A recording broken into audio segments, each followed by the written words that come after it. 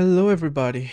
I've been sitting at this damn desk for 5 minutes waiting for the ads to end so I could start the stream. And finally, it's time. Oh, my hair looks messy. What the hell is going on back here? Hold on.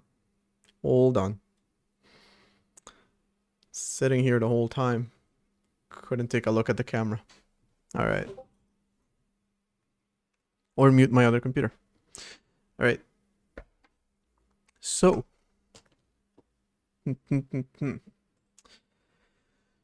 I was doing a little something. I was adding a fclose, file close function call. Even though it's just empty for now, I haven't implemented it yet. I probably should. Because right now there's only a limited number of times that you can open a process before, or just a file in general, before you run out of the very limited amount of memory that I am assigning to the system. I could assign more memory, but I can't be bothered. Also, I want to show something off real quick. Don't know if the person who made this is on here, but all right. Isn't it absolutely beautiful? Isn't it absolutely amazing? Now, there is a bug with it. So on here, it sounds okay. On my Mac, you know what?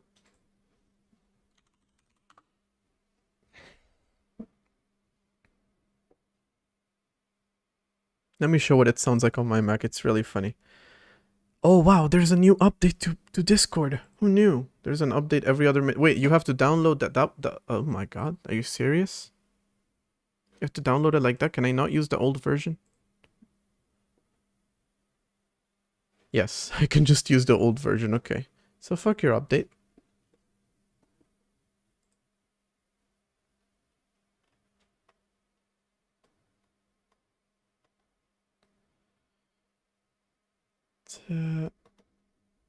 Where is it? I lost it.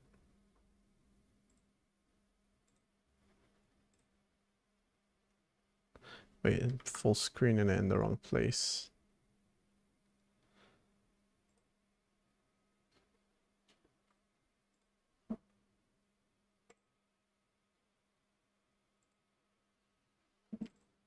This is what it sounds like on my Mac.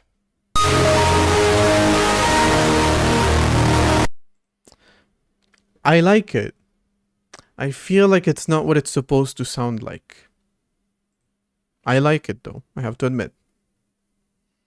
Anyway, that's on a pull request right now, so it's not on the system yet. Also, the startup wave sound is not gonna come with it. And actually, if you don't have it, so if you delete this file, you know the funny thing? They're also working on a Mac, so it's my Mac that doesn't work, not the Mac version in general. It's just mine. If you don't use looks like the bug is on Ubuntu. No, it works fine on Ubuntu. It seems like the bug is on my Mac specifically. Because on their Mac that they used it to develop it for, it works fine.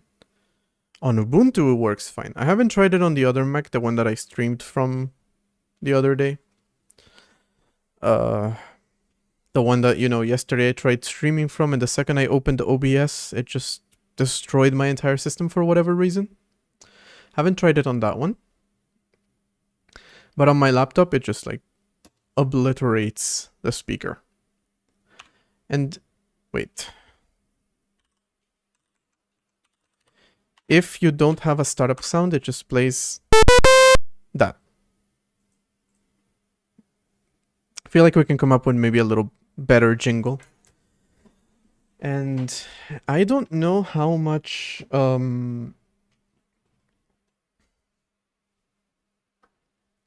freedom Logic Pro gives me to export sounds, because when I was looking at the code, looks like it needs some very specific formatting, like amount of samples,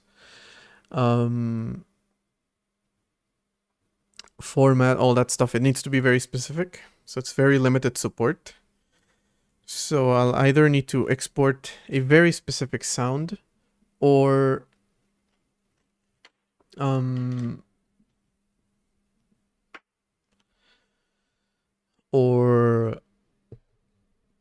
expand support for the files. But maybe I'll just make mine. Obviously, I cannot ship with the Windows XP one, which again, it's not even on the PR. I had to ask them to send it to me, because I tried a different one and it didn't work. The format was different. All right.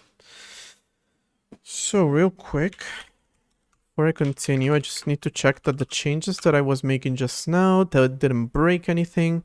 I highly doubt it, because we're calling an empty function, but you never fucking know. There's Jester, he loads. This works. There's Jester again. All right, it's looking good. I think I also improved plenty of the sporadic crashes that were happening. Turns out I was being a little silly with memory. On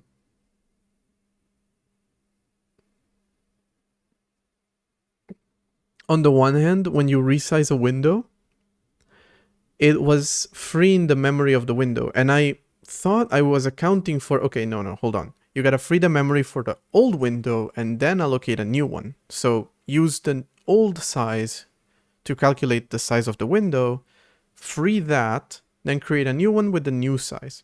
I thought I was keeping track of that. And I was inside the function that actually like clears the memory and all that. But here in the resize window, first I was assigning the new values, and then I was calling resize window. So this was after these two. And that means that I was still clearing the old window with the size of the new one. I was clearing more memory than I should have, and so that would lead to occasional crashes. Also, the launcher wouldn't, after an app opened and closed, the launcher wasn't getting a window. Wasn't like, what is it called? Re-rendering correctly, because it was using the old window context, not the new one. So just in case, I always re-request the window context after another process has used the window, just in case. I still haven't fixed the part, where the border of the window gets resized. That part I haven't fixed. Like I said, that requires me thinking about multi-process communication. So you can see here, you can still see the old part of the window and the mouse redraws on it because it doesn't clear. So hold on. Hey, why won't that part paint? What's going on? Why won't you? Come on. Hey, this one will. Or is that like a speck on my screen? No, that's actually like... Yeah, there's a section that won't repaint for whatever reason. But alright, yeah, you can see that it doesn't account for that because I need to come up with inter-process communication systems and whatnot. How can you resize a window so you as the user cannot resize a window? There's a syscall for that. It's kind of new. Resize draw context. So you can request it, you can commit it, and then you can resize it, which will also request it. So the pointer that you pass in here is going to automatically come out with the new information. So a new frame buffer, a new width, a new height. You will need to redraw everything, obviously. I'm not gonna copy over the data because I thought I could, but like, what's the point? If you're asking me to resize the window, I'm gonna resize the window, but then I'm expecting you to redraw everything from scratch. But I am gonna provide you with the context so you don't have to request it again. It doesn't work on your MacBook. You might have to download the newest version. I did it relatively recently. Check if you have this. If you do, then you might have the version that has it, but download the latest version because I fixed what I said today. The desktop thing and whatnot, the launcher thing and whatnot. I will talk about what I'll do in a second. There's one more thing I had to say. Yes, I disabled networking.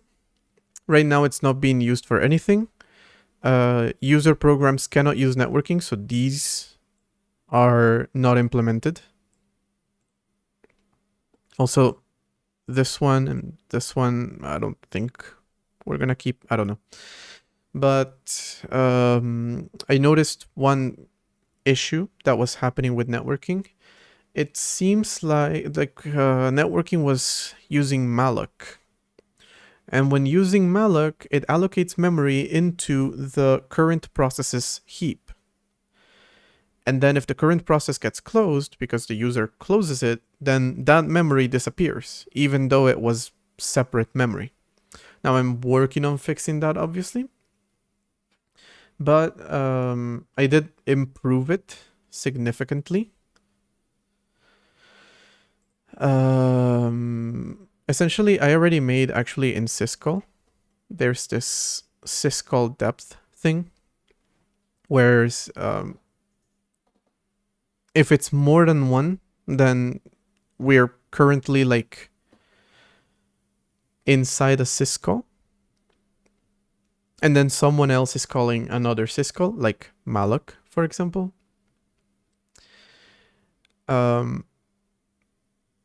And so like it's the kernel calling malloc, not the process, so to speak, because we're already inside a syscall. So if we call malloc from inside a syscall, then it knows that, okay, this is actually being called from the kernel, not from the process. So we're going to allocate to the kernel's memory, not to the process's memory. I fixed most of the issues that I was having. I was having a crash that would happen pretty often. Now, I feel like there was still a crash happening sometimes, very, very sporadically. So for simplicity, I disabled networking. Like I mentioned, there's a big PR coming for networking as well. I don't know if it will include syscalls for it using networking inside a process. If not, we'll add them after the PR. So until that point, networking is disabled. And definitely, maybe you can make a crash app before panic. So if an app gets an error, the OS detects it and let it crash automatically instead of the OS itself. So no need to restart the OS. That kind of already happens. There are still some cases in which the crash is unrecoverable. Or rather, I don't realize that the crash could be isolated to just the process. I'm working on making sure that that doesn't happen. If you saw when Doom was crashing, most of the times it was just Doom crashed, you went back to the OS. In a few cases, it would crash the entire system. I'm trying to get rid of those few cases, but for the most part, that's how it works. All right, I'm going to commit what I did just now, which again, just calling this empty close file function. But, you know, once we have a proper close file, once we have a proper close file function, then everywhere where I'm opening a file, I'm also closing it. So that's mostly what I wanted to do, so that when I implement it, it's already there. In a few cases, like crashing during syscall. Yeah, actually, yeah. I could use that syscall depth thing to check again. But it really depends. It should only be for unprivileged processes. If it's a privileged process, it's probably better to crash a system because something went wrong inside one of the system's processes. Right now, there's no like root or anything like that, or like running as administrator, nothing like that. So all the privileged processes are really just kernel processes. Okay, that's good. We open the file, we read it, we close it. Now we do stuff to it. Good. We have a syscall for it. BMP. Okay, only close once. Yep. Wait.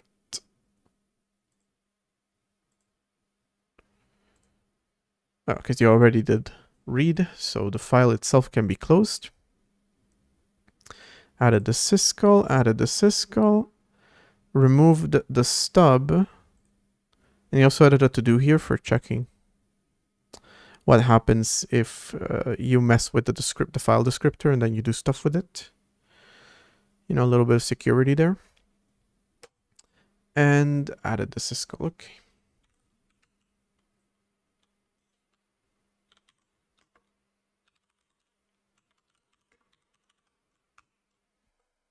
All right.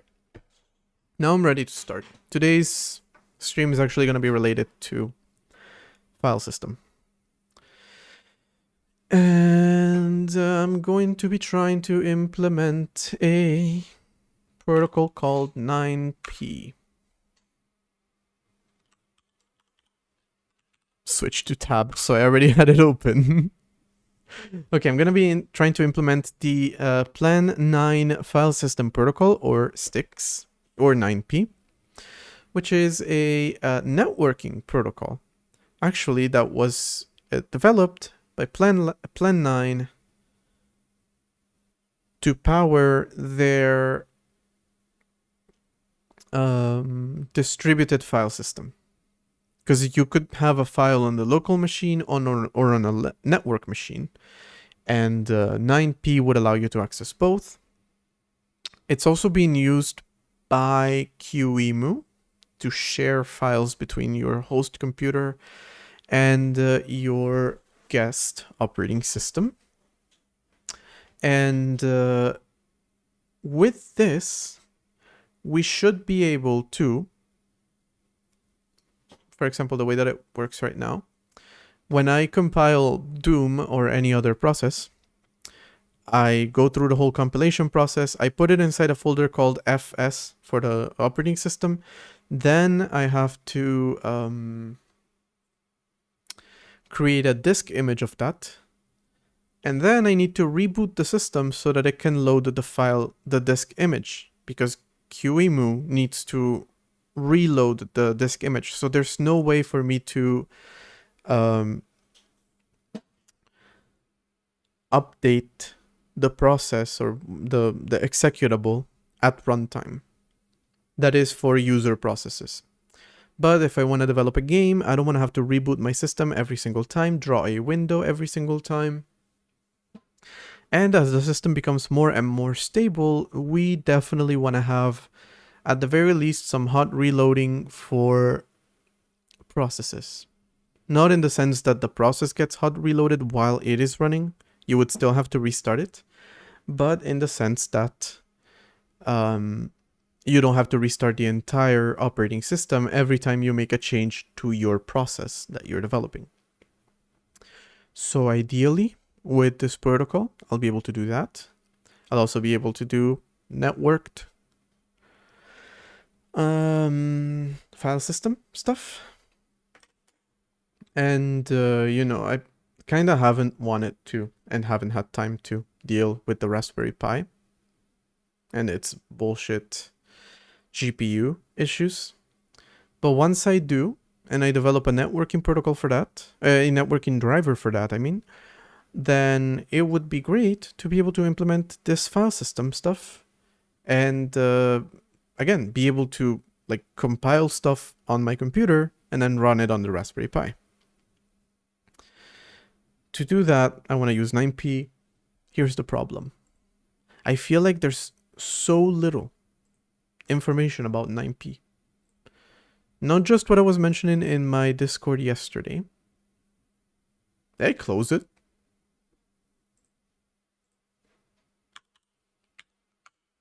Oh, it's a different window. Okay.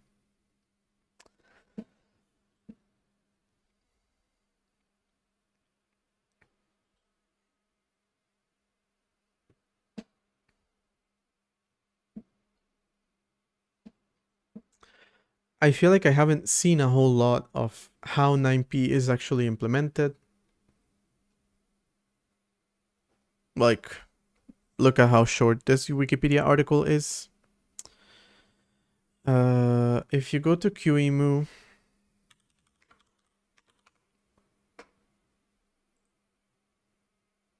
it tells you how to deal with it from a like setting up an existing operating system type of thing.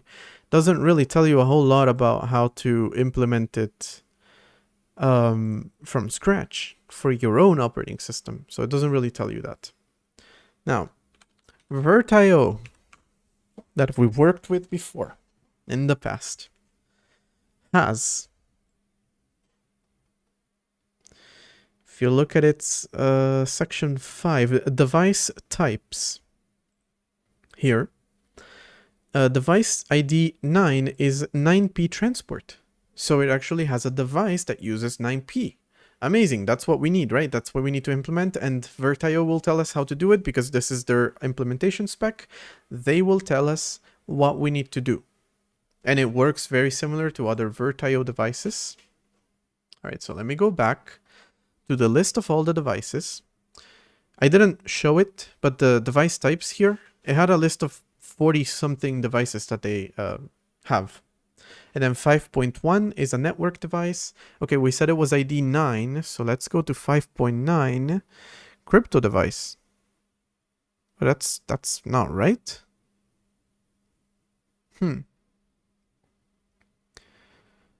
Well, it's gotta be here somewhere. It only has 19. They have 40 plus devices that they support, and they only have documentation for less than half of them. The documentation is also incredibly scarce, even for the ones that they have. I was looking at the 3D stuff. I genuinely have no idea how to use it. They're like, oh yeah, you can create 3D sections of data. Yeah. And of course, then you can assign a resource, same way that you do for a 2D. And then you can, send that information to the GPU. What does the information look like? Why would you need to know that? What's a shader? We've never heard of a shader before. What are you talking about? You're talking crazy. So this is their documentation. Version 1.2 and 1.3 only have 19 devices out of the 40, let me see, 42 that they support. Good job on that one, guys. Absolutely incredible. Less than half of the devices are actually documented. Probably less than half their features are documented. And the documentation we've already seen is not ideal. It's not good. So,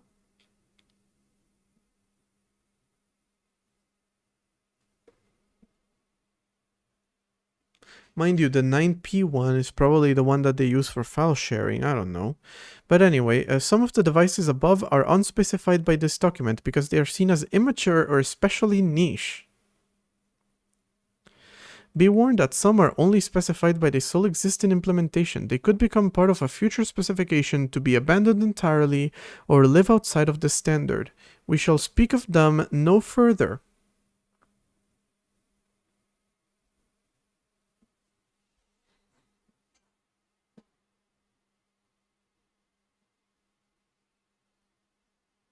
Guys, why did you create devices? Not document them, not support them, not finish them, not start them. Have you considered just not fucking releasing them? Like, oh yeah, we created this device. Well, we never finished it. We didn't document it. We'll probably get rid of it. Oh, how far along did we get?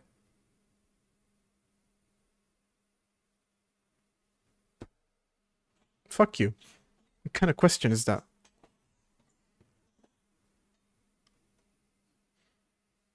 All right. So, how do I even begin?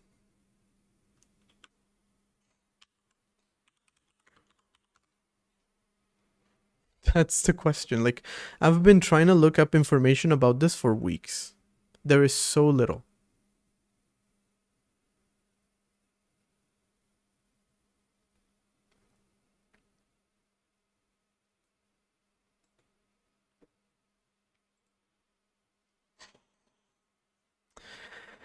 Um,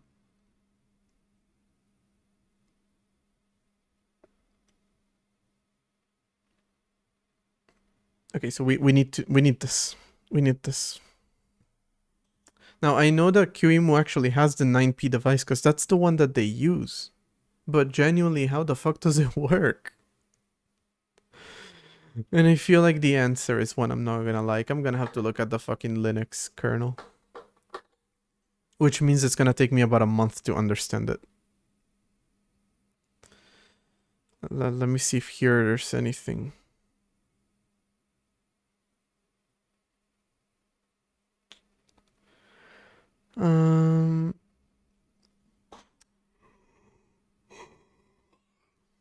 Is this image just like didn't load correctly or did it just...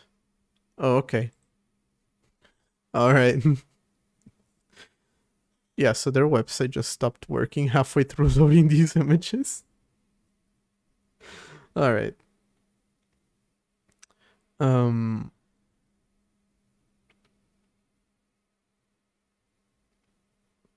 We have to make 9P requests and receive 9P responses. From knowing how to work with VirtIO devices, I can make an educated guess as to how I'm supposed to do that. With that and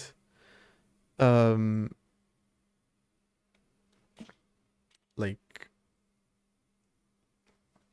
what is it called? Seeing what QEMU responds, maybe looking at the QEMU.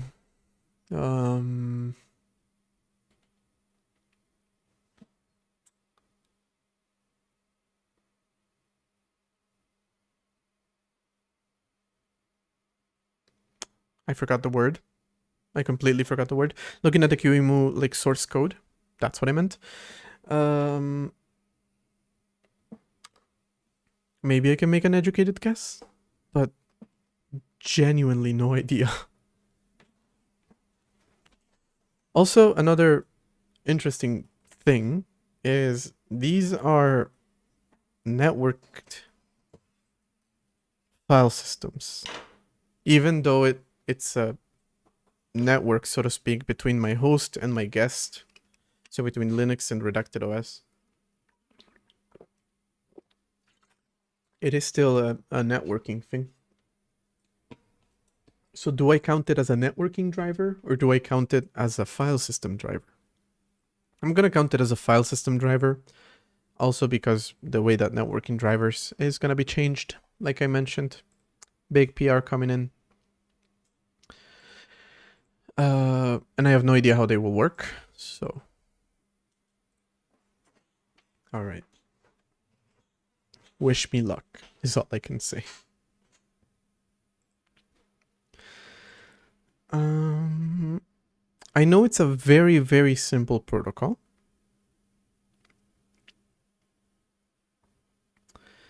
And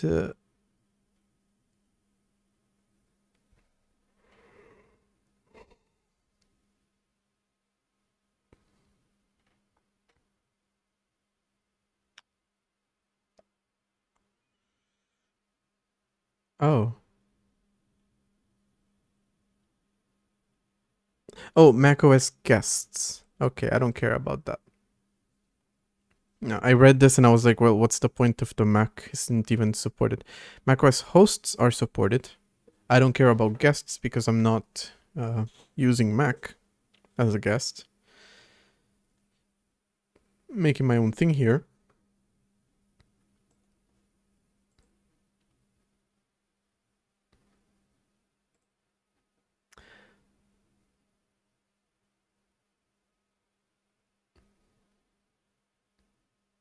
Okay, the interesting thing here is Wikipedia lists it as a network protocol and even shows us the network protocol thingy here. I don't see it anywhere on the list. I also don't see which layer it is on.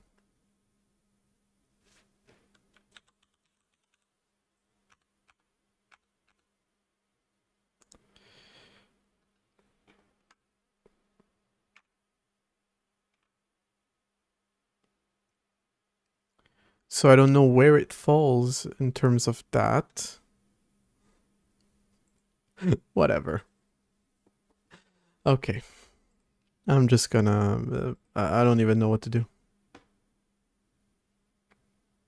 How do you not like iOS 26? It's the best. It is the absolute best. I think it was only proposed but not accepted. What was proposed but not accepted? Oh, as a network protocol? Like, yeah, maybe it's not standard, but it is a network protocol at the end of the day.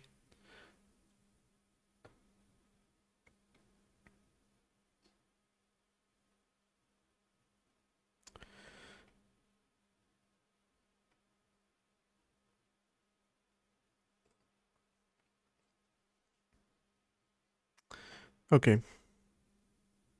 Wait, okay, I was looking at the wrong file. I was like, wait, why is my file system just one file? But this is the wrong place to look. All right, so this is where file system sits. And we are going to add support for VirtIO 9P PCI, I believe is the name of the device. If not, I don't care. I keep opening the calculator with this keyboard. Is that a dedicated calculator button? Do all keyboards have this? I have no idea. Whatever. That doesn't matter right now. Alright, so I'm already going to be supporting a second type of file system inside of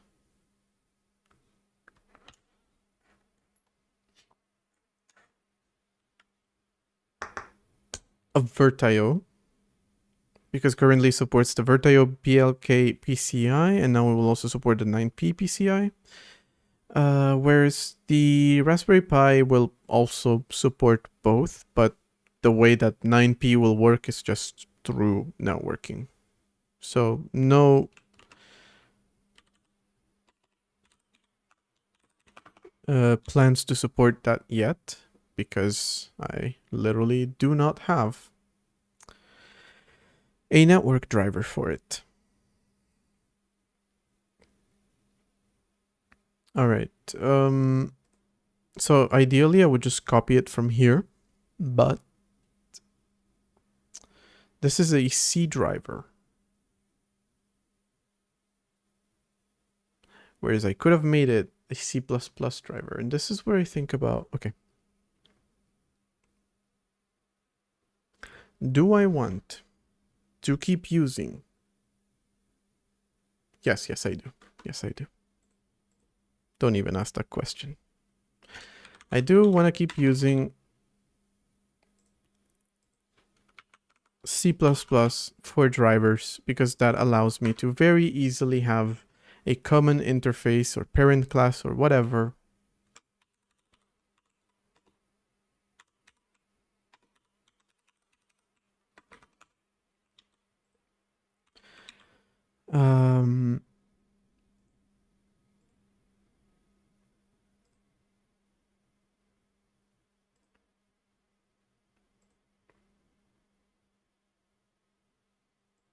that just has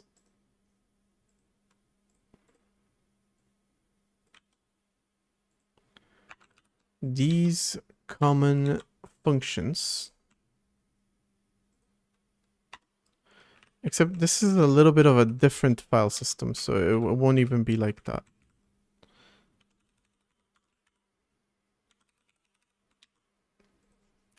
You will be able to initialize it, write, read, and enable verbose. You should also be allowed to list, which I just realized they don't allow. Oh, because, right, the other one just... Yeah, so these are block devices. So you just work with it in terms of blocks. You write and read blocks, and then the file system is built on top of that. So this is actually a file system driver. This is not a disk driver. I was completely wrong about that. Didn't consider that. I want an FS driver. This is what I want. So I want to conform to fsdriver.hpp, and I want to make it a subclass of that. And this is required, but hardly important. And then this functionality, we don't have write functionality. This might be the first one for which I implement write functionality, because the actual logic of writing to the disk is not my business. So I love that idea.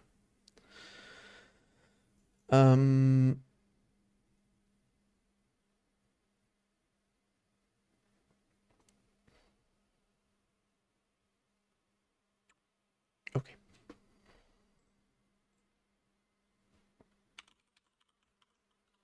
So we're gonna go for the 9p PCI CPP, and we're going to include the header file we just made, and we are going to add stubs for them.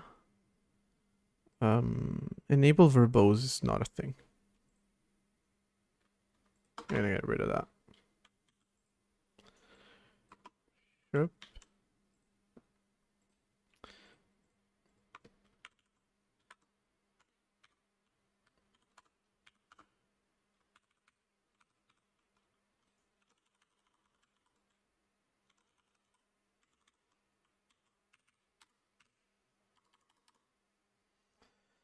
Okay. So let's begin with fs result driver error not implemented. When you read something, 0. And when you list contents, 0. Also, this read content thing, I really need to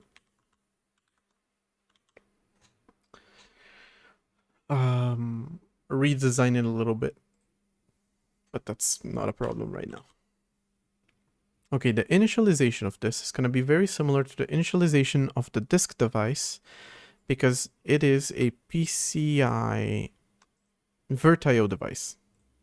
It's a VirtIO device, and as such, it will use the VirtIO vendor. VirtIO, we're going to include a new ID for it.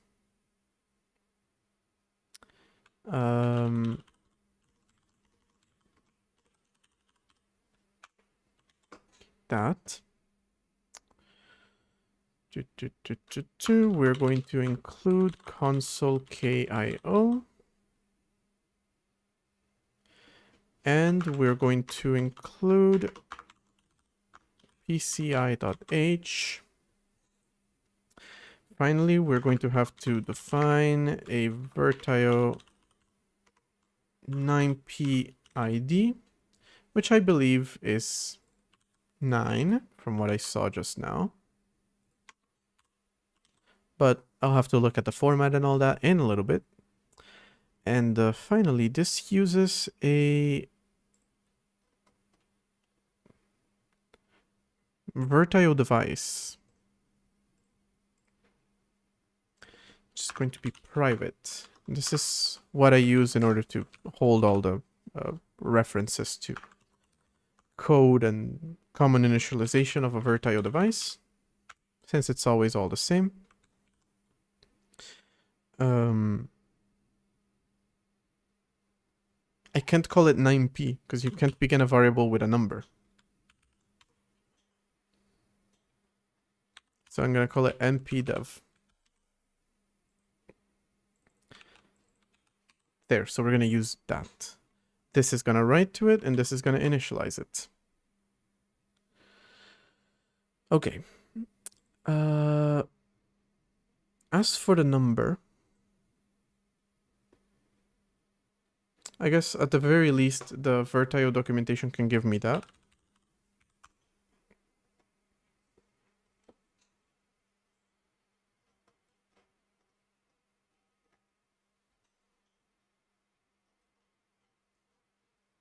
Where am I?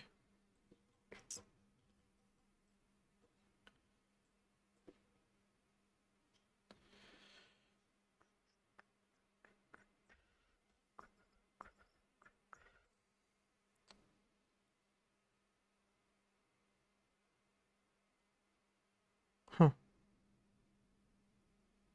Wait. The networking card. Hi, MX. Thanks for joining. The networking one is 1000. Here it's listed as device ID 0. Is the spec 1 maybe different?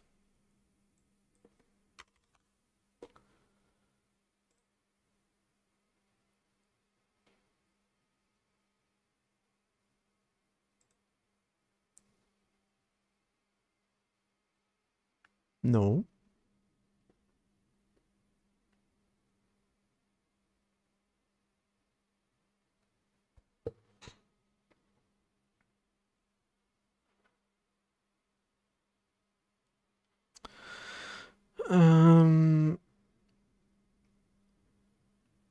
By the way, I just want to point out that now that we've determined that QEMU uses this device extensively for communication between host and guest system, which is quite important, they still consider this to be immature or especially niche.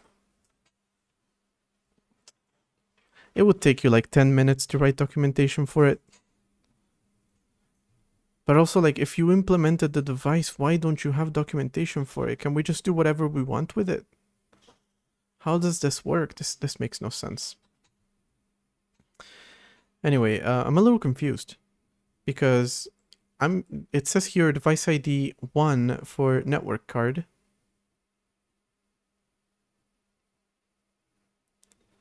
And 2 for block device, but for network card I'm using 1000. For block device I'm using 1001. So it seems like they're offset by 1. And I don't exactly remember why. GPU is offset by 16. Whereas in my driver it is 50.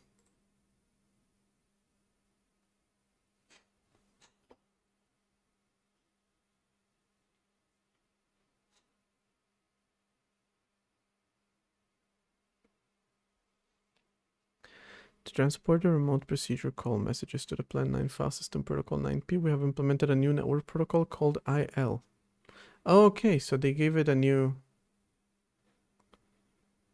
I saw that here. Okay, transport layer.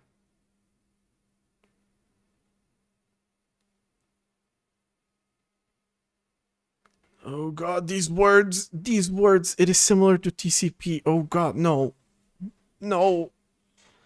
Don't do this to me. Ooh. Time for me to learn how my... Shit.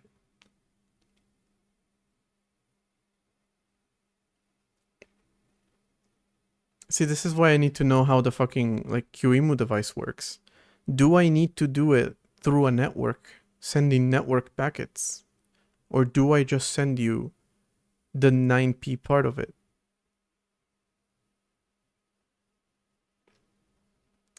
You don't want to see the diagram? I don't want to see the diagram. But I do want you to link it anyway, because I need to see the diagram, I guess. On the fucking transport layer, okay.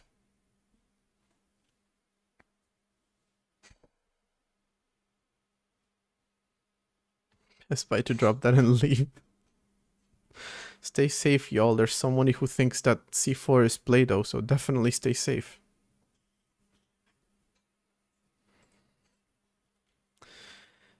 Okay. See, that's the question, is like, what information does the device actually expect from me? Just the very simple 9p protocol thing? Because I looked at it, I saw some videos about it, super simple type of stuff. Or does it expect... if you're on my Discord, send links through my Discord. If not, split them up, I guess.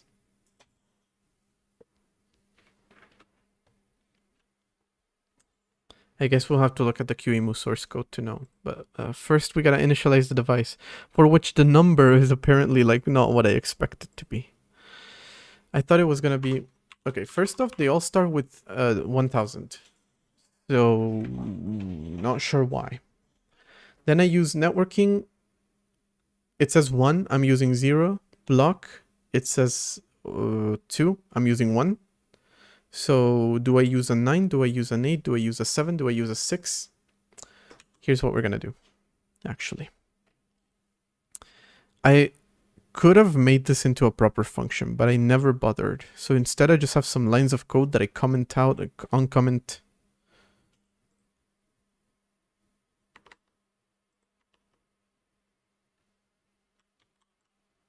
Just to list all the devices that are currently active on PCI. Of course, I need to enable it.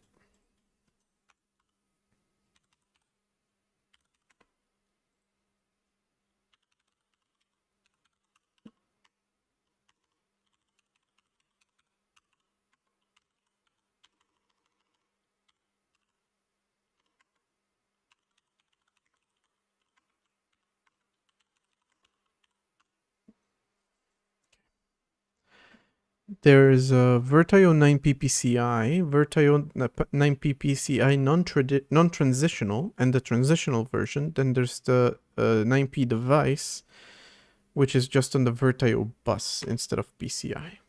Okay, well, we're gonna want the one over PCI, so Virtio 9P PCI. I was correct about the name. So I'm going to include that here. Virtio 9P PCI.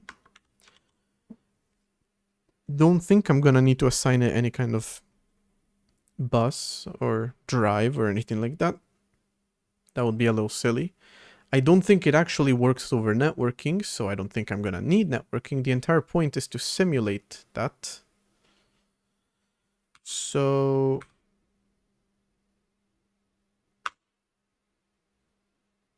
Whoops. Did I forget something? Device requires an argument. What did I do? Oh, wait, I added this and I never used it. 9PFS device couldn't find FSDev with the ID null. So I do need to give it an ID. You know what the easiest way for me to do this? There's this program for Mac called UTM, which is a GUI around QEMU. And I have used it in the past.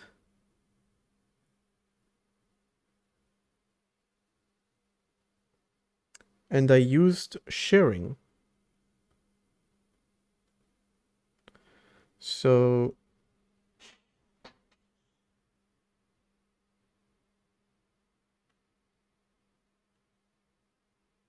you can simply see how they do it and then do the same thing.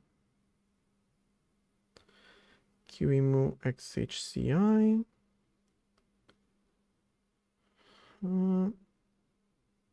There's spice. Okay.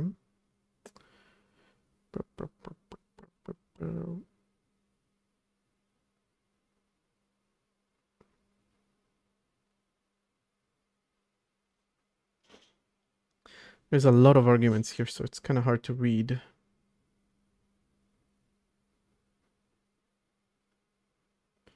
USB. Vertio BLK.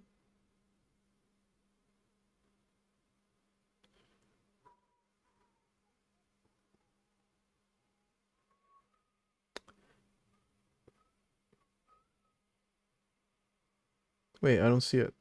Shit. Is it maybe not there? Links are filtered out even when removing the... Damn. I'll Google that.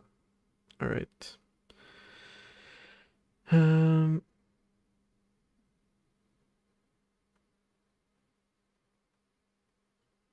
Wait, the easiest way to do this.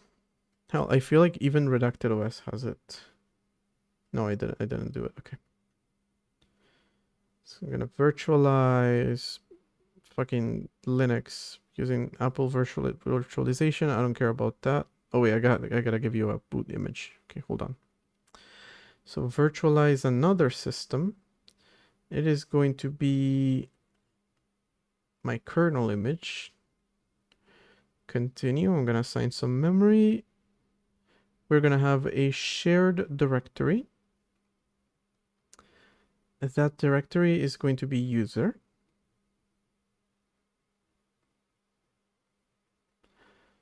I'm gonna create the virtual machine. I don't actually care about the virtual machine. I just want to see.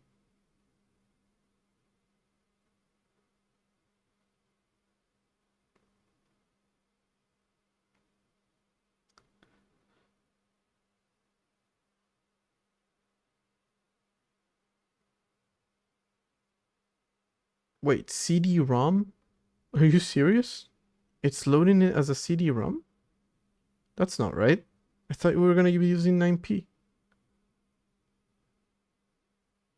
I thought this was gonna be the easiest way to get how to do it. It was not.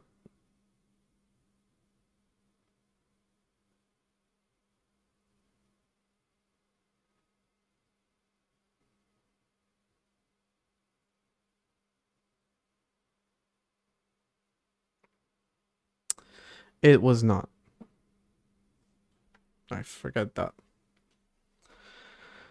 9p.io, the IL protocol. Dave Presotto, Phil Winterbottom.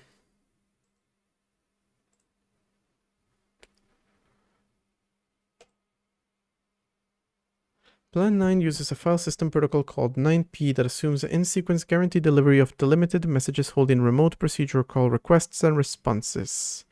None of the standard IP protocol is suitable for transmission of 9p messages over an Ethernet or over the internet. TCP has a high overhead, I'll say, and does not preserve delimiters. UDP, while cheap in preserving message delimiters, does not provide reliable sequenced delivery. When we're implementing IP, TCP, and UDP in our system, we try to choose a protocol suitable for carrying 9p.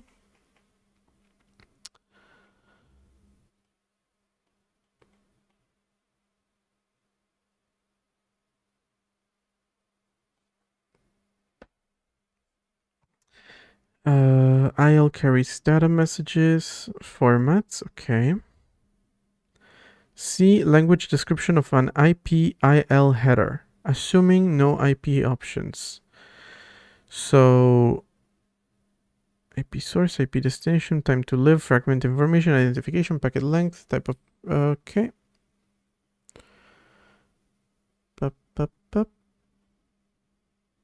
Act sequence, sequence ID, DST port, source port, special packet type, length, checksum, including header. I think that one's part. Okay, that's where it starts.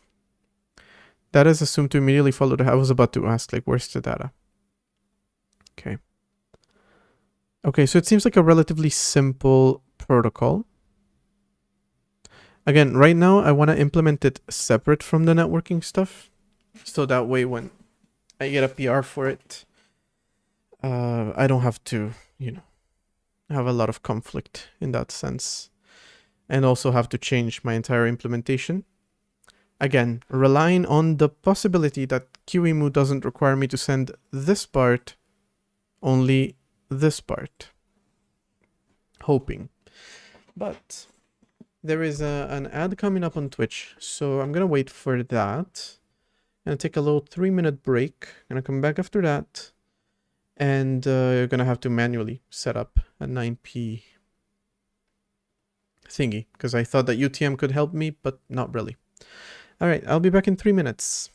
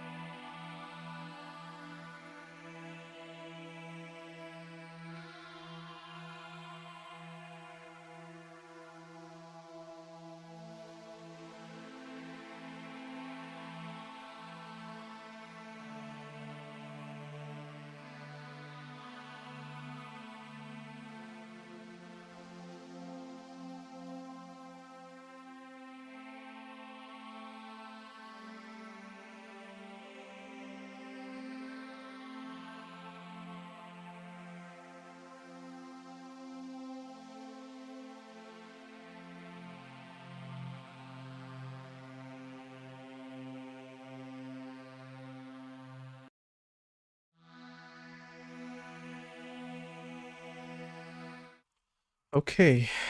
I'm back. And I gotta figure out how this works. Device couldn't find fsdev with the ID null. So I'm going to need to tell the device how, probably some, like, what folder to share.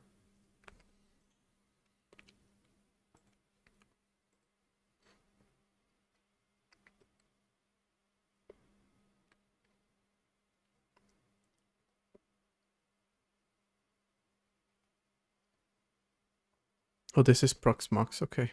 No. No, thank you.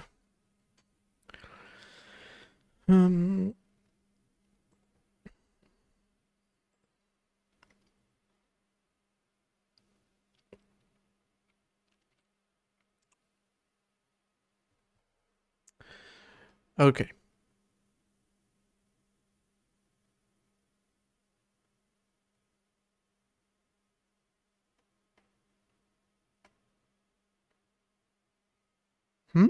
Download the latest kernel code from kernel.org.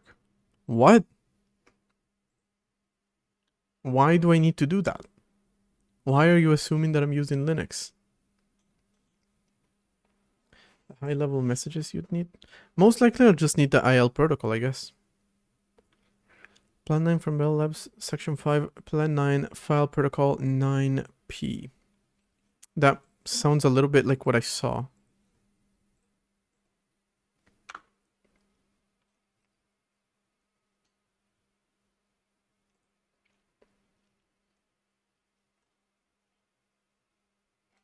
Oh, their website is fucking horrible. Like, it's literally a wall of text. Not even a little bit of formatting. All right, let me start with the device first and then do that. Okay. Starting the guest at the following options to enable 9p sharing in QEMU. FSDev, FSDriver, path to share, security model. Okay. Write out read only, F mode, D mode, multi-devs, forbid warn, whatever. Socket is gone apparently. Device, transport driver, FSDev, mount tag. Okay. Where I need either FSDriver local, not proxy, or synth. So it's gonna be local. Okay. FSDev local. Path is going to be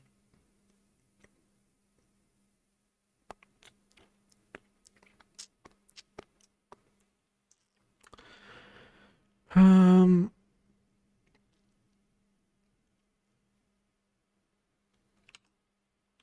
I write it like this? I'm not sure. That should be enough, although I do need to give it a name.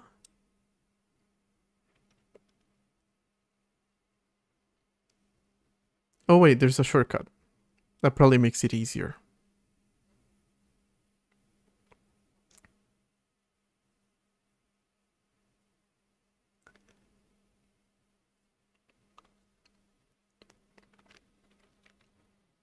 Because it uses a mount tag used by the guest, so we're not gonna do with any of that. We're not gonna do that. We don't do that.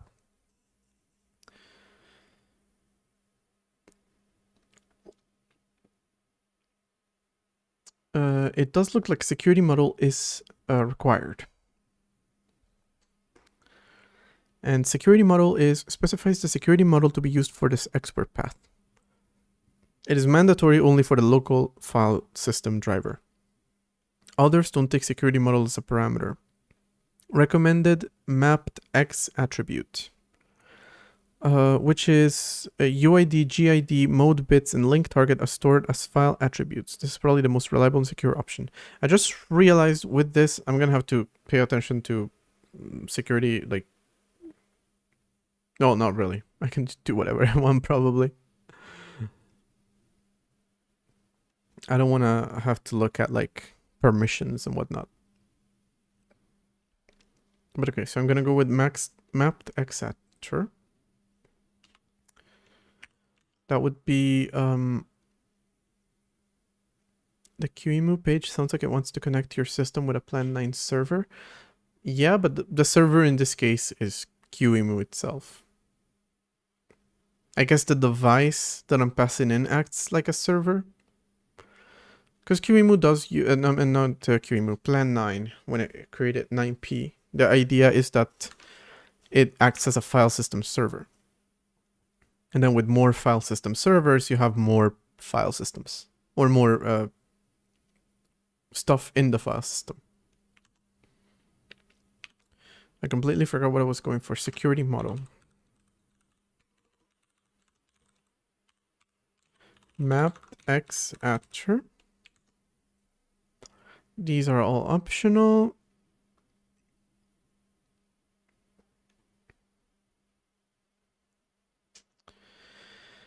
And hold up. That's the FS driver. What about the other? Okay, here it is. Here it is.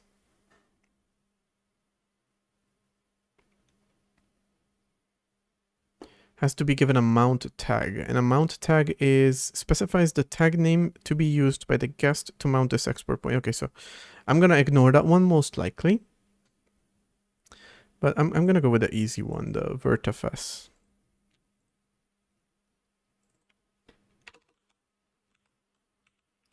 But what I'm surprised by is that I'm not specifying which device in this one. Do I specify the transport driver?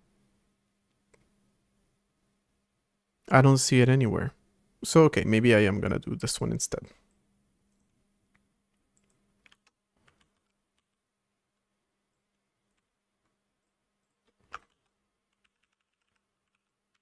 With these options. And these options. And in that case, I need to give it an...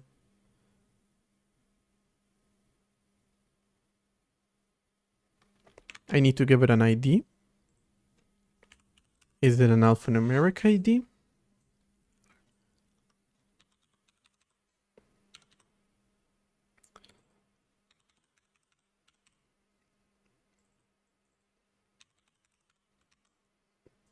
Okay, so it will mount to shared, which is not real, but hey.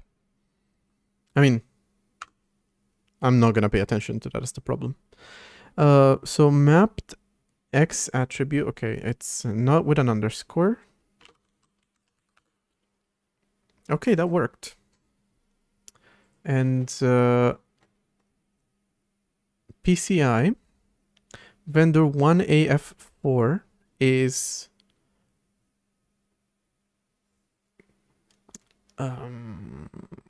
VertIO.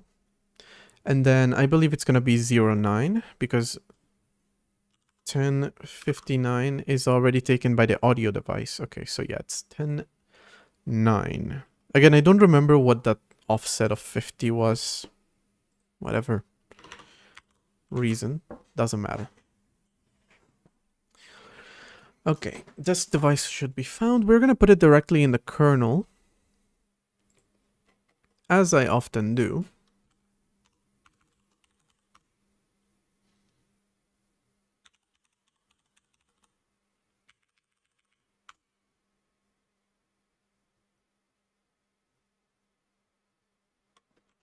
Never mind. Can't do that. Can I put it directly in the file system?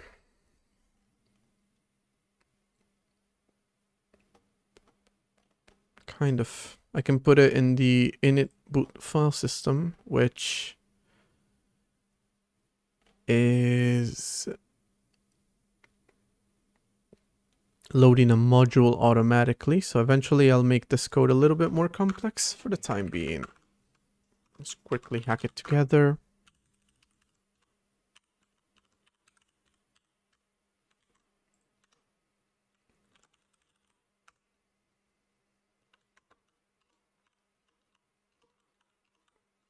Right, I can do that.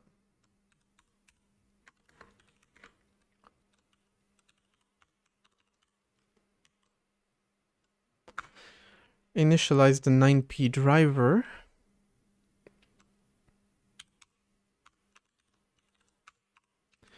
With a partition sector, doesn't matter. We're not going to pay attention to that. And that way...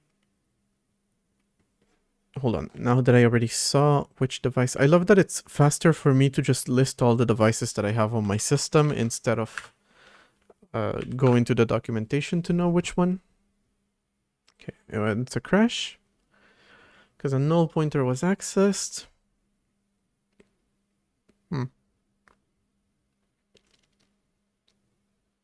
by you.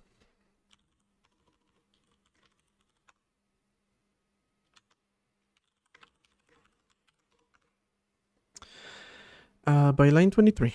Thank you.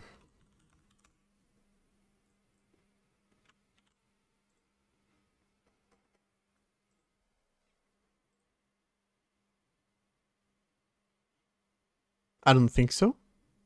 I don't think it was line 23. I think you just lied to me. Line 23 of 9p PCI, which is a return false. And also should show failed disk initialization, which it doesn't. I don't see why it should fail to initialize the device, but apparently it does.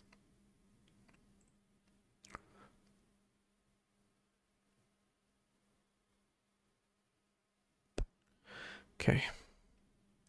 If you say so, buddy.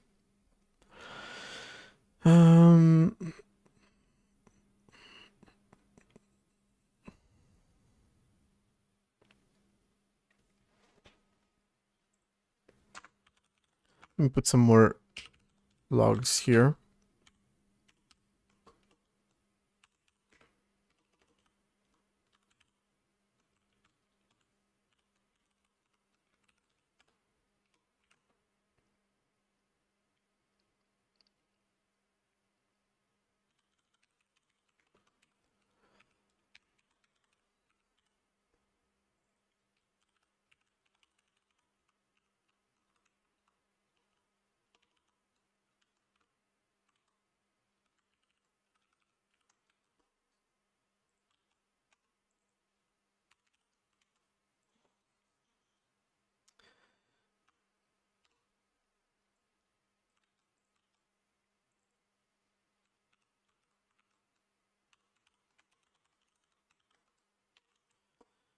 Okay.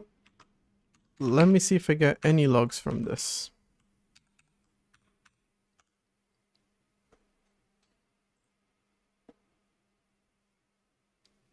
"9p enabled. 9p address." Ooh. I don't know about that. It's a bit of a high address.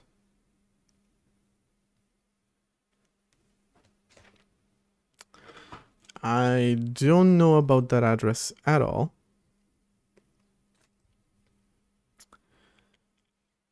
It's 40100180. Okay, so the 40 part, where is that coming from?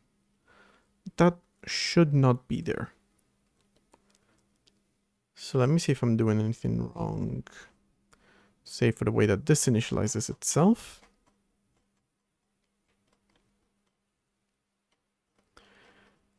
In it gets an address with a Virtio vendor, Virtio GPU ID. If it doesn't find it, then it initializes, registers capabilities, does all this, and then it starts sending command to it. Okay, so it's about the same. I'm concerned about the address at which it's loaded. It's this address. It's not what I was expecting at all. It is way higher than I want it to be. Also, I've never seen this exception type before. What is that?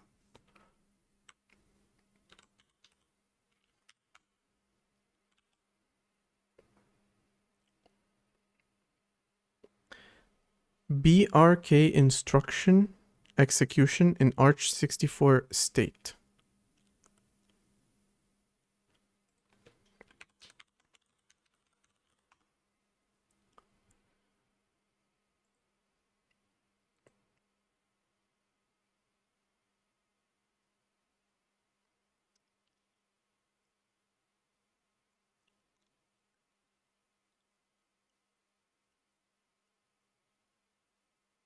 Huh? What? A breakpoint.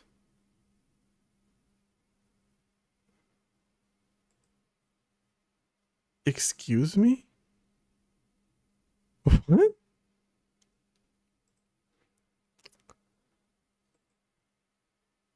Probably because I'm messing with devices. I don't know what's happening here. Um, I I'm baffled.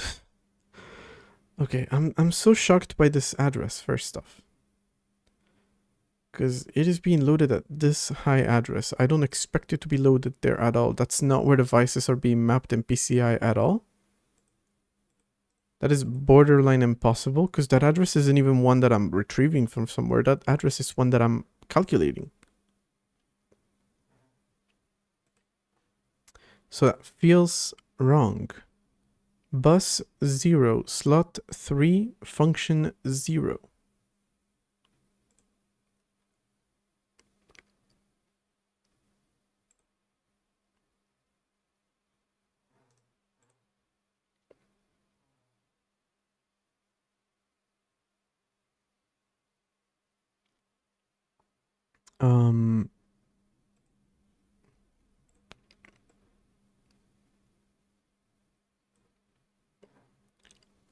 Bus 0 is going to bit 20. Then slot 3 is going to bit 15. So these are 8 and these are 16. So it's going about here. And here it's writing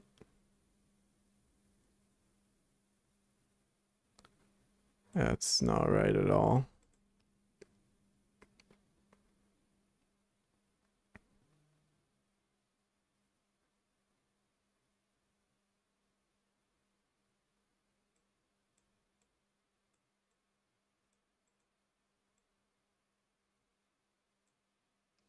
One. Okay, that's the function. We said bus 0. Somehow that's being written as where's this 401 coming from?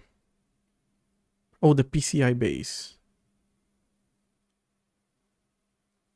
So it is correct. Hold on. Oh yeah. Hold on. It is correct. It is correct. But it is then telling me, okay, I hadn't seen the actual error is this one. I was looking at something entirely wrong. Section already mapped 1001C000. Who the fuck is mapping that? That's kind of an issue.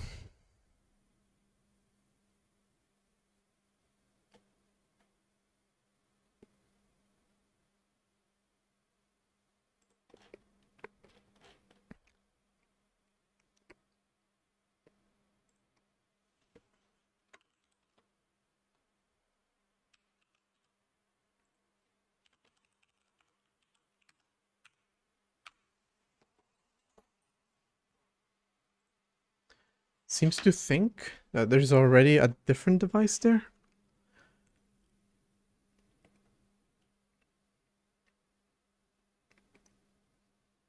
Slot 5. Slot 2, slot 4. Device not found. Oh, the Vertio GPU, of course, not found.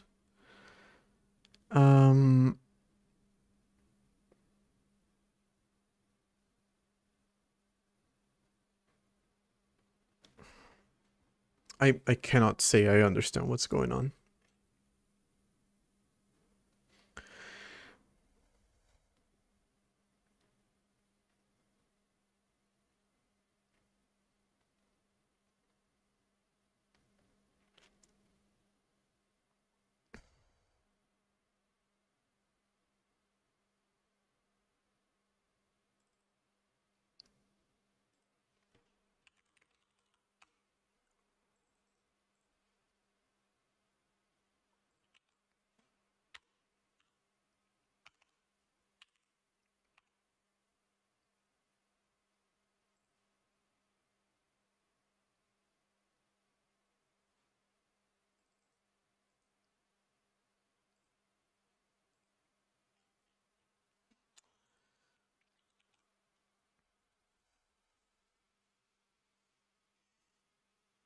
There's a BRK instruction.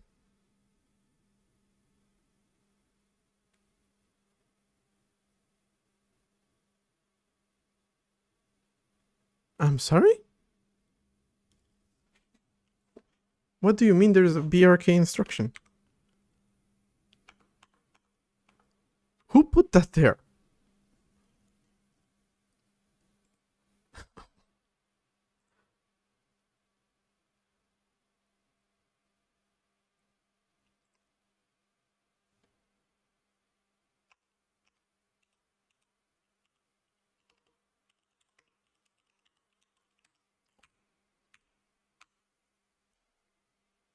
That's it. Okay.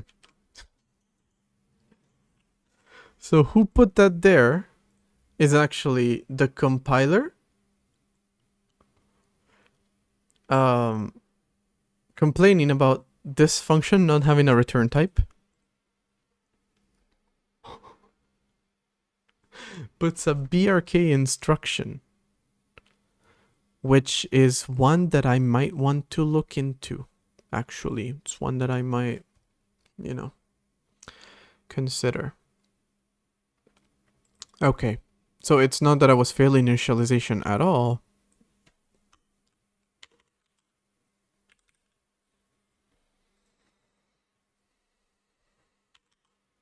Is the section already mapped? Shouldn't be too much of a problem. Sometimes that happens. It's okay. But okay, we actually are initializing the device. Now, as to what information to send to that device, I think we're going to have to look at the QEMU code after a bathroom break. So I'll be back in a minute.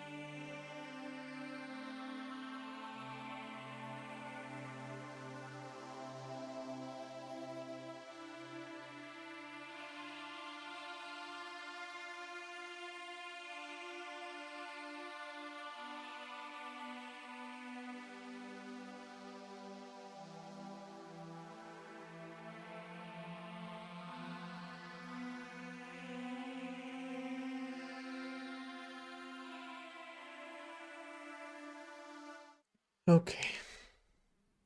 I'm back, and there is a plan 9, there is 9FS service on plan 9 where they used a TCP connection on port 564.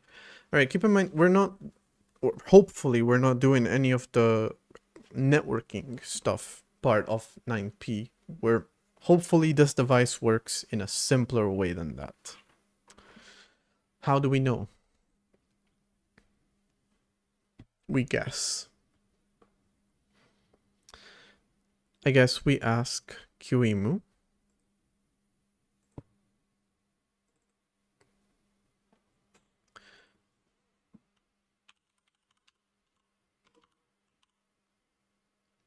Hold on, because they actually have... So QEMU uses the same values that the spec uses for certain things. For example, because, okay, right now, all we have to do is just like send a bunch of commands to QEMU and be like,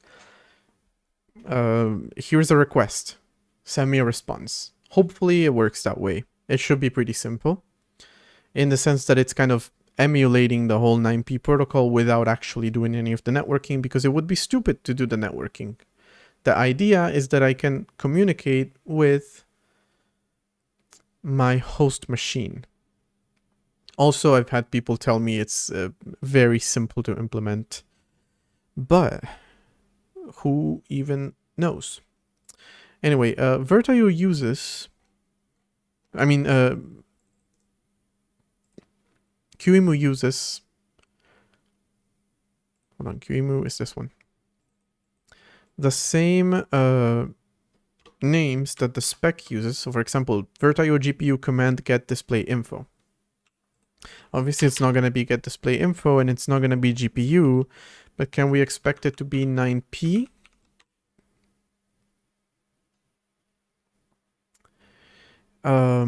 Maybe that way we can find something easy about the types of commands that it supports.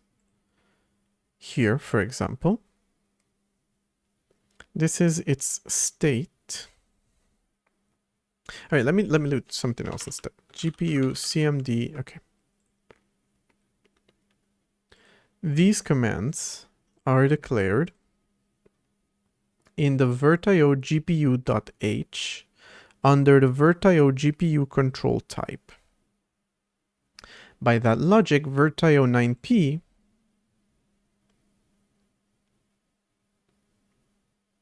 doesn't do the same thing. Okay. Although this is in the include standard headers Linux Virtio GPU control type, Virtio GPU control type, command get display info. Sure. Okay, let me look instead at the Virtio 9P device.c.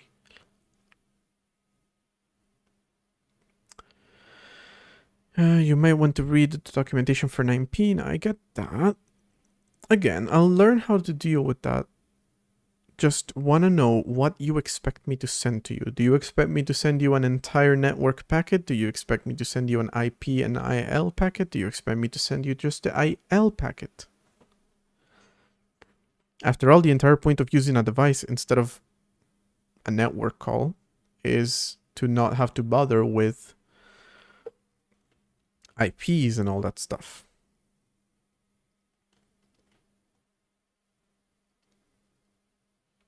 Then again, what am I even supposed to look for here?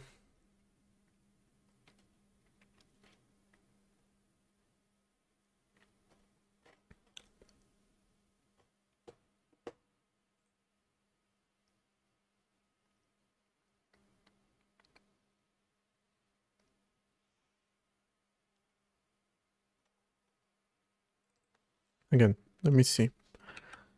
Where do you implement this? In the Virtio GPU.c, this is where you trace. This is the case. Simple process command. Okay, so is there any reference to process command or CMD or command?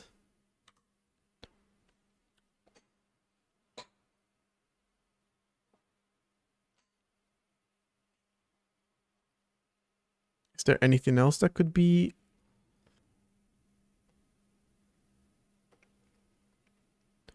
MP local synth util POSIX.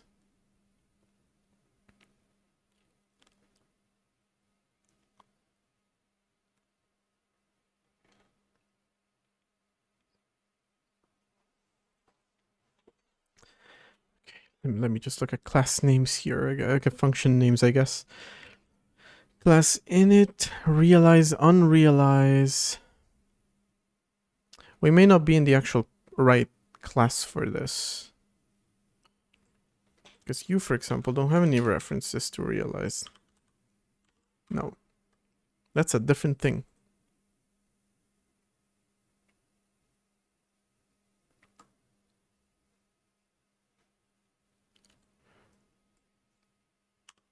Let me see where else it declares 9p.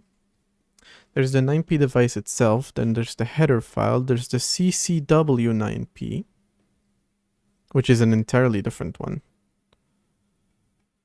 9p PCI, okay, this is maybe the one.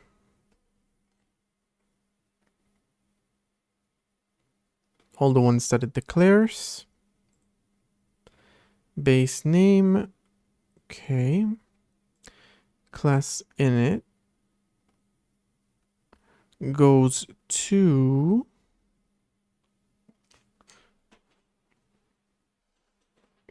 again, this is like device initialization code. It's not the actual device code.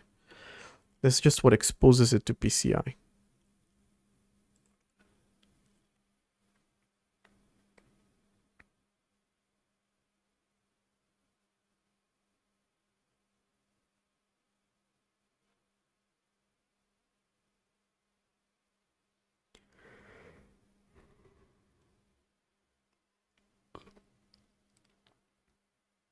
There's actually like several Virtio 9p headers. This is for tests, this is for tests, this is for tests, so is this, so is this. So is this, so is this. Okay, here we start.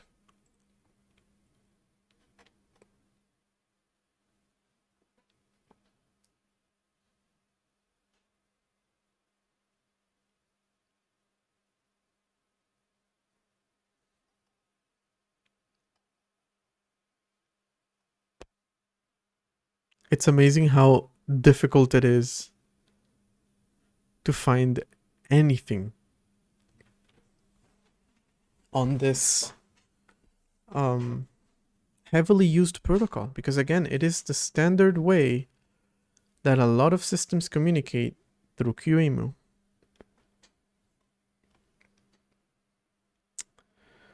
What did you say? PDU submit.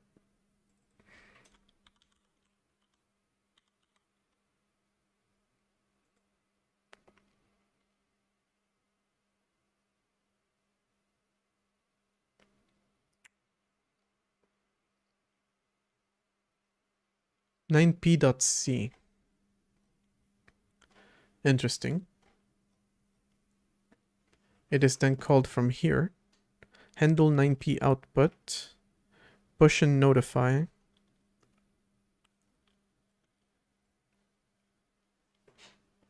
Okay. We're getting somewhere. I'm just surprised it doesn't seem to work in the same way as the other devices.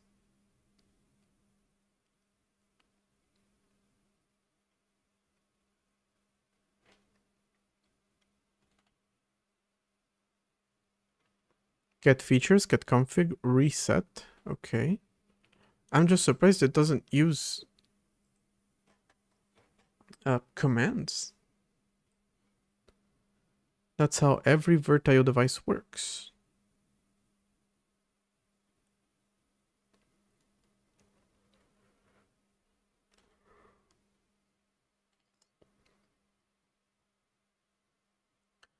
Then I guess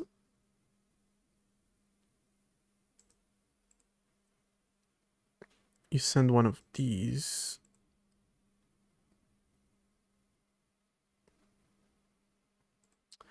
Let me see what I'm supposed to be looking for.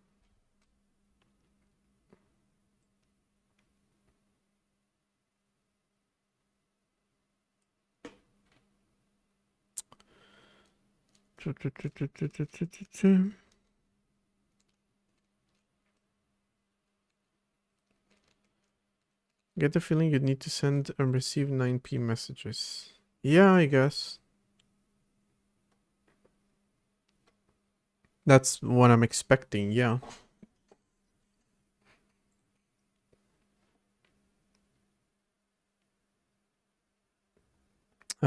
So I need to see what those look like, because it feels like it just needs to be direct like that. Did I ever open what you told me? I don't think I did.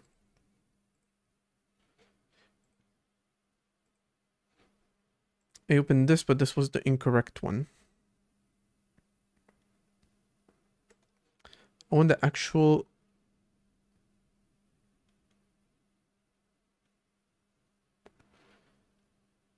Plan 9 from Bell Labs in the web should be an index page.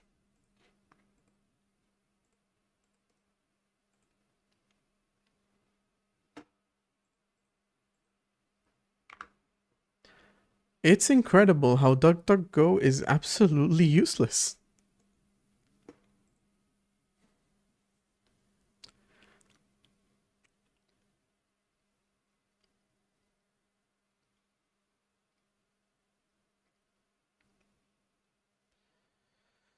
Okay. A Plan 9 server is an agent that provides one or more hierarchical file systems, file trees that can be accessed by Plan 9 processes. A server responds to requests. See, the thing is, I googled it. Well, I didn't Google it. It DuckDuckGo'd it. And the duck did not go to the right place.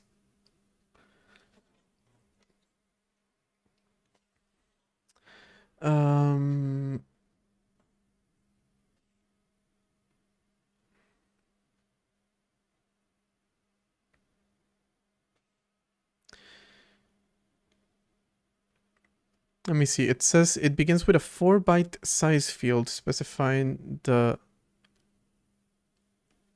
That sounds about right for what I'm seeing here.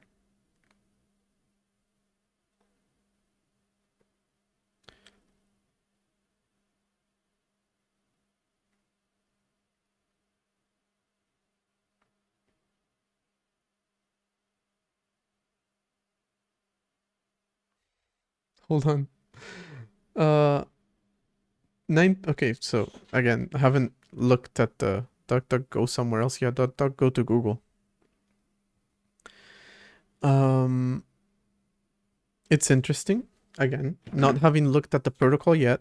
It says here like, oh, they start with a 7-byte header. Most of the code uses this header size in literal form. We must make sure that is indeed the case. And so they do size, ID, and tag, and then immediately down here it's size, tag, and then ID. Interesting. But okay. Alright, so... Again, I hate their documentation. Holy shit, it makes you not want to read it. You look at this and it's like, that is a literal wall of text. I don't want to do this. Alright, attach and auth messages establish a connection. The attached messages serve as a fresh introduction from a user on the client machine to the server. The message identifies the user uname and may select the file tree to access a name. The AFID argument specifies an FID previously established by an auth message as described below. T-right header.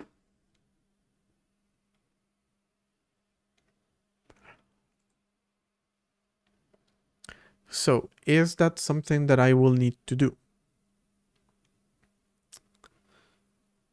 Why does it look like this? This is so hard to read.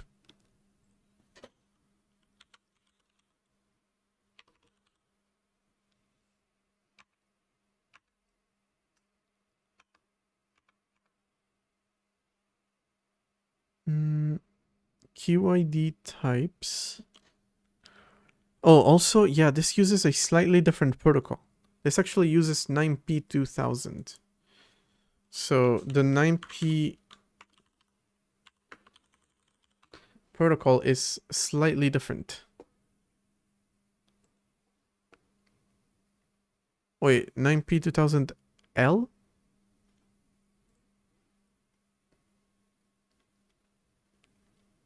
They're dialects. Okay.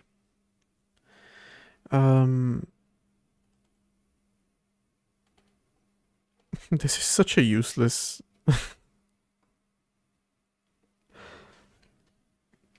like, diagram. It takes up so much of the screen.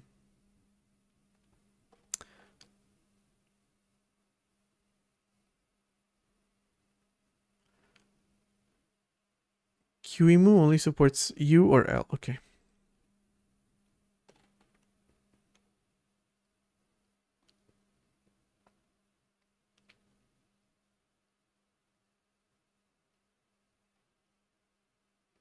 PDU co-handlers.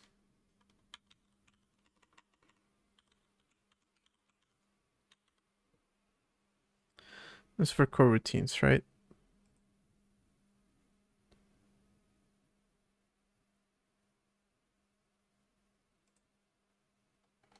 These, okay.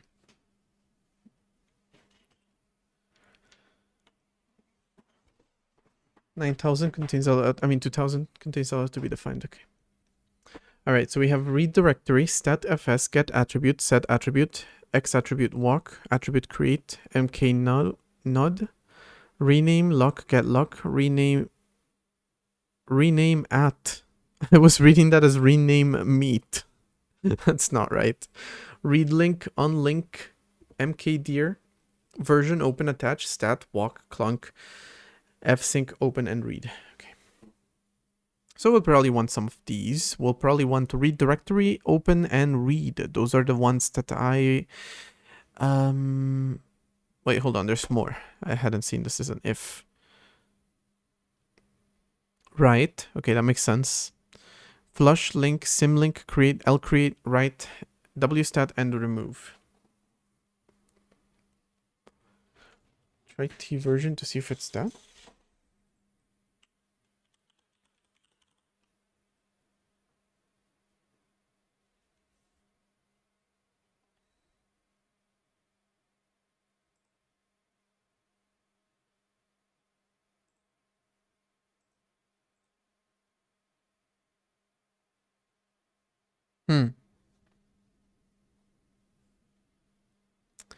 Interestingly enough, it looks like I need to choose between U and L. So I can establish it as part of the protocol. Either 1 or 2.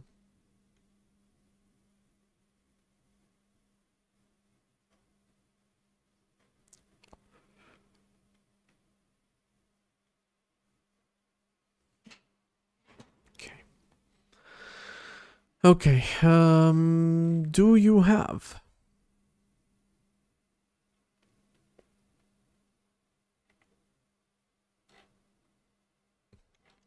No references to the actual protocol in their documentation.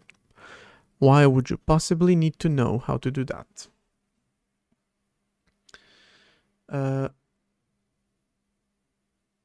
Developers want to put their hands on the 9p pass-through file system implementation in QEMU. Sure. Introduction, okay, I get it. There's 2 different dialogues. I get that. Topology, 9p server, the different types. The transport driver uses an actual, a virtual PCI device, and on top the VirtIO protocol to transfer the 9p messages between the client and the 9p server host system. And then there is the Zen transport driver, which I don't care about. Here it links me to the VirtIO device itself. VirtIO docs are shit. The VirtIO doc thinks that this is too niche and doesn't want to give us information on it. It's just like, who's gonna want to use this? QEMU who? What the fuck are you talking about? Get out of here with your 3D GPU capabilities and file system bullshit. Nobody wants that. Nobody needs that. Like, come on. Don't waste my time. I'm too busy writing a network driver. That's pretty much the one that they have like defined the most by far, is the network driver. The other ones are like, yeah, we built like 1 or 2 features. I mean, maybe 3. I guess you'll never know. The important part is 9p messages here. No. T version, T read, T write. Yeah, I figured as much, but they just won't fucking tell you. It makes sense that it's 9p, T read, T write, T version. So most likely what I'm going to want to do is define a I don't need to do the authentication stuff. that the 9p protocol defined. I don't think we will need that. We will need to establish which version we're going to be using. Then we're going to want to read a directory and then read a file from that directory. And then, well, open and read a file from that directory. And that way we'll be able to link stuff, I guess. Okay. And since their documentation appears to be bullshit, and the 9p documentation is also bullshit, and the Virtio documentation is also bullshit, we're just going to read the code and see what we're supposed to do. We're supposed to send a packet. And it expects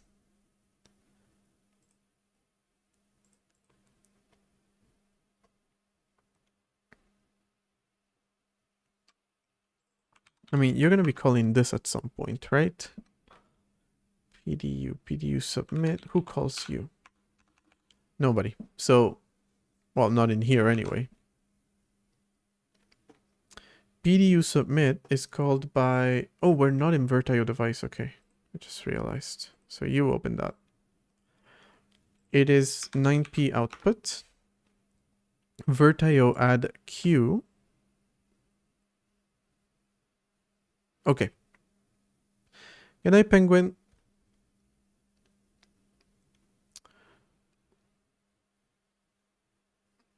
Okay, so I am gonna have to send... I'm assuming, in terms of actual like code that I need to write, we're gonna go with list contents first. That's probably the first one I want. I'm gonna put it right here. List contents. I don't know exactly how this works in terms of the directory structure, so I'm just gonna pass a slash in there. Okay. The way I normally do things. Who put a fucking dedicated calculator button on this keyboard? It's so stupid. They're like, oh, just in case you need to really access the calculator really quickly. It's a gaming keyboard. Why would you do that on a gaming keyboard? Okay, the way that it works normally is that I send a packet, which I need to get in the habit of... Are these packets always the same size? No, they're not. Okay, so for the time being, I'm not going to start doing optimizations and stuff that I don't know about.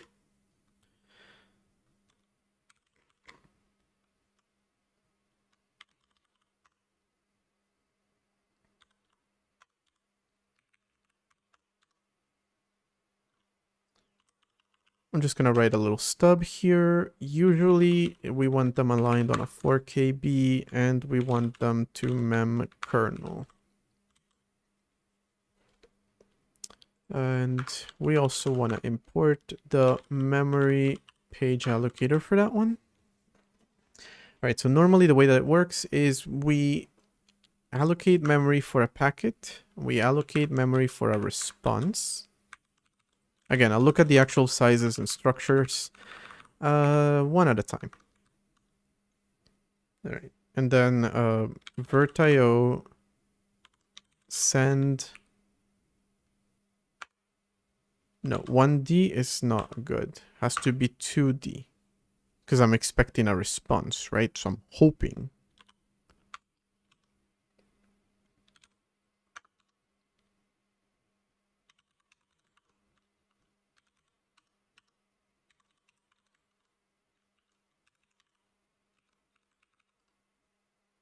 Wait, no.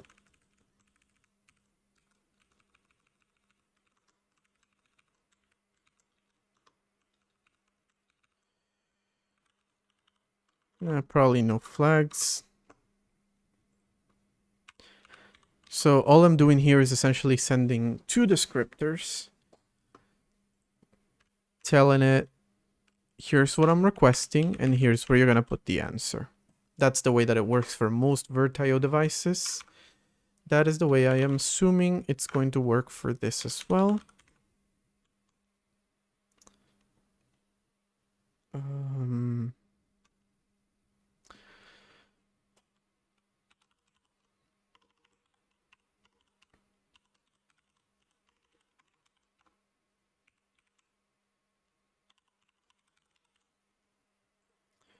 Again, just doing some stubs here for the sake of it.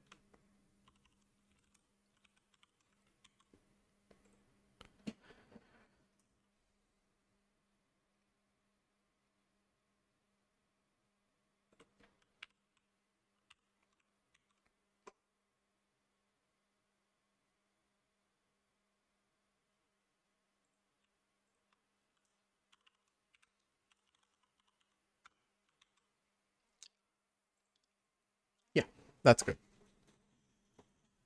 Okay, now let's see what actually I should be sending.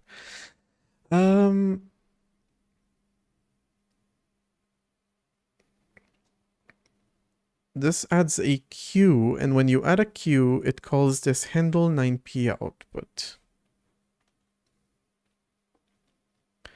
It pops from the queue only once, so already I was wrong with that.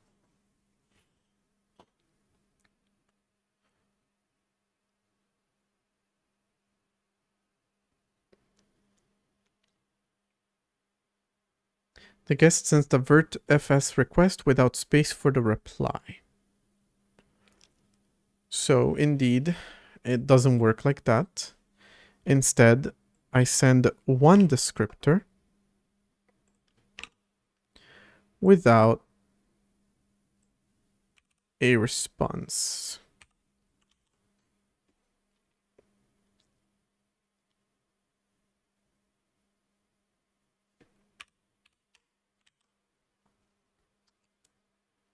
Okay. Looks about right.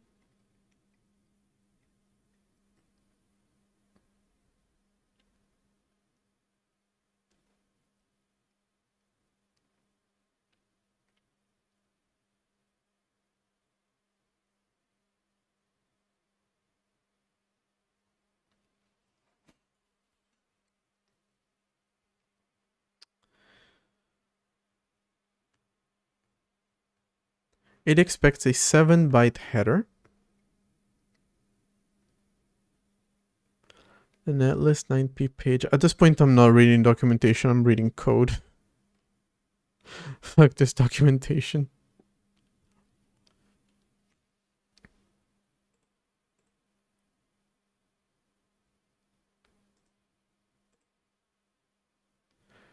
So that's the header.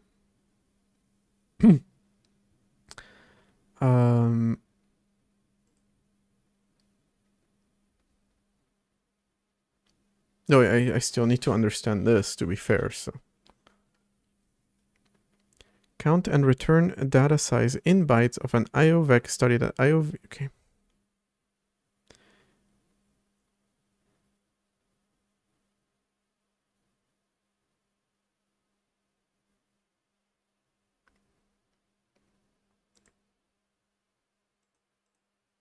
Okay, first question I have. Will virt.io.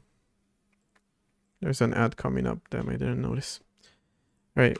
If I send a completely malformed request,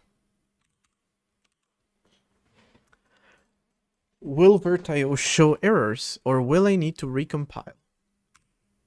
We kind of need to know this now.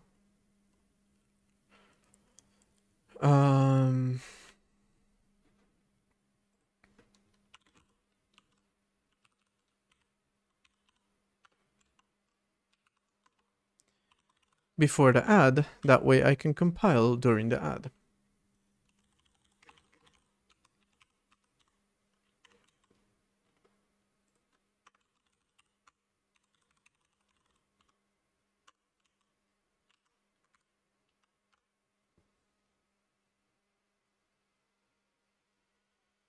It does.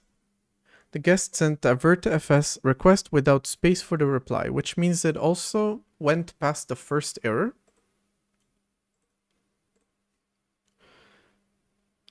Oh, no. First it checks this, then the other one. Okay, never mind.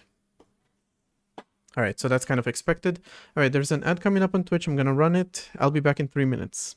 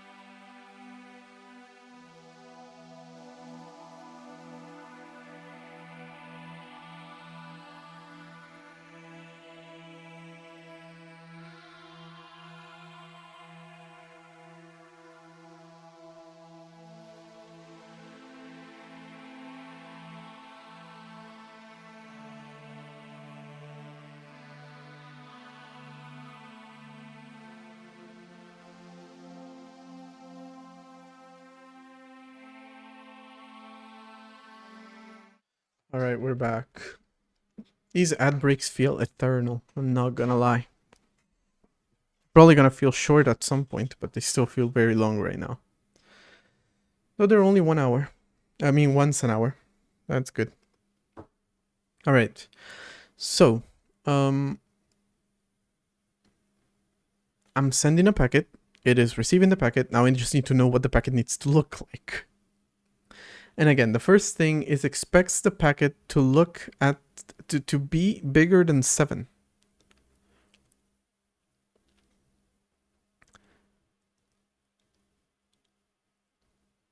Which is interesting. But I do see here it expects it at the very least to look like this.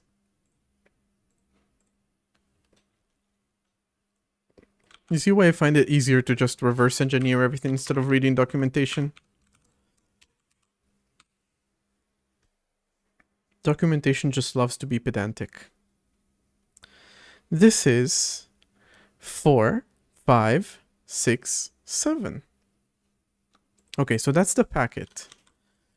If I send this completely bogus packet as well,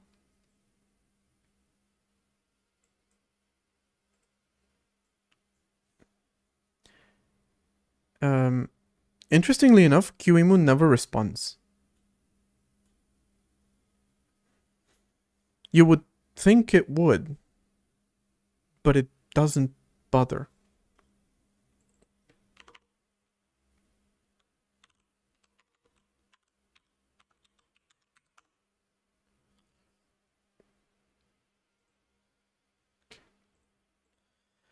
And then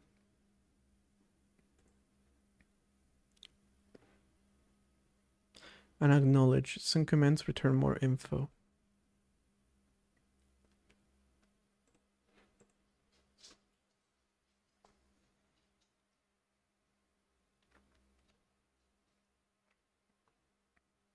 You know, one thing that I'm confused by.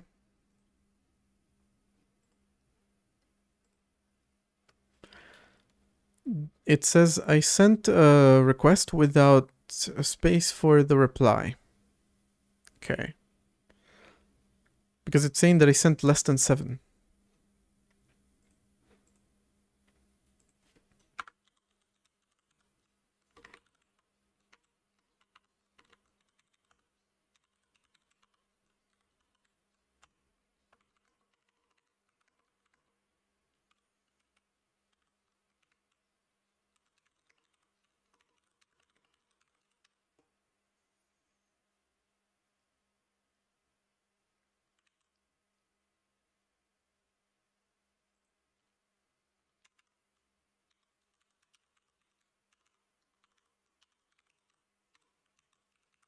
Okay.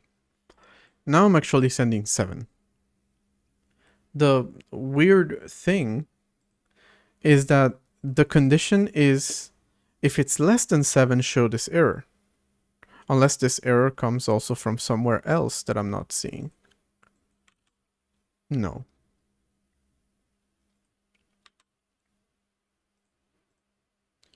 I'm kind of surprised that it was doing that. It still thinks I'm not, unless it is like automatically expecting me to send space for a reply, like.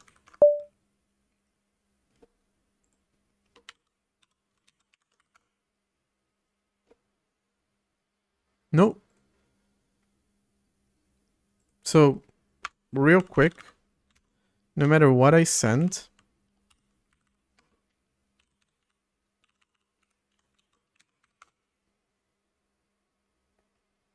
yeah. Okay, so the problem is a different one.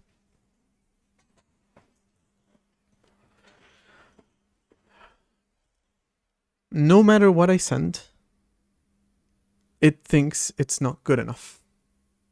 It's not good enough for you, is it? Alright, and that's because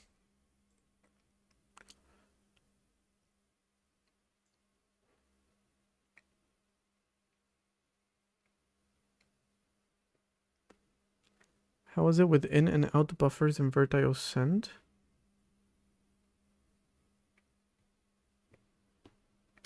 You send a pointer to the buffer, the length of the buffer, and an index. Something like that. Pointer, length, flags, nothing after that. Notify the device, and wait. But I'm literally sending this gigantic packet and it's telling me that it's still smaller than 7. So it's either expecting a different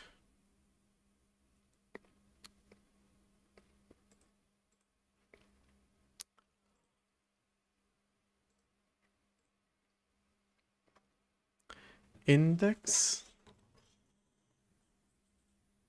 length, number of descriptors, out num, in num.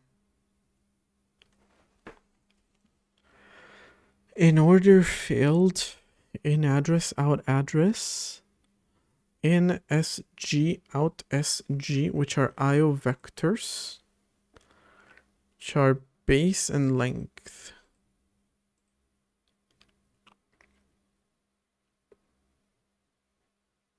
What is in num though? Who knows?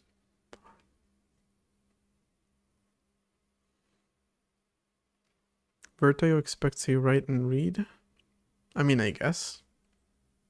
Maybe I read that wrong.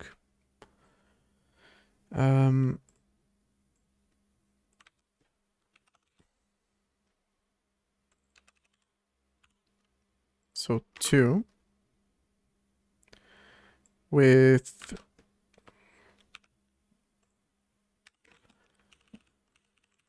a response.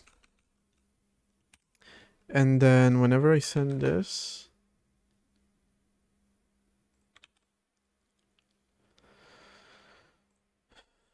I use this flag to tell it to look also at the next packet. Hey, Red Falcon. I'm currently working on a... Okay, seems to have responded now. Currently working on a Plan 9 file system that QEMU uses called 9p, so that I can have file sharing between my system and my host machine, so that when I start developing a game in about a week, I can hot reload. That's the plan anyway.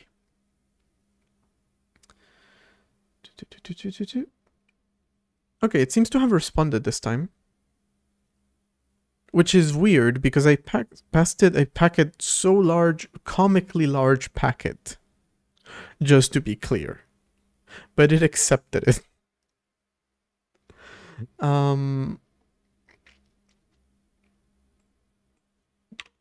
Okay. Now, of course, the packet contained both space for both, which is not right.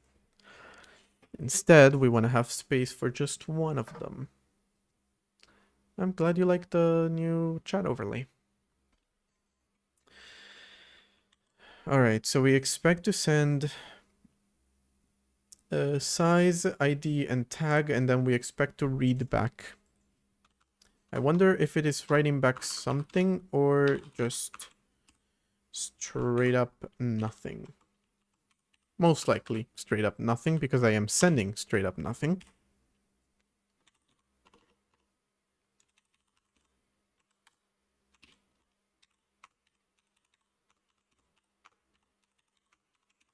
Unless it can send back an error of some kind, which is another likely thing. Failed to encode virtfs reply type 1. The interesting thing about that is that response was not there before. When I was sending those comically large packets.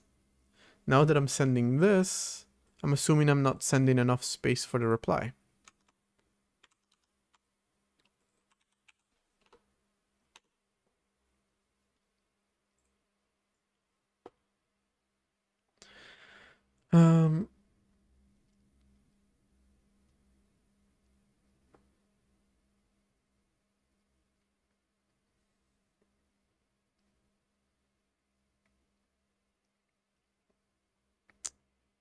Failed to encode virtfs reply type because I sent an ID of 0.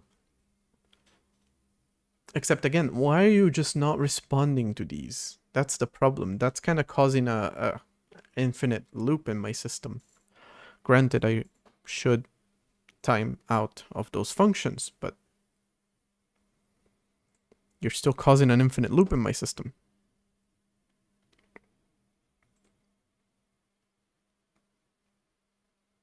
I don't know why the timeout function didn't work for these, so I never went with it. I just have a to-do for it, but yeah, still. Okay, that would be because I'm sending an ID 0, which is not valid, most likely.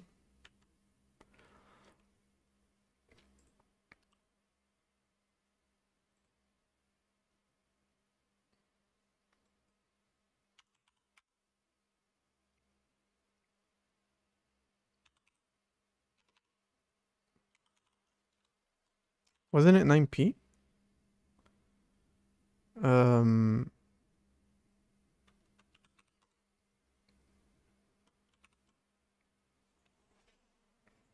I thought it was 9p. The macros that it used. Clearly not. I do remember T version. Oh, P9.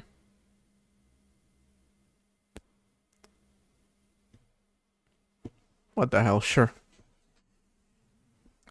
Alright, so the first one I'm going to want to send is most likely the P9T version.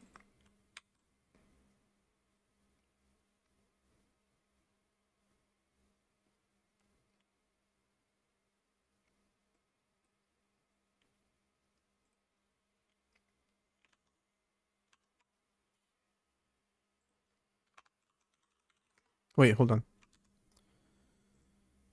Whoop.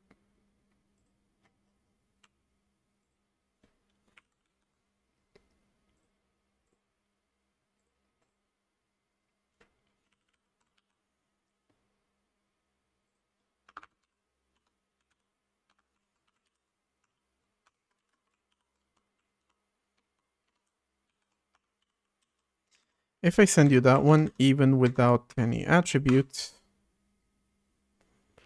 will you respond back?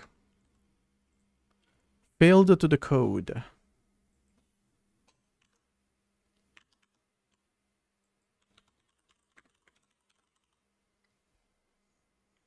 Vertifs request.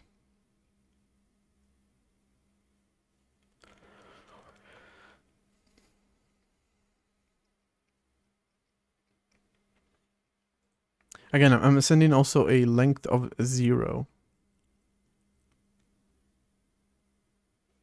I guess I have to look at the documentation to know what size I should set, but couldn't they just write the damn packets somewhere? Was that so hard to do? Is it ever so hard to do?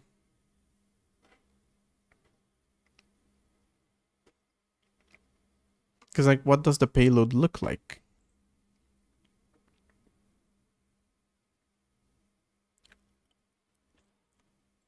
I don't believe it is buried somewhere here.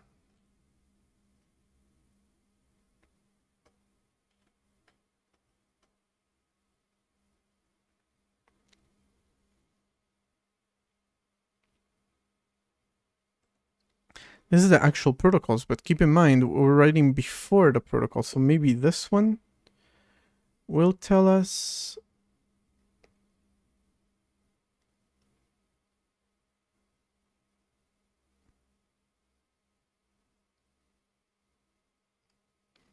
The packets are on the page. You declared too long, didn't read. Which one? I declared a million of them like that.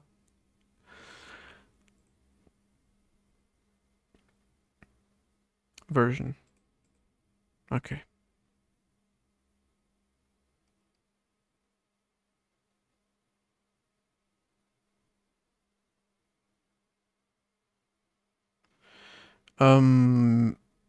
What the actual fuck am I looking at here, though?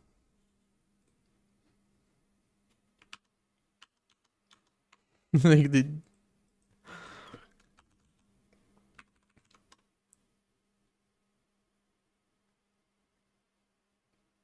Why do they look like that is the question. And how exactly do I interpret?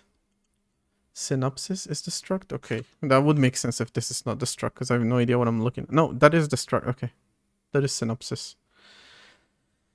The version request negotiates the protocol version and message size to be used on the connection and initializes the connection for I/O. T version must be the first message sent on the 9p connection, and the client cannot issue any further request until it has received the R version reply.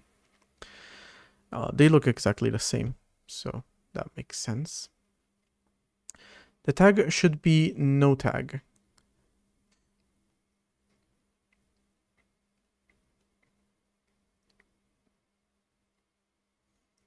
The version string identifies the level of the protocol. The string must always begin with the 2 characters 9p. If the server does not understand, it should respond with an R version with the version string, the 7 characters unknown. That's the one that I don't understand.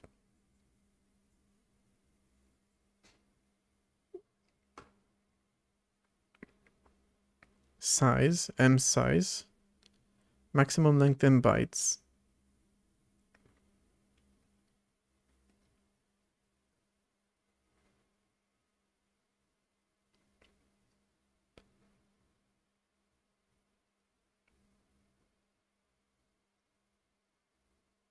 Version string, this is special. Where are you seeing that? Like, what do I do? A char pointer or what? Null terminated char pointer, that doesn't really work for a network packet. It might work here because no, it shouldn't be that way. Like, what's the length of that string? Do I just decide it when I'm calculating the size? So it knows that 2 bytes for the tag, 4 for the size, and the rest are for the version.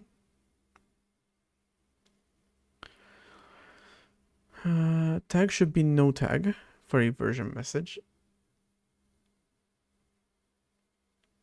UTF-8, yeah, no, I figured it was gonna be UTF-8. It's just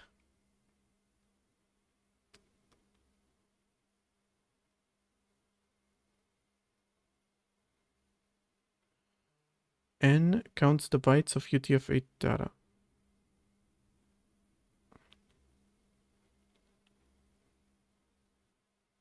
Okay.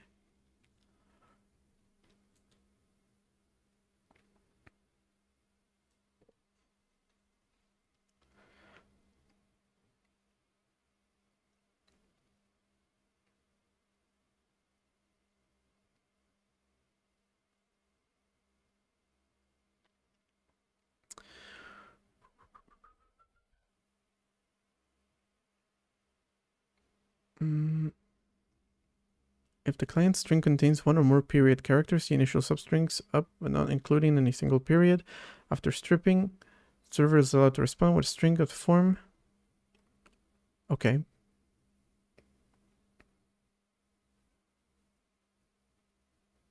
This is why I hate reading documentation. They have to make it so fucking complicated. I guess I'm gonna use P9 as well.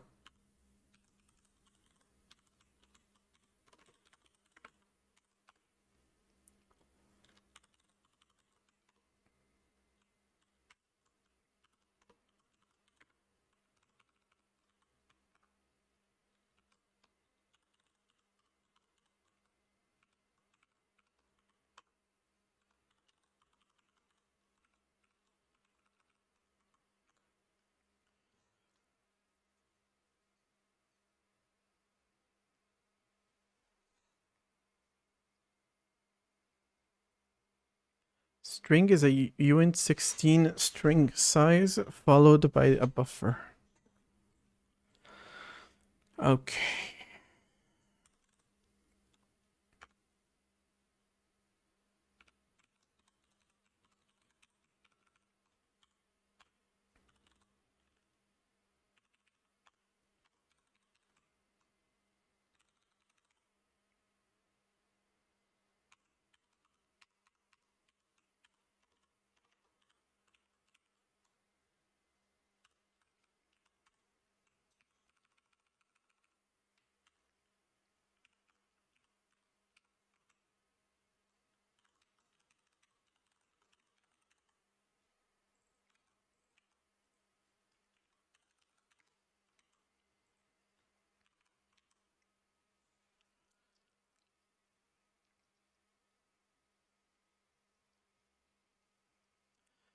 Between size and yeah, don't worry about that. Since I created this, I should use that. I'm gonna call it P9 packet. I feel like, okay, I criticize QEMU for using P9, but P9 makes sense.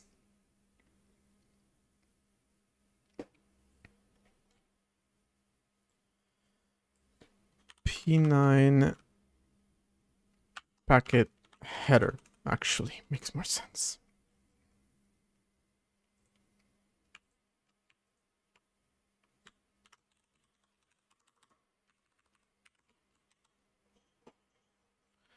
And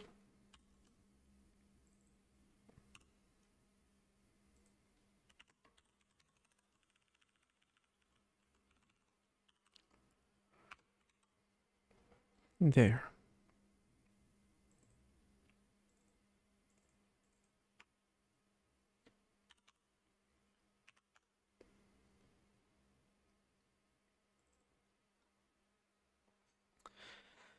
Okay.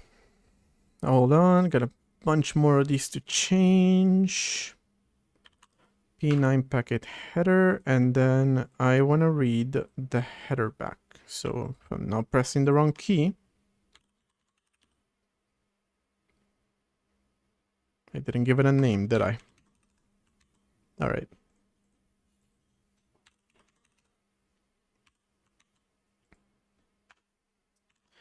What is the other thing? Tag needs to be 0, so that's not a problem. Then the header's size needs to be calculated.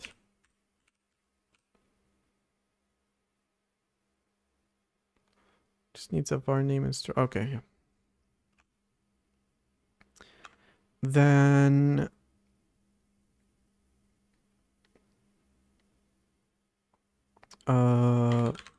string size is gonna be 8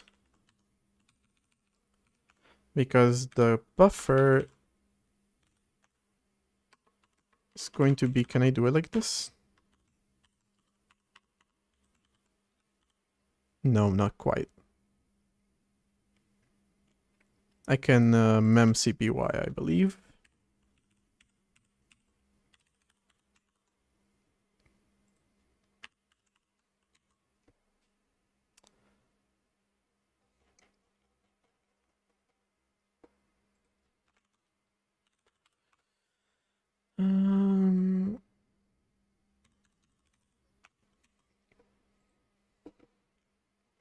Okay. And then of course is the message size. All right. So the header size is pretty easy for me to calculate. I should actually be able to do just the size of a P9 version packet. The message size, it defines as a maximum message size in bytes it will ever generate or expect to receive in a single 9p message. This includes all protocol data starting from the size field through the message, but excludes enveloping transport protocols. Good, because we don't have those. The server responds with its own M size, which must be less than or equal to the client's value. Thenceforth, is that how you even pronounce that word? Both sides of the connection must honor this limit.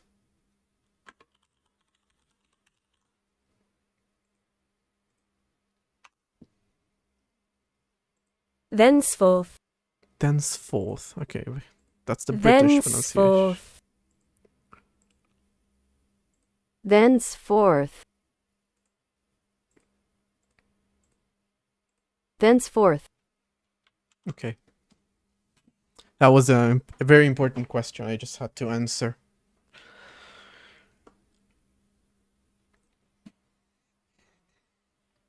Okay. So, what is this message size? Well,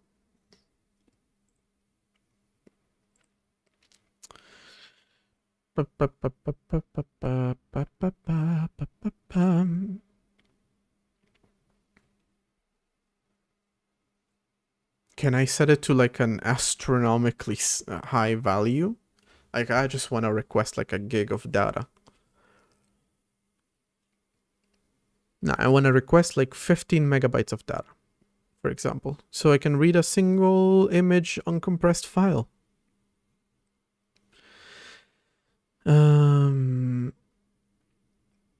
Is there any hard-coded limit?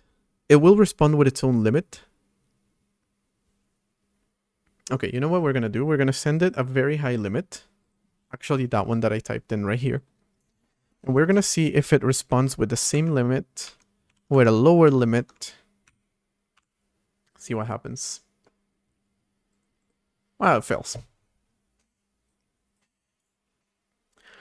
Failed to decode VertFS request type 100 because most likely it is not packed.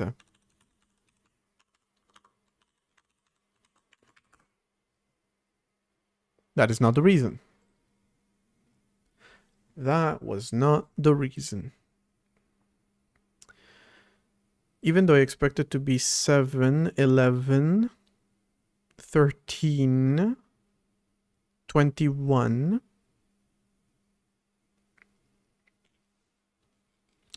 I expect it to be 21 bytes. Is it actually?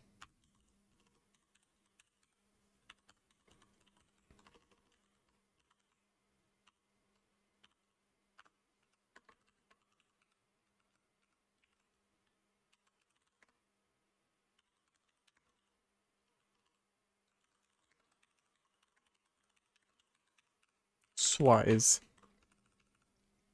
It is. Currently allows to raise M size to a maximum of 512k. Okay. That's not half bad.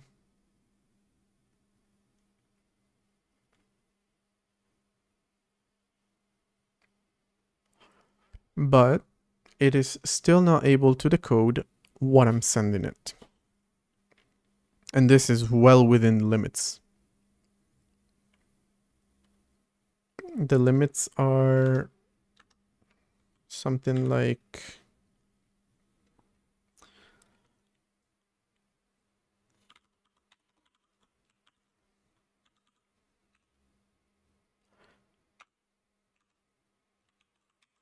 that value.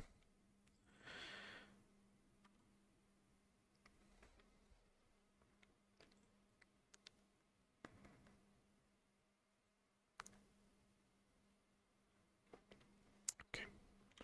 So the error that it shows is failed to decode.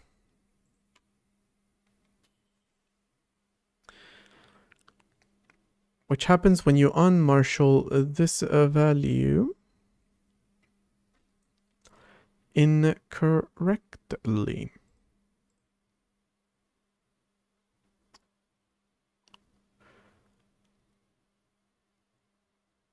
Which gets called with a VA list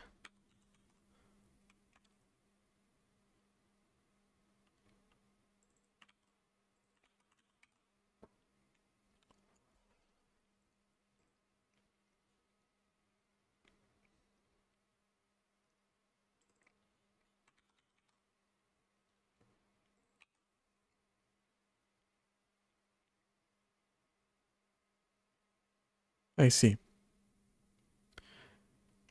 I guess it depends on the...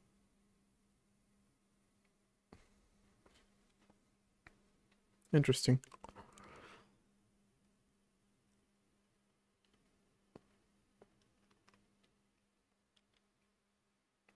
It has values like DS, DDSSD, D, DQ, DL, DDW.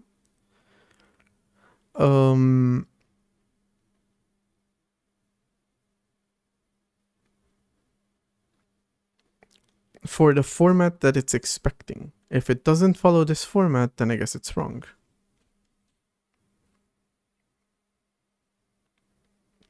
And then it writes it in here.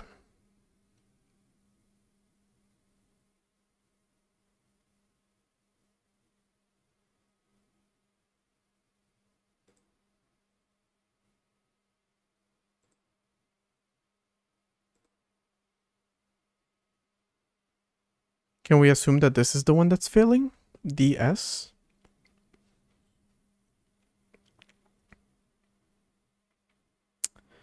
And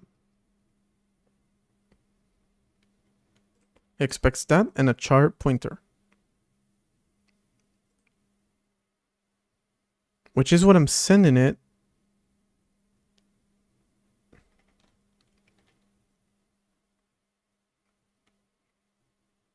But alongside a bunch of other data.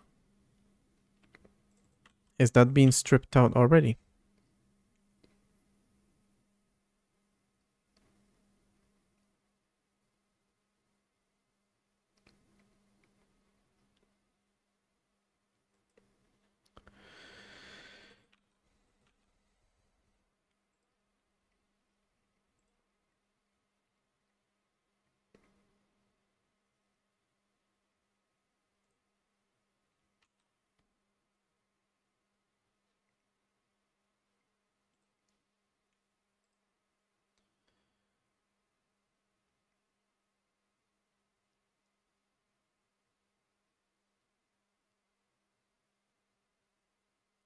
The 7, yeah, that's what I'm thinking. I'm assuming the header is stripped, right? But then it's expecting a 16-bit value followed by a string. Whereas what I'm sending is a 32-bit value with a string. A 32-bit value, the string length, and then the string. Should I not be sending the message size then? But then I feel like I should be.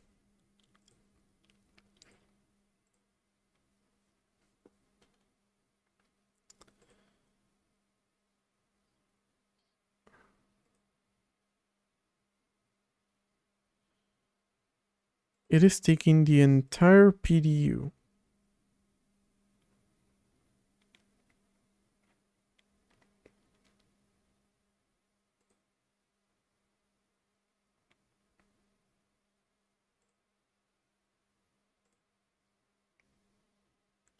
Size, it's taking the size, it's taking the ID, it's taking the tag. After which it is...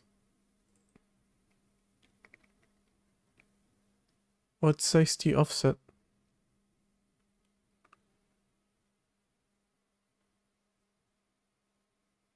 PDU on Marshall offset? Hold on. CoQ init, okay. Pass the pointer and the handler.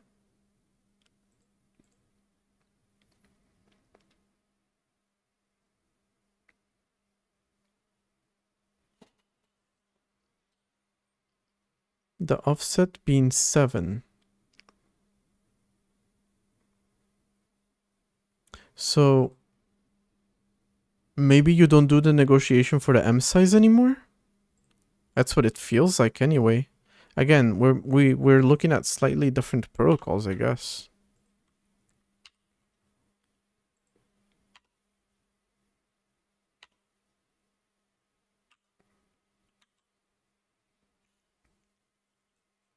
I mean, from the looks of it, it's requesting... No, still no. Still no.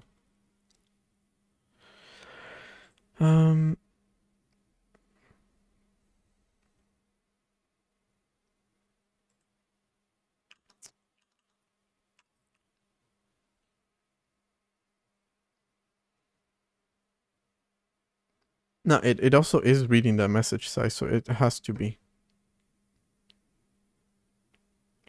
So I do expect it to use the message size. PDU on Marshall. Oh my god.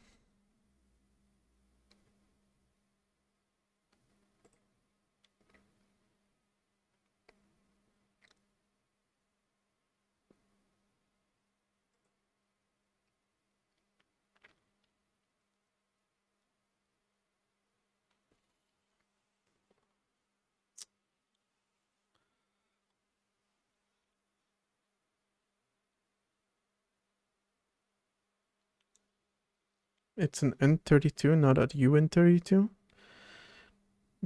It's not a high enough value for that to be making a difference.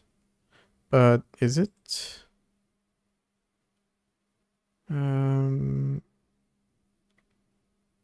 Right, you're not even turning it into a structure.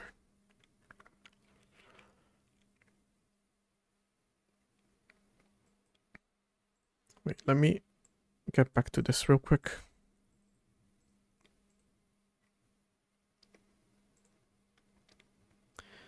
This is the on-Marshall structure, okay.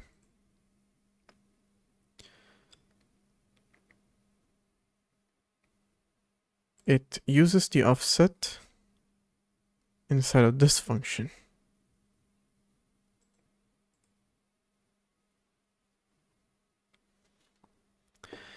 Where it tries to find a D or a 32-bit value, and then an S or a string value,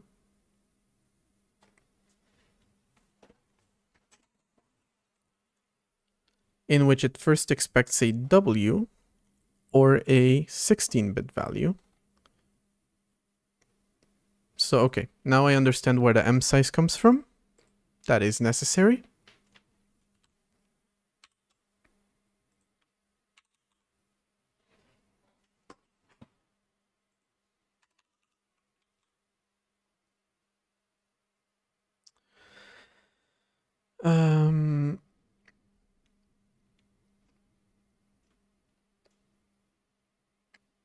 The way that the string formatting is recursive is really funny.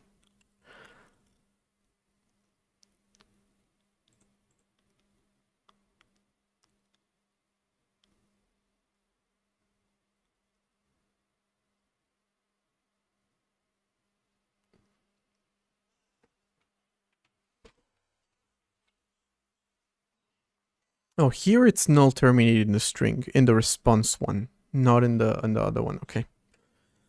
But I get it. Okay. Gmalloc. So the size that we send it plus 1, and then it is going to unpack from the string data, or into the string data,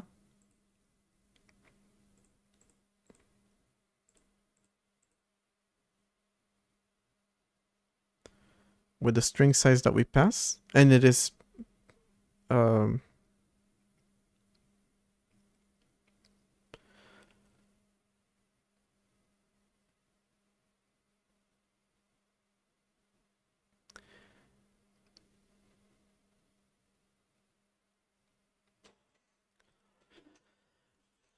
it is adding an extra one at the end, so we don't need that.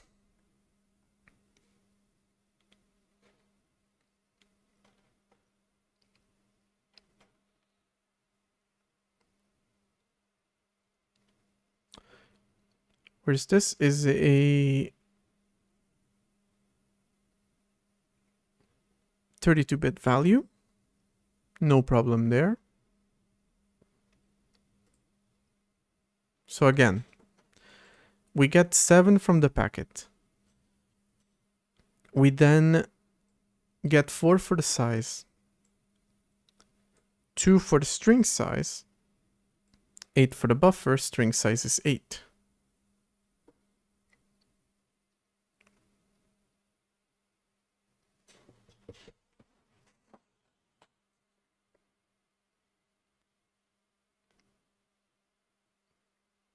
It does not feel wrong, but leave it to QEMU to barely send you any information on what's going wrong. You never know with QEMU.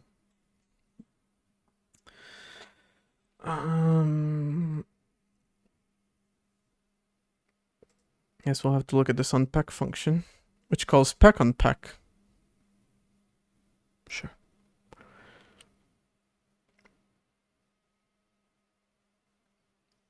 And it just copies. It's just a copy function.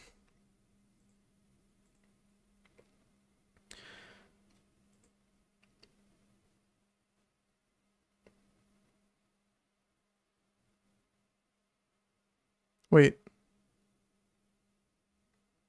Oh, the W is in the S. Yes. Whereas the D is 4. M size would be int 32, but that shouldn't create an error in QEMU. Exactly.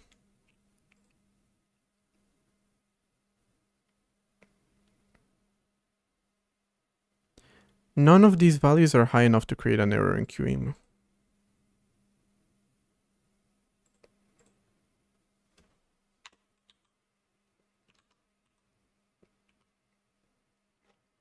Also, no. It's a uint 32.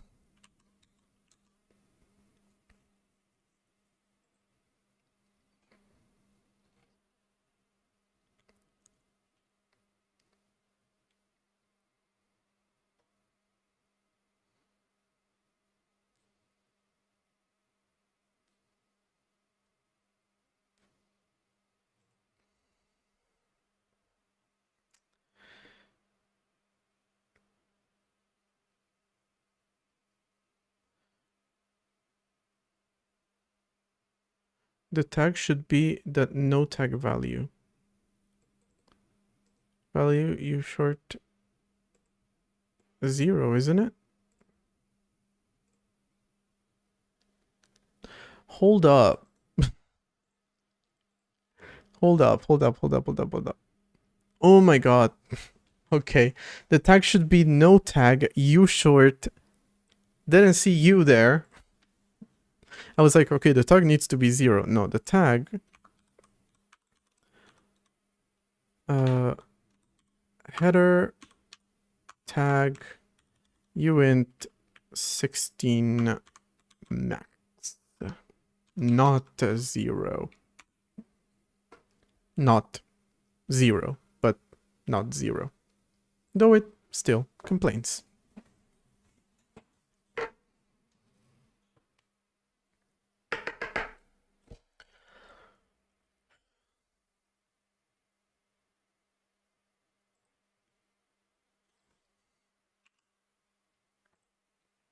All right. To be fair, it didn't even look at this. You can see that it doesn't even reference it anywhere. But okay, oh, device, here, okay. So this onMarshall is being called from the version, not here.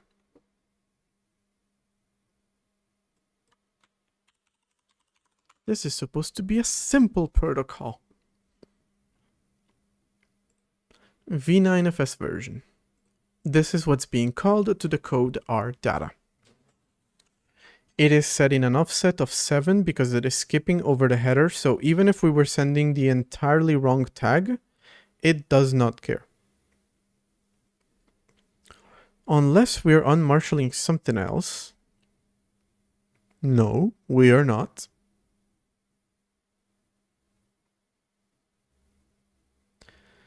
A reasonable high M size should be chosen client guest size.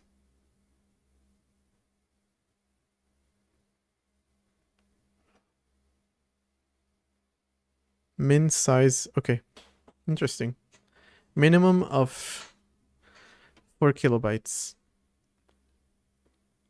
And expected at least 2 for Linux.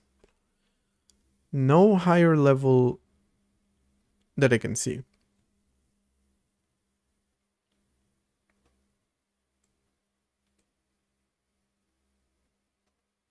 This code was written 15 years ago by M. Mohan Kumar. I just saw that. Doesn't matter, but yeah. All right. Okay, so again, we're sending a packet. Offset 7. It is expecting a 32-bit, a 16-bit, and a char pointer the size of the indicated 16-bit. However, do we know for sure that the opaque pointer is the correct one? That's the next question I should probably ask. Because PDU is being passed directly from PDU submit.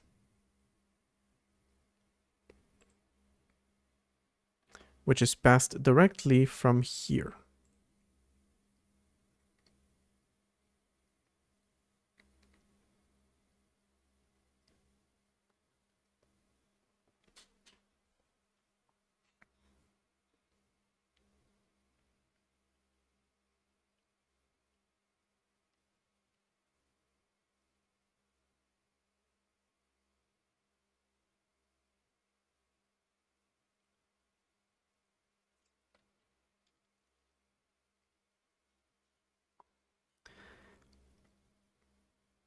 In SG, in num,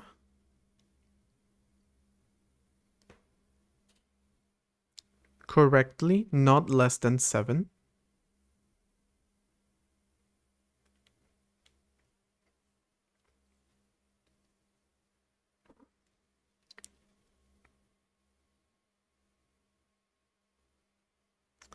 It is being taken directly from the vert_q of the size of vert_q element, which is all of this stuff over here.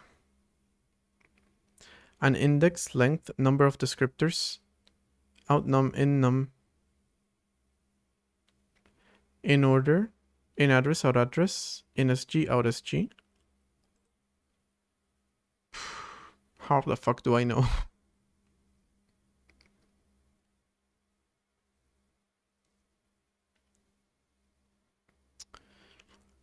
I mean, by all means, it looks to me like I sent the correct data.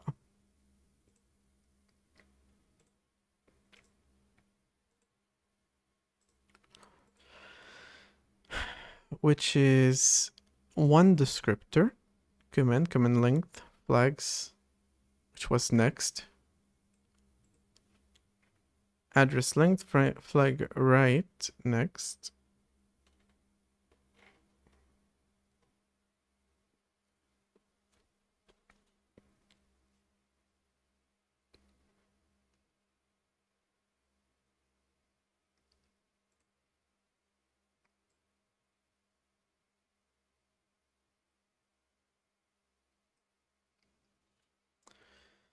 Well, how the fuck do I debug this without... QEMU error messages are so unuseful is not exactly a word, but they are unuseful.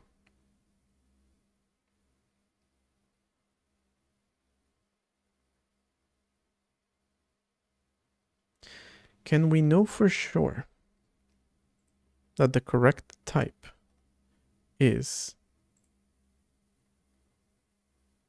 100? Should be. And then the response is 101. Which is why it says fail to encode reply type. Interesting. Hold on. Fail to decode comes from... That's the wrong backend. From the onMarshall thing. Which comes from 9FS version. Did I see the error? Failed to decode. Look for the call to send to D and command length.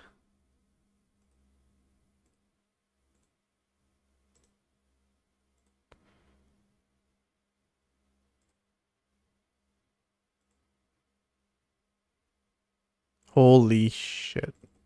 Thank you. God damn. I didn't replace that when I replaced the damn header. Hey, we got a response. 1565 FF. That is the header. Response 65 FF. Okay. Now I only care about one thing from you, the M size. And I guess you can also tell me the...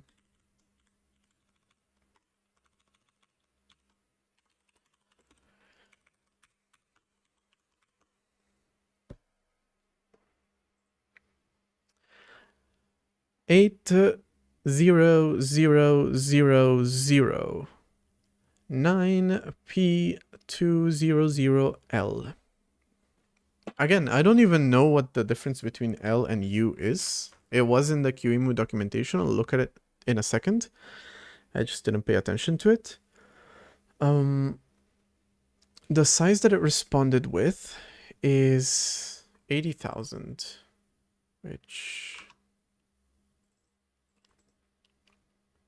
524288. Yeah, that's the same size I sent it. Okay. What if instead I sent like a much bigger one? It said yes to me just fine.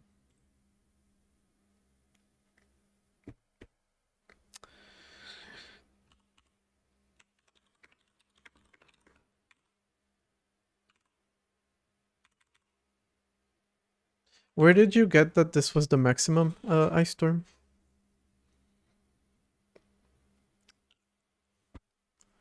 Because I mean, if it allows me to do a bigger one, I'll do a bigger one. It does not seem like QEMU cares in the slightest about the size.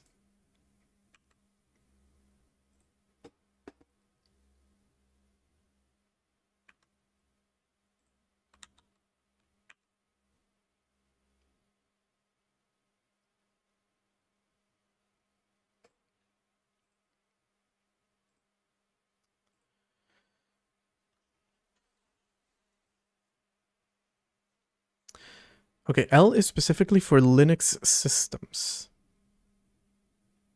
Specializing for data types of system calls available in a Linux system, whereas the U adds minor adjustments to the protocol for Unix systems, especially for common data types available on a Unix system. For instance, the basic 9p2000 returns an error text if some error occurred on the server side, whereas U also returns an appropriate common POSIX error code for the individual errors. Okay. So, U is specialized for Unix systems, and L is specialized for Linux systems. QEMU only supports one of those two. And honestly, it might be worth supporting the Linux system one.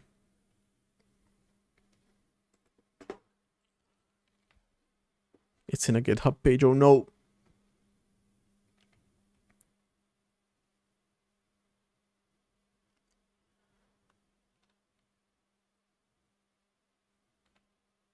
I'm okay with it. I'm okay with it. All right. So first call sent, ad coming up. I'll be back in 3 minutes. Maybe a different per implementation. Not a big deal. Actually, like, okay, I haven't decided the maximum size. Like, I'm not storing this anywhere, but I'll just take whatever response it sends me. So if it's not okay with this, I'll receive a smaller response.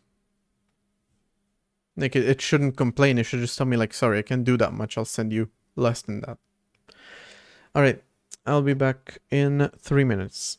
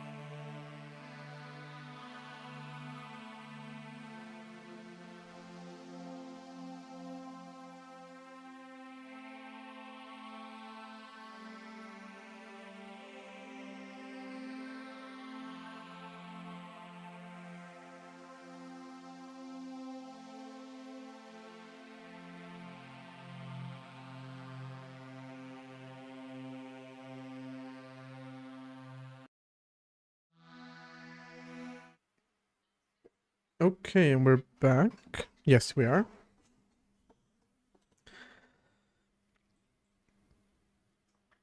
Okay. So I was able to get a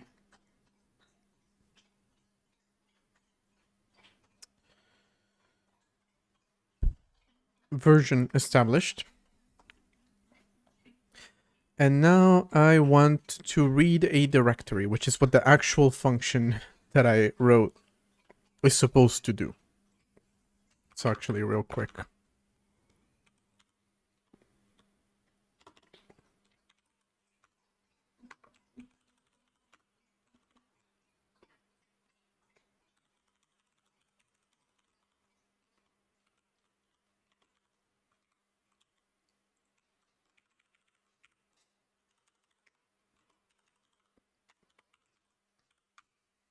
Oh, where are you going?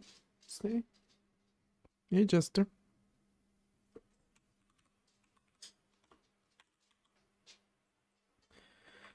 Okay. I'm gonna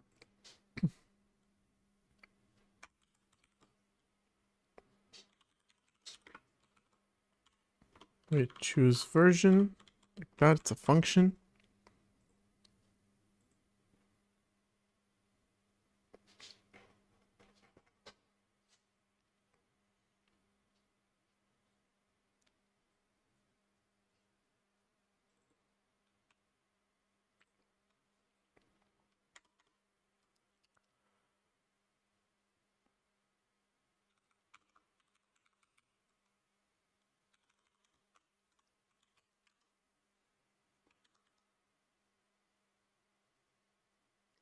Wait, another thing I need to do before I continue.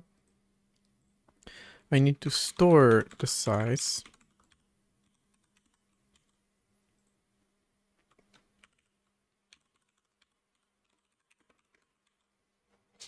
And I'm doing it from the response that I receive.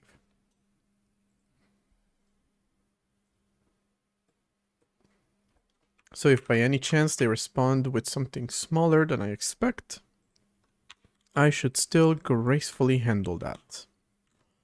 All right.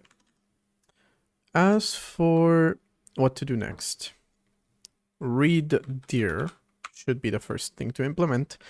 The function that I have used the least in terms of actual implementations. I haven't actually implemented this one.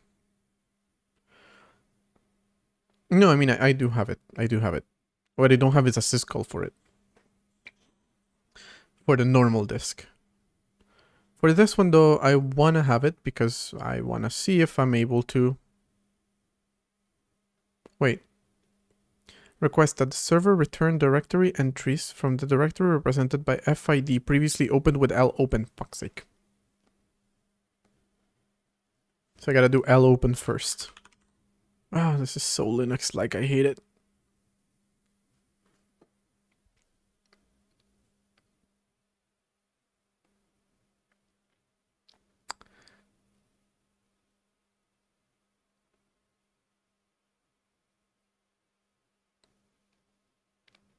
Wait. Read dir requests that the server return directory entries from the directory represented by FID. Previously opened with lopen. Offset is 0 on the first call. Directory entries are represented as variable length records. At most, count bytes will be returned in data. Okay. So I have to pass a file descriptor. So I have to use lopen.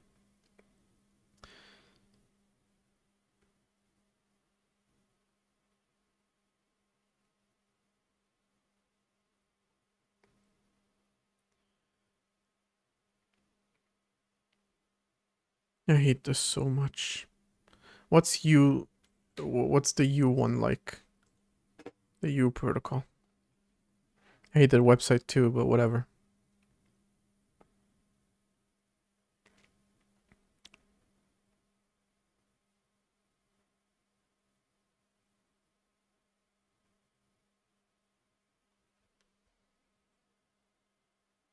Changed protocol definitions. Okay, so I guess I have to look at the original one because it doesn't seem like that one changed. God knows where I have it though here. Attach clunk error flush open read remove stat version and walk.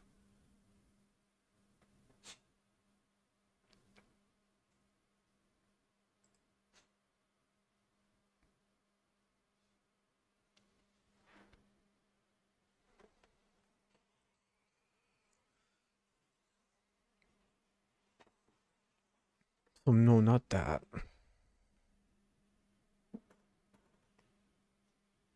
Yeah, literally just seeing L open made me want to not bother.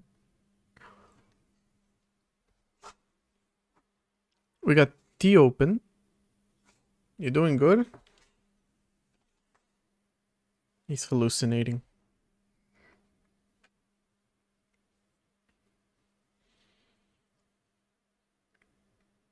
Um...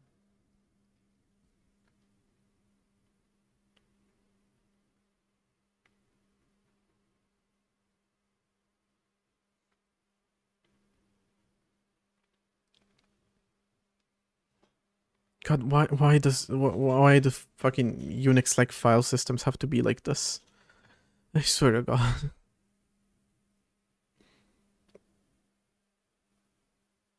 Guess they use walk. Walk requires a FID. So I guess first I need to open. The interesting thing is open doesn't actually take...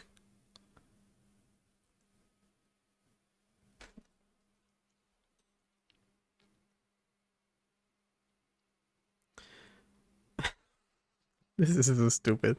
Okay, open doesn't actually take a directory for you to open or a file for you to open. You just create a file ID, which has no information on the file or directory or whatever you're going to be using it for. It just creates it. The verbosity of it all. I'm just like, hey, I'm gonna open something, okay? I'm gonna open it to read it, okay? What?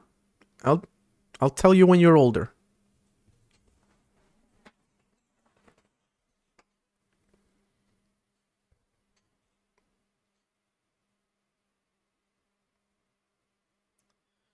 This is for create.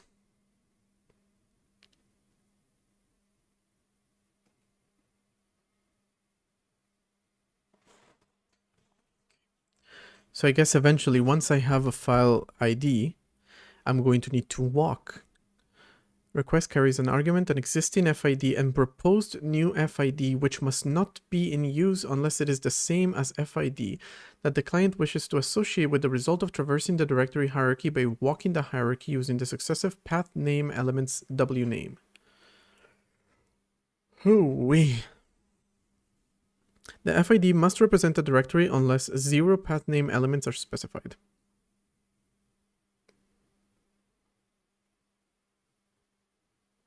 What the fuck does that even mean? What does any of this mean?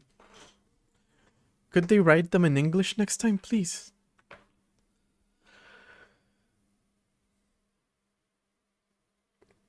Okay, so first I'm gonna need to create a file descriptor. But I'm not gonna say which file it's for. I'm gonna define that in the walk. But I'm not going to...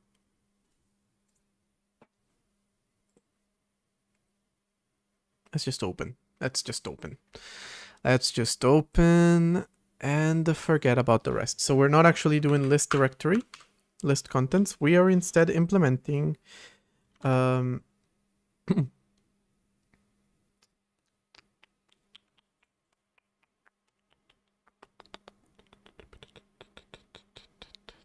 wait, speaking of which, this is the old documentation. This one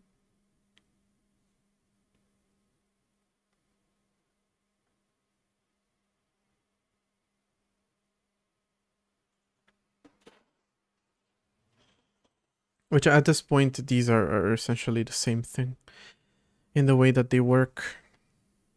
I have to do L open.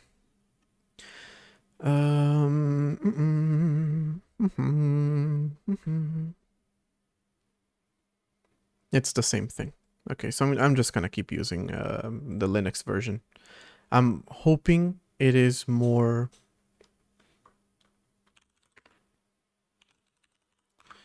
compatible.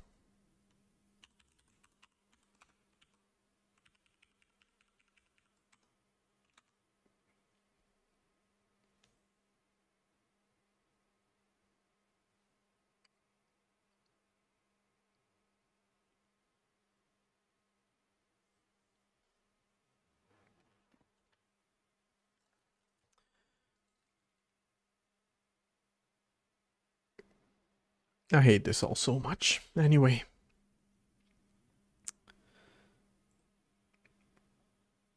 Did these people change? I'm still deciding between the two. They changed to open.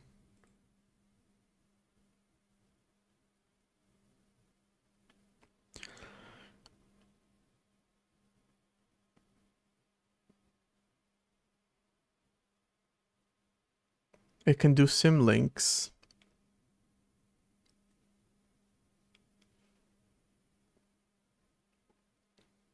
Oh, they only changed. Okay. So maybe then I'll just to spite Lin. I don't even know which one to pick. Okay, I'm just gonna pick L open. Okay, is what we're gonna go for.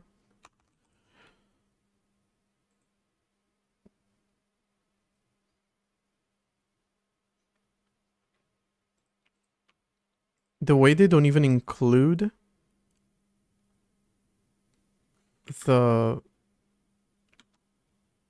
tag in here is amazing. I mean, I guess this is the tag, but no, wait. What's missing? The ID. They just put that in.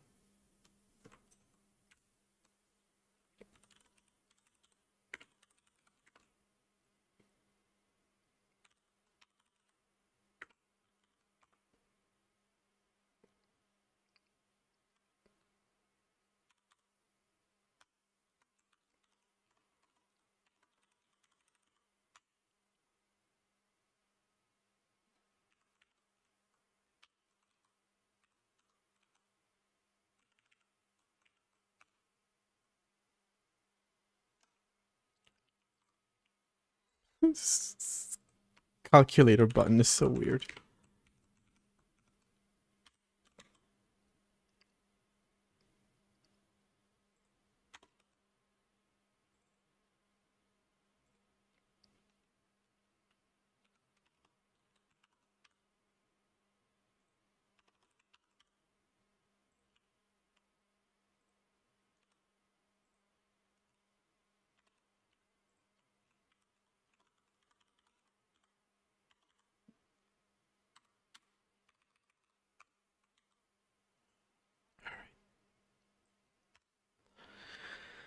Ba-ba-bum. Bum bum bum.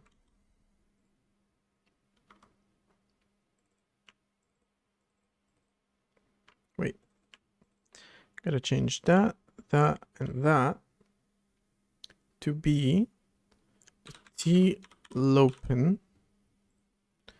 That, and that to be Erlopen.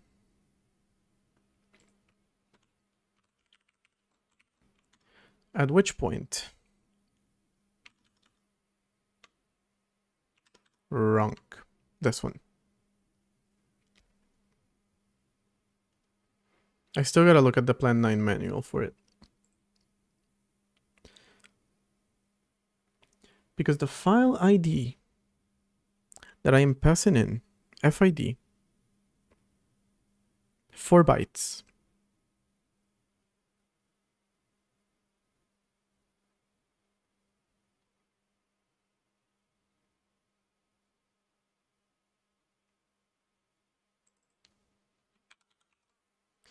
What FID do you expect me to send you here?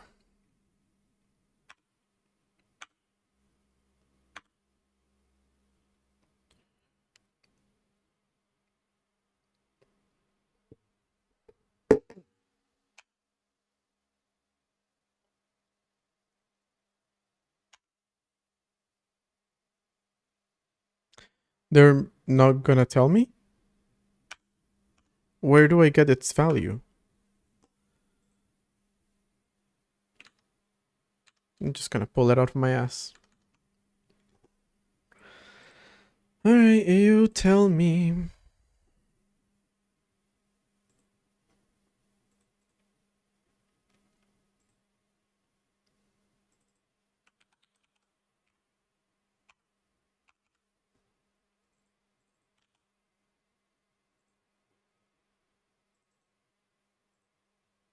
Wait, this is open. Is there by any chance also a TL open? Yes, there is. But they go to the same place. Okay. I either have to send a DT or a DB. But that's gonna go into the FID. And the FID...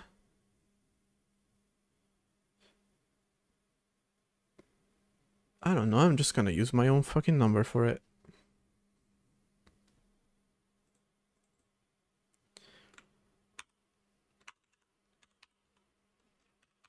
TLopen. Did they say anything about the tag?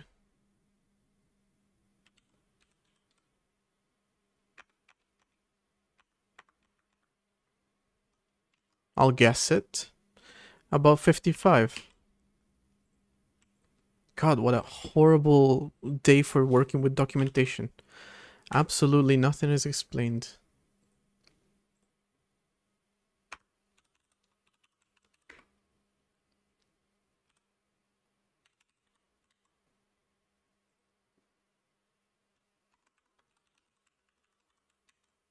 I'm literally just making it up.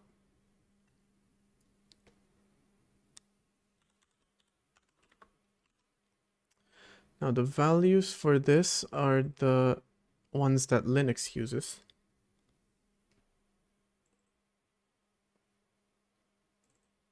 Read only.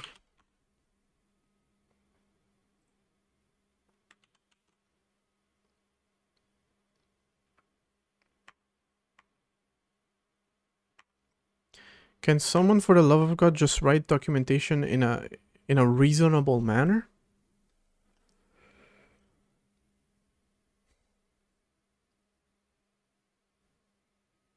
Tags are my thing.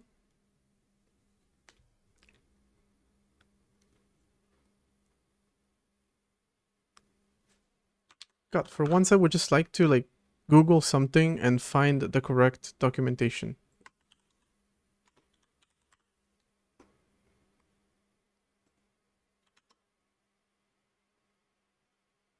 That's what I wanted. This is what should be in documentation. You want to read only? Use this. So simple.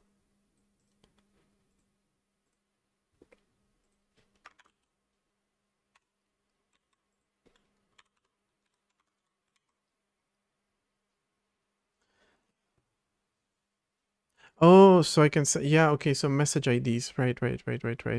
Okay. That's what tags are for. Got it.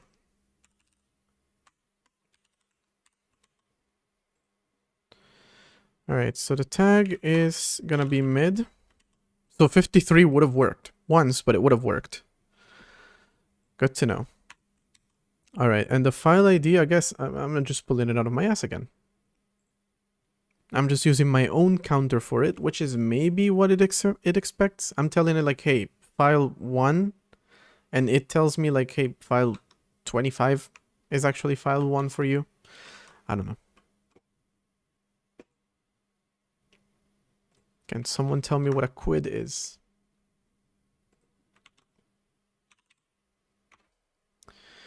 The quid for the new file system is returned with the create reply message.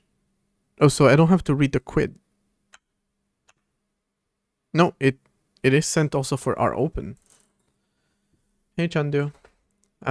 Working with Plan 9 file system protocol. Very fun stuff. I'm enjoying it so much. You can tell by the tone of my voice. I am loving it. I feel like it was designed in the last millennium, and you can very clearly tell. And I'm so happy to use it. And also, mostly, I'm so happy to read their documentation because it is so well written. You can just like search for something like, okay, what's the value of this? And they'll tell you. You can tell by my tone that I'm lying.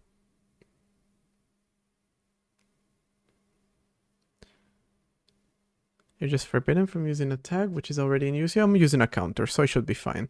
Again, what value is the quid gonna have? Let's find out.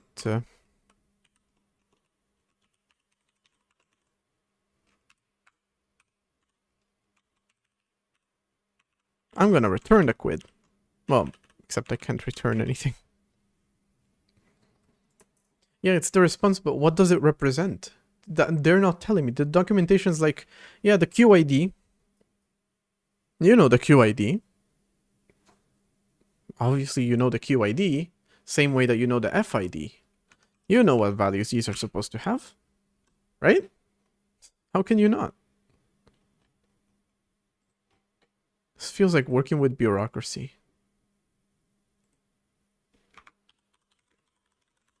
They expect you to know everything. When they're the ones who work here.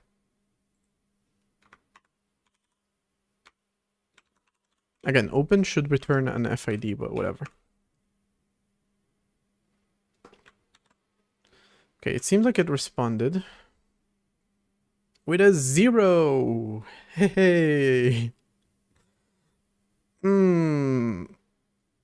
That's good, that's bad, that's... Was there an error? No response. No, nothing.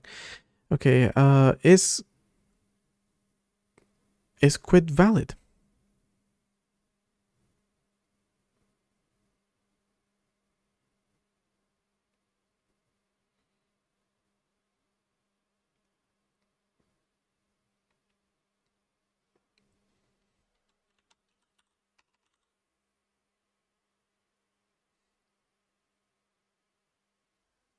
In the intro subpage, right? Why is it called zero intro anyway?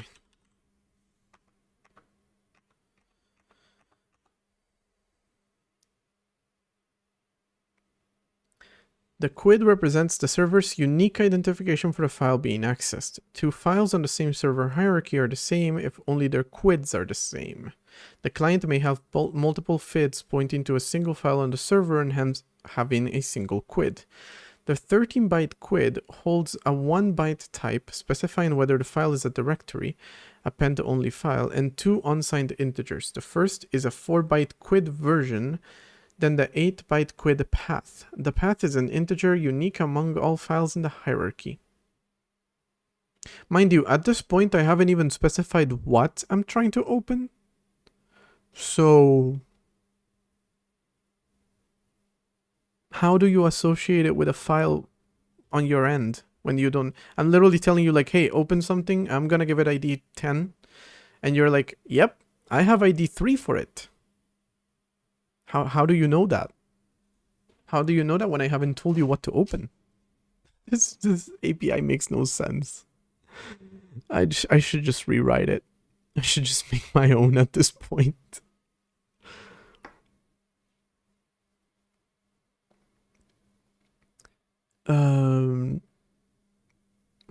Jesus, I thought FAT32 was... well, no. FAT32 had ridiculous... it doesn't really have a spec. exFAT has a ridiculous spec too. It doesn't really tell you what the values of each command is. Or like each entry is. So it makes even less sense than this one. I cannot really say this one makes less sense, but it's not amazing. Again, I'm opening something without actually knowing what I'm opening. And it's responding with all confidence.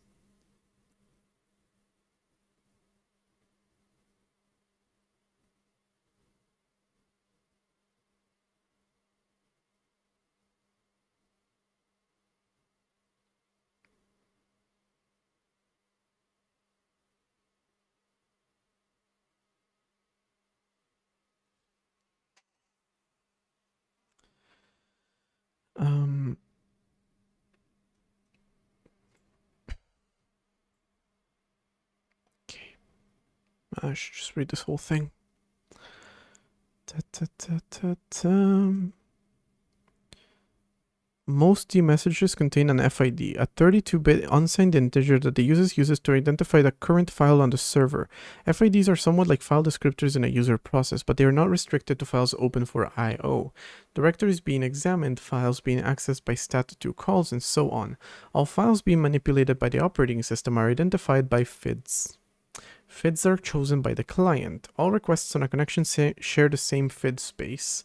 When several clients share a connection, the agent managing the sharing must arrange that no two clients choose the same FID.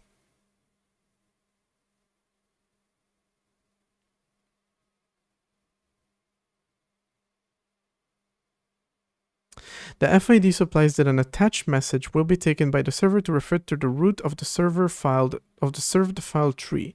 The attach identifies the user to the server and may specify a particular file tree served by the server.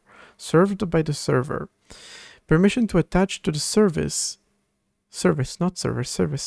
is proven by providing a special FID called AFID in the attach message. This AFID, so there's an attach message, establishes a connection.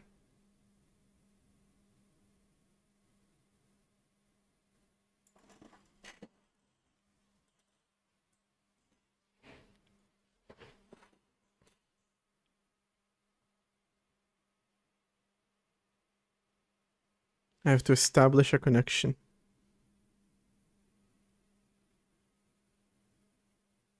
Maybe it's 0 for open and only meaningful for create? No, that doesn't make any sense. You're in public right now.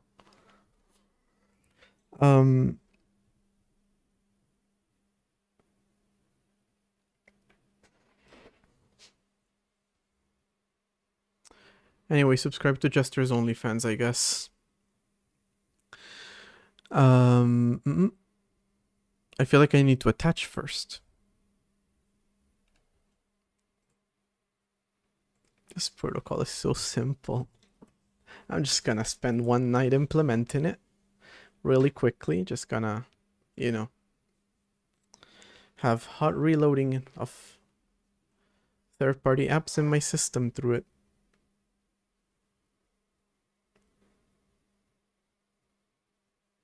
Oh, okay.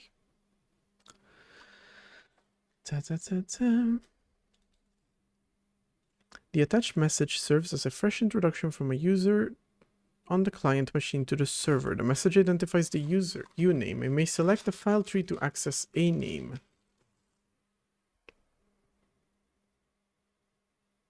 So I actually need to attach first. I thought I wouldn't need it. Oh my god, I'm about to write my own fucking implementation of this thing. I swear to god. Attach sounds like mount. No, it's authenticate. It's an authentication. And as a result, I will send an AFID and it will send an AQUID. And if I had a quid for every time I have complained about this API, I would be a billionaire by now. How much is a quid?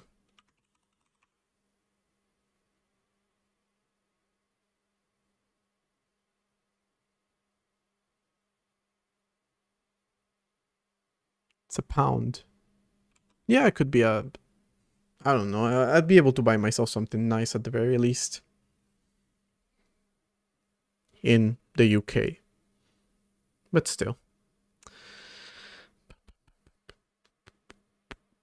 So I have to do a... No, hold on. An attach. Auth is a different one. It's for authentication. If it doesn't require authentication, I don't believe it does.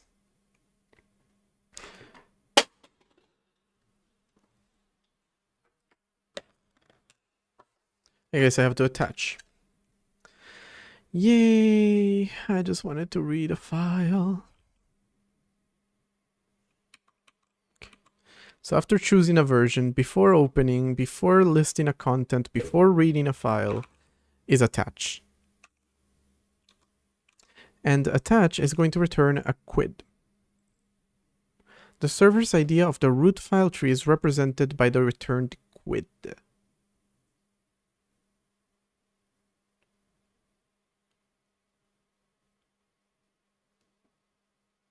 So when I walk the directory, do I pass the quid in? No. So what is the point of it returning? It keeps returning a value that I'm never sending? Hello? This makes no sense. I am so confused. I wish there was just a simple example of how this is supposed to be done. Hold up.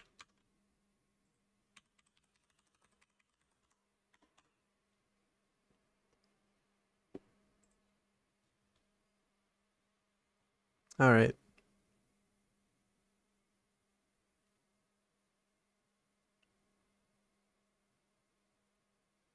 So this YouTube channel, Adventures in 9, has a lot of videos about Plan 9. And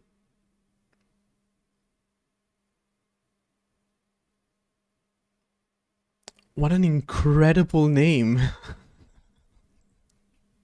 The chat file system.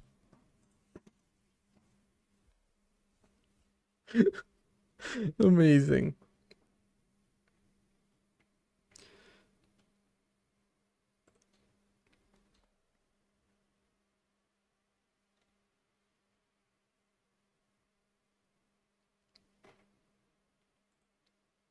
I was looking at this earlier today. He has these very simple fake file system. Which is like why I want to implement this stuff, because then I can do something like this. But Jesus Christ, what a horrible protocol. Except I'm not seeing any kind of like...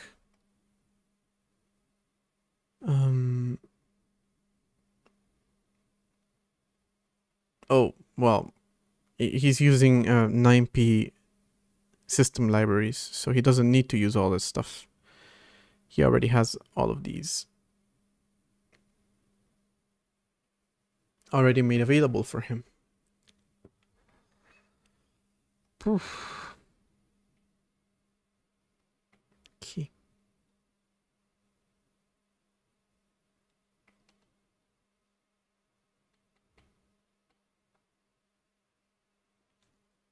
All right, I'm gonna do the attach. I'm just gonna stop wasting time now. What the hell did I do? Type def a struct. I'm gonna call it tattach. Wait, tattach. It is going to have a p9 packet header called header. It is going to have a uint32 FID or QID. No, QID is a different size too. So hold on. Then an AFID, another uint32 value. Then a uname, that's a string. So I should... That's a user name. I don't even have a concept of user, so this really sucks. And then on top of that, I need to pass it a... Well, first off, what I need to check is this one's definition of attach.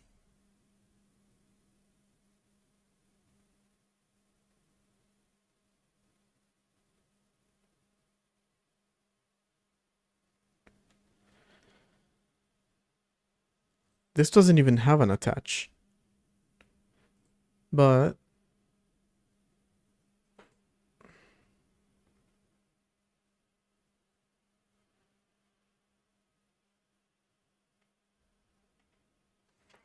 you know what? Let me just do read there. I mean, what happens if I try to do this one then? So let's ignore attach for now. My god, I am not enjoying this.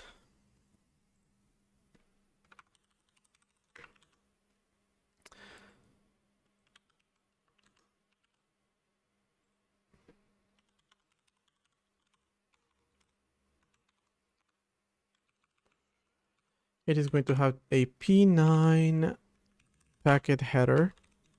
I really thought I was gonna enjoy it. Except it's like the worst of Unix, but over a network.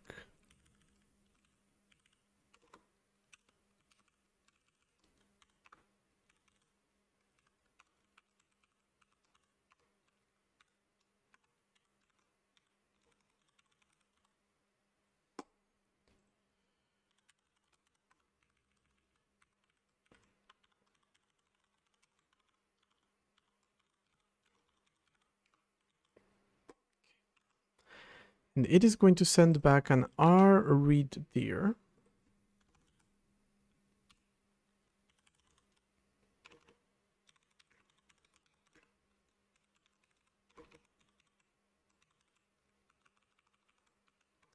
Which is going to consist of a P9 packet header called header, a uint32 called count, and a data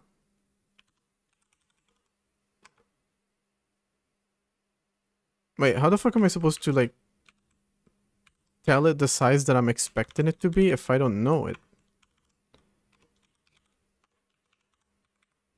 Not gonna lie, I'm having the same problem with designing my file system API.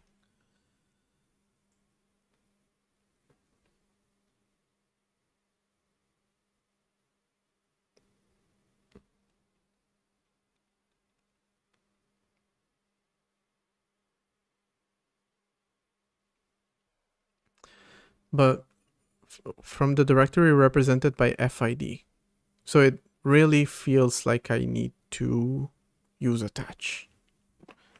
Because I to this moment, to this day, I haven't been told how to traverse a directory.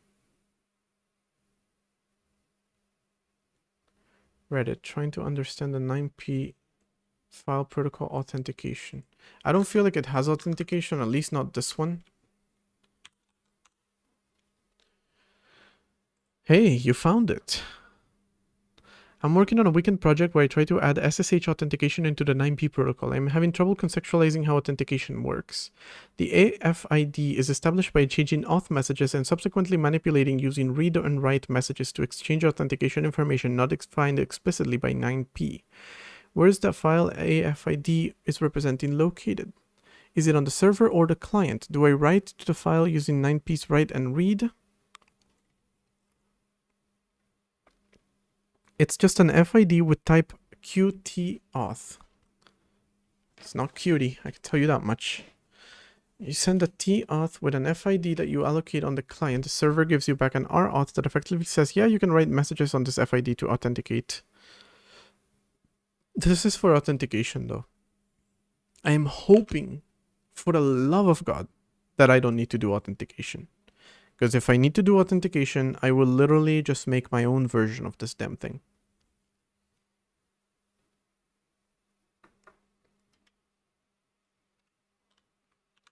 This feels so old.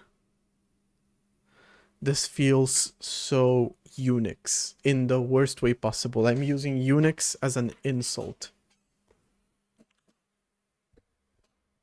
Just use no authentication. Thank you, Jesus.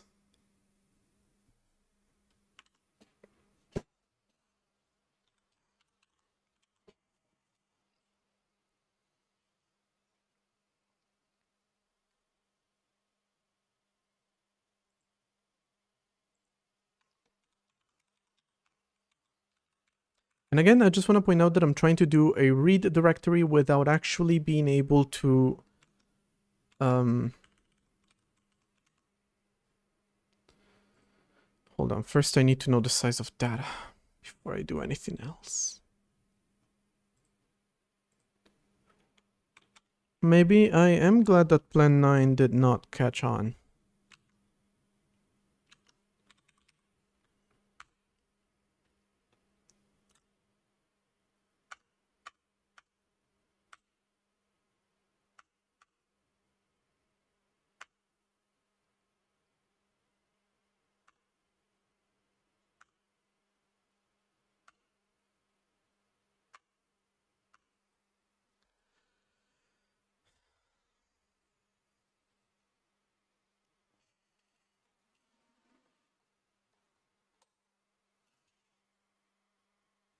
Hello.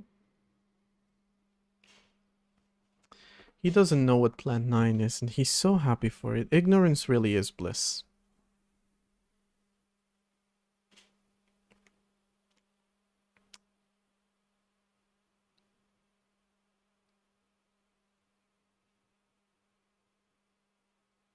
Where is data actually defined? Like...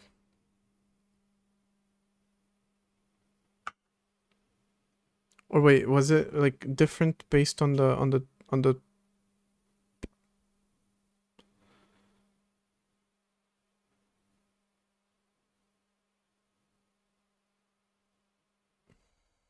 You use a QID to verify that you are accessing the correct file by comparing it to the QID returned by previous successful operations. Do they realize that if I had proper networking access, to be fair, I disabled it earlier today. But useless for the client, thank God. Okay. But do they realize that I could have just written my own file system at this point? That doesn't fucking work like this.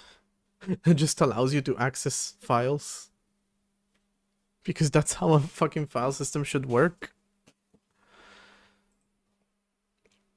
Okay, okay, so tiny issue. This one doesn't use a data. The walk. Read there uses a data. But I don't know what that data is. And I don't think this guy has written... He's written a ton of file systems. Like an insane amount of file systems. This is a file system. This is a file server. So is this one. So is this one. So is... No, this is a port of 9 front. He's written a chat file system. Kernel, network recipes. He's done Rockchip,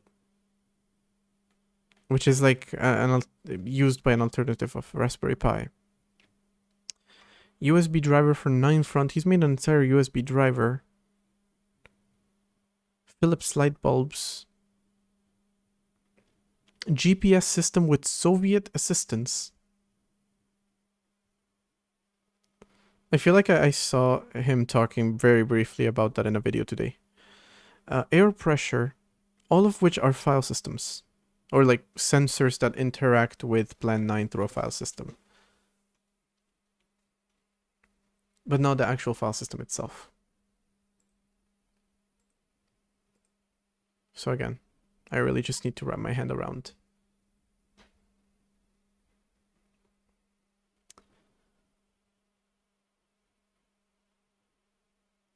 Represented by FID, previously opened with L open. Okay, so let me try to wrap my head around what I think is going on. How I'm supposed to do this. First I attach, and I tell it like, okay, file ID 0 or file ID 1. At which point file ID 1 corresponds to the root directory. Then I'm like, hey, open file ID 1. At which point it's opening the root directory. And then I'm like, read directory file ID 1. And it's like, read the directory for file ID 1. I feel like. I don't know. But what I was wondering what the data was, and it was literally right here. So at the very least I got a response for that.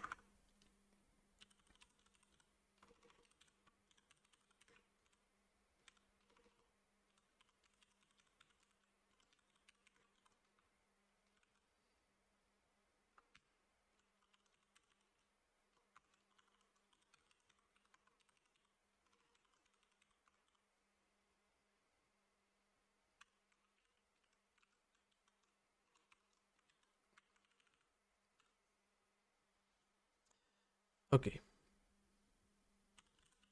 So I'm actually gonna completely ignore the QID. Which, by the way, I was sending the wrong size, but luckily QEMU doesn't give a shit about that. Like, in the slightest. No, but I do want to have like a distributed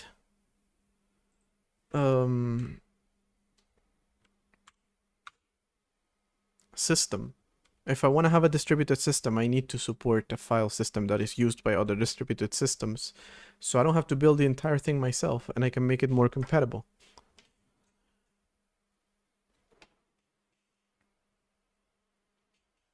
Okay. Then I'm going to pass an offset that is in uint64t. Wait, that's in the data. Then a uint8t type, a uint16t name len, and a char name len. Except I cannot do that. That's not a thing that you can do. And likewise,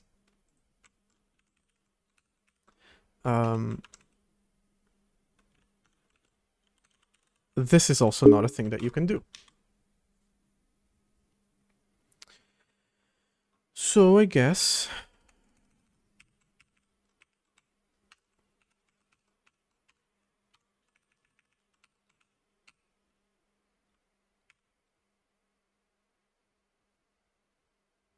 no, really, not supposed to be like that.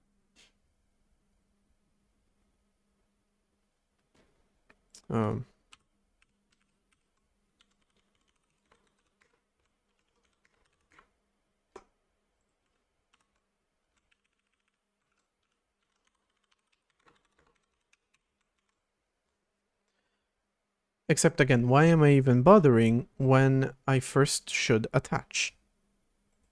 I 100% need to attach, so.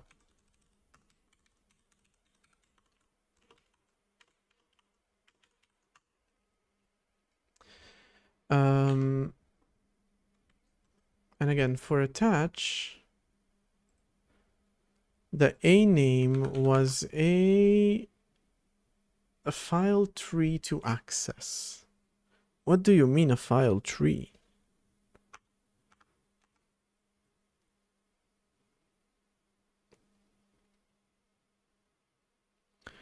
The auth message containing an AFID.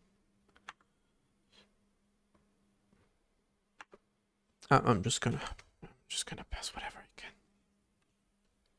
I'm just doing my best here.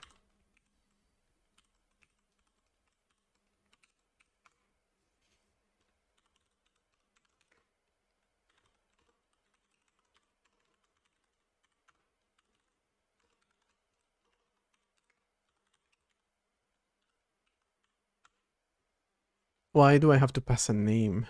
It makes no sense.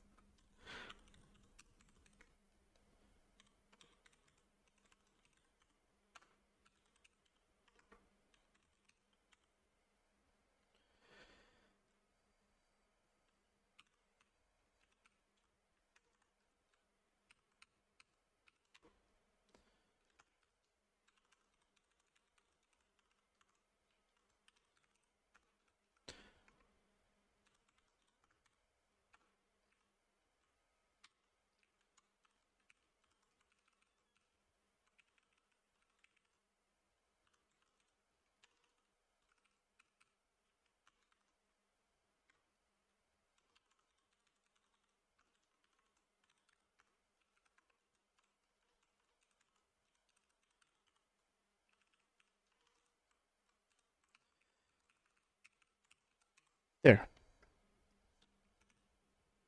There.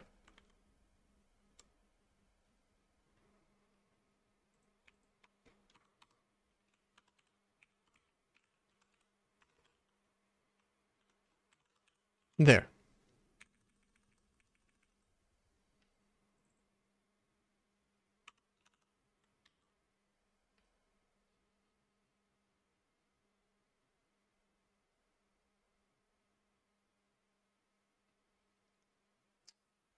About the mount points, that's what I'm not sure, like what the A name means, because like, what am I mounting to? Again, this is why I'm using the throwing stuff at the wall and seeing what sticks.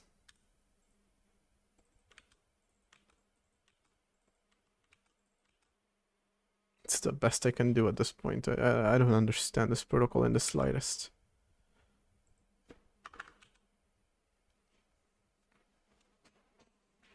But in that case, what I want to return here is not the FID.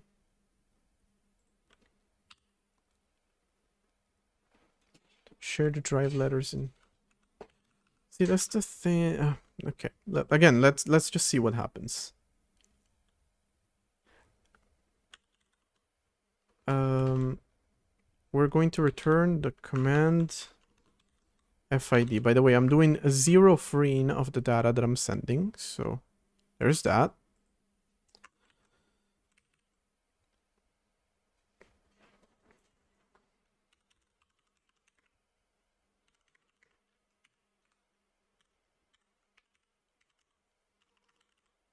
But most likely I'm gonna recycle a lot of this data, so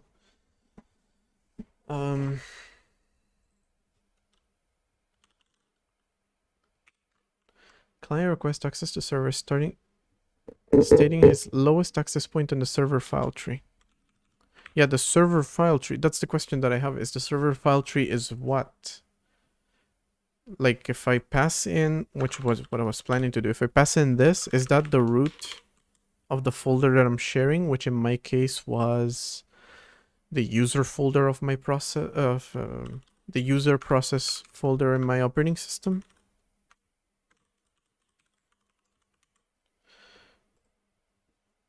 I guess we'll know once I actually do it.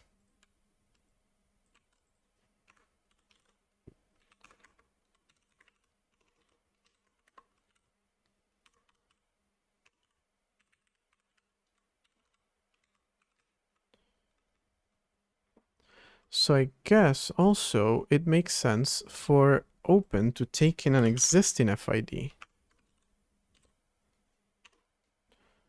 Right, so I pass that in.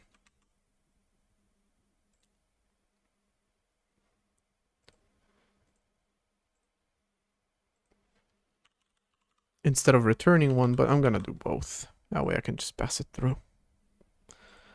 Okay. So ideally I attach. Yeah, that's what I was planning on passing for attach, is a name that.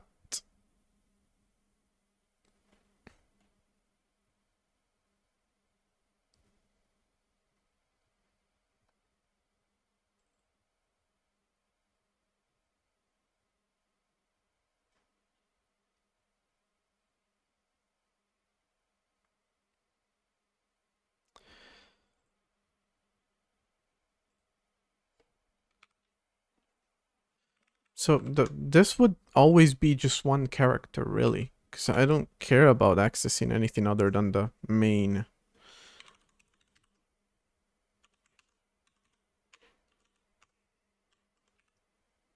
I don't know.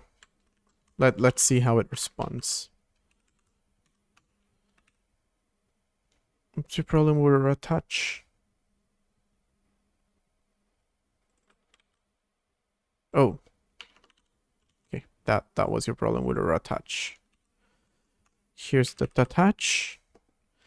And we need to pass you an FID, no authentication ID, uname length.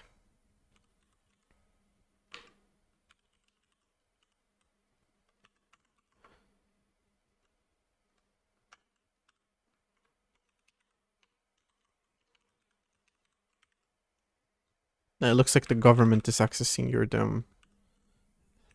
dem file server when the username is redacted.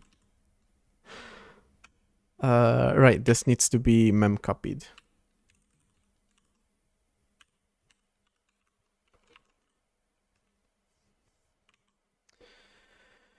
T attach, R attach, and as a response, I return back the fid, and I expect you to tell me the quid.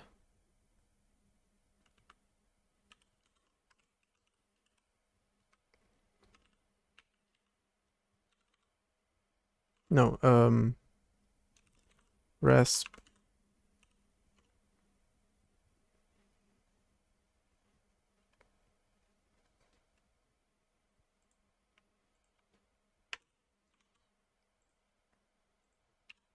quid, which is just gonna be one character, but that's okay.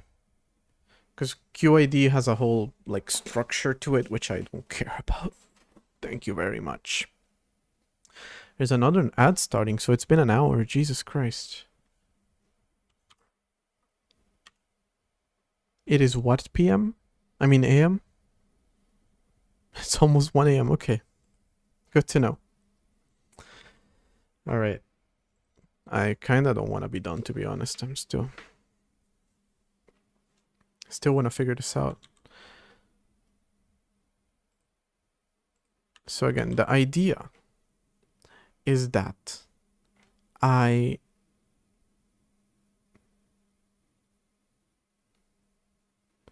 wait, read there takes a... That's weird. Hold on, where's the... Here. Read there does not take a name. Why did I say it took a name? There's barely anyone on Twitch, so I'm just gonna keep working. Read their data. It has a size, a tag, account, data. Oh, the name is in read their data. Okay.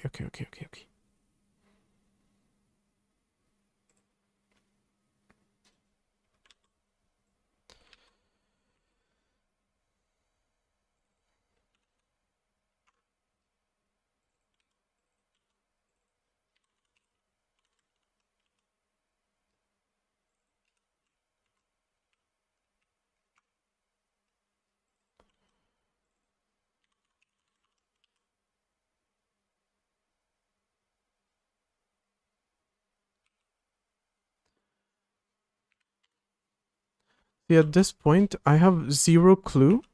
Once I list a directory and I say, hey, I want to access like file hello world txt, how to tell it that? Because I have a QID, but to open a file, I don't send a QID, I send an FID. It would make sense if I could just send a QID, but no.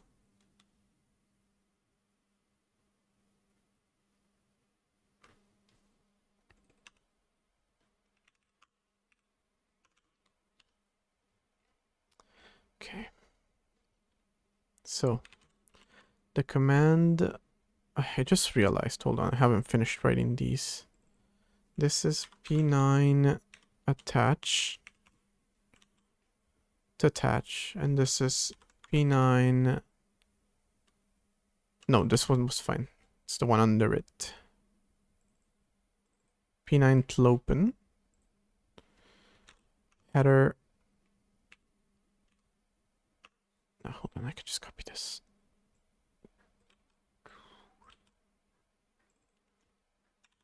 p9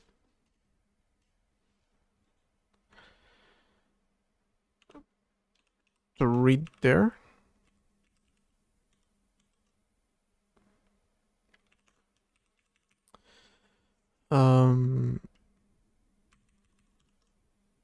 You still got a problem with read there? Yeah, okay, that makes sense. Which again, I have to pass an FID, not a list content. Oh my god. This is so stupid. I'm not gonna do the list content. I'm just gonna do the other one. With a fid. So a copy of this. That isn't an override. it instead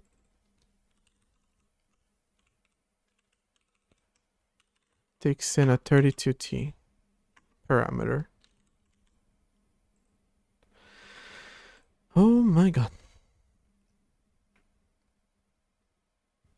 And what do I pass as count? Why am I telling you how many items I want in the count? Count bytes will be returned in data. If count is not 0 in the response, more data is available. On subsequent calls, offset is the... Oh my god, so you won't even give me the data altogether. Why they have to make this so complicated? That GitHub has a sample section. Oh my god.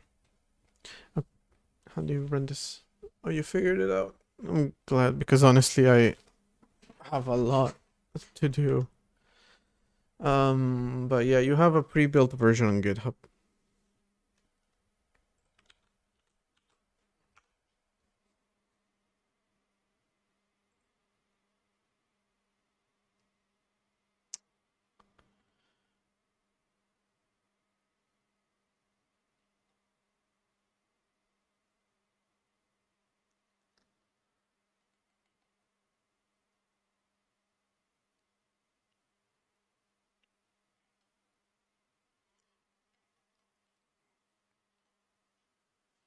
You good? Weird ass dog.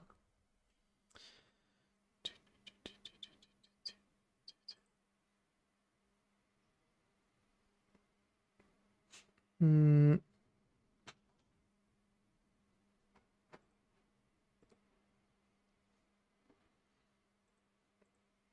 Again, I'm just... vibe coding is not the right word, but kind of, because I'm not even... The documentation is a pain in the ass. I don't want to read that.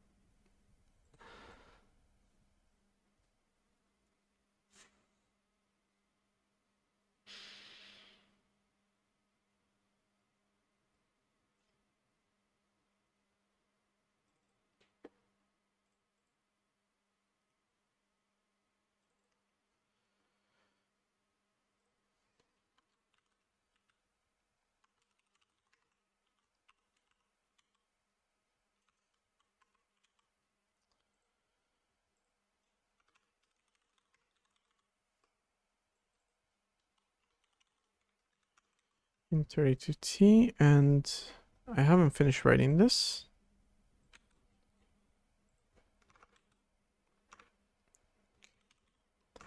So the response... Okay, let me see if I can get a count. That's how I'll know that this worked. Okay, so full...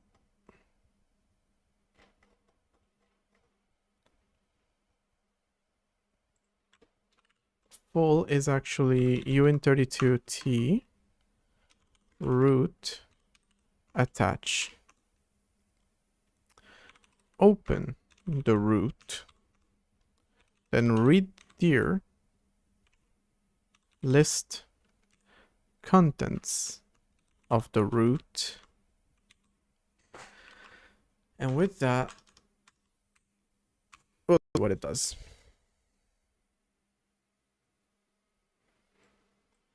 Fail to the code 104. 104 is the T attach. Okay, it's a problem. That is a problem.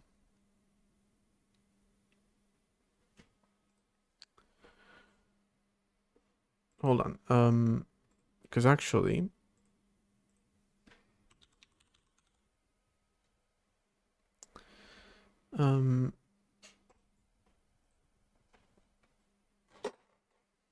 I can just read what it expects. It expects DDSSD. There's a D at the end. DDSSD. What's the D at the end? I don't think that's in the original. Attach. And here they were just very vague about what it takes to attach.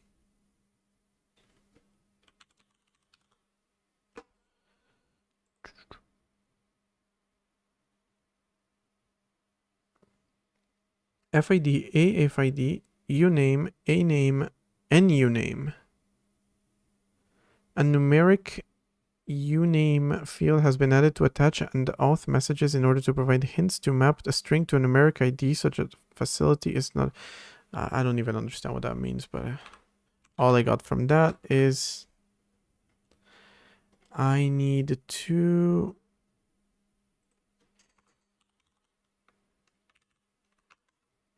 What did they call it? And uname. I guess it's a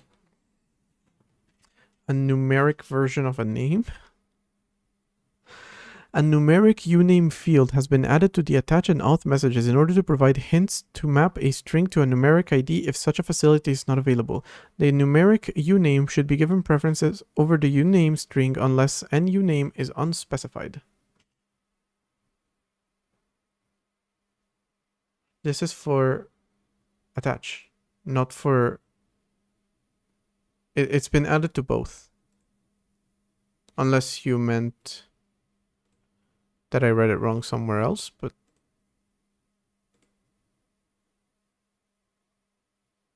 No, I think it's fine. I think it's fine. They added an NU name, which I am not sending. So I have to specify my own numeric name? Like, how do I...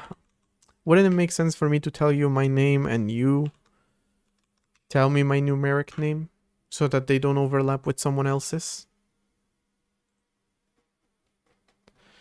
Now 40 is failing. That's a read directory. That means, holy shit. One of them worked. No, two of them worked. Hold on. Quid.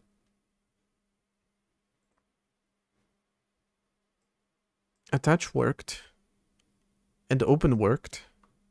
Both of which return different QIDs. However, first request failed. No, I mean, read dir failed. And read dir. Read.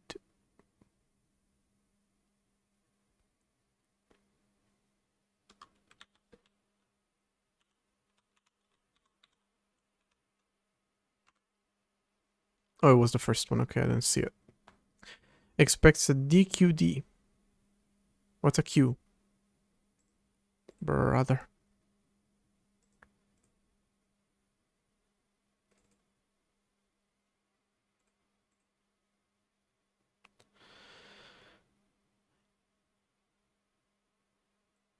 A DQD.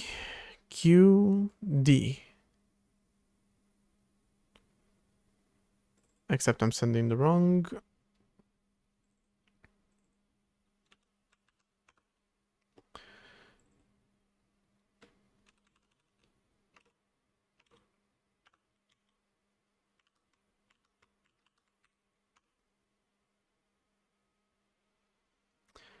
$41 failed.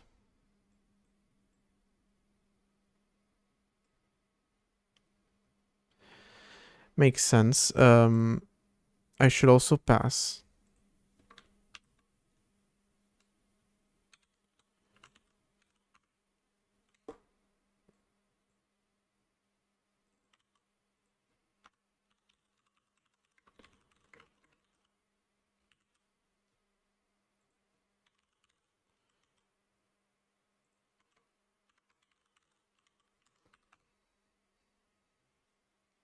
Okay. 372.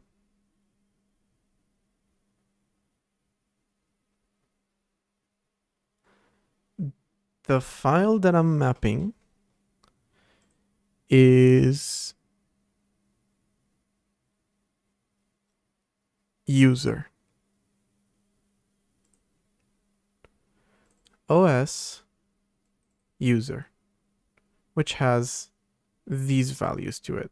It has 3 folders selected containing a total of 6. Maybe because of Git, it is adding extra. So here's what I'm going to do. I'm going to just create a new folder called test. Oh. Clearly, I've already been testing something. P9 test. And now from here, it's going to be P9 test. That's the one that I'm going to share. I'm expecting a count of 0. Except I get a count of 51. A lot fewer than before. So clearly it worked. But 51.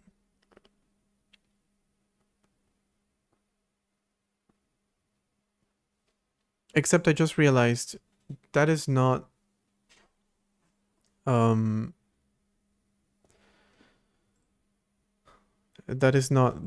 number of entries. That is...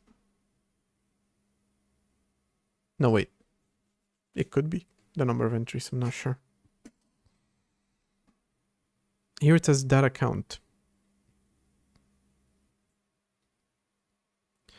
But I think that means size count. So yeah, that is 51.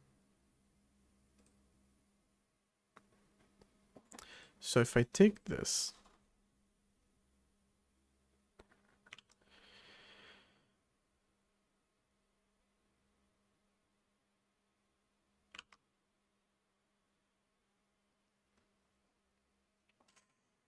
how much is that? Let me see. The size of data is 8, 9, 10, 12, plus the size of the name. Are you telling me that there is something that has a name that's that long? I highly doubt it. What a protocol. What a protocol.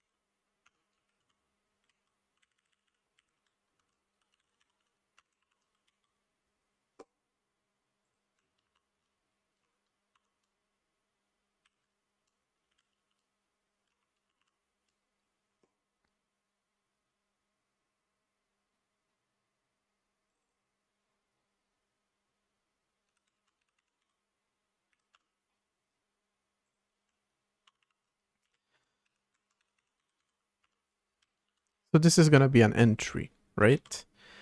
This entry, it's going to tell me it's... I highly doubt this one is going to have period and especially like previous directory. I highly doubt it's going to have that because that would kind of like violate this being the root directory. But maybe, yeah, we have... One of them is... Oh, maybe it does have it and then just doesn't give me permission to access? Because, yeah, what you're saying makes sense. 26 and 25 bytes, that's 51. All right, let's know for sure.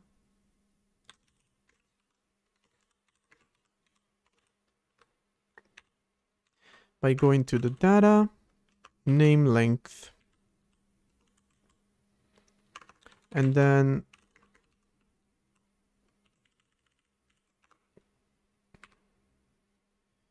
if we put a char pointer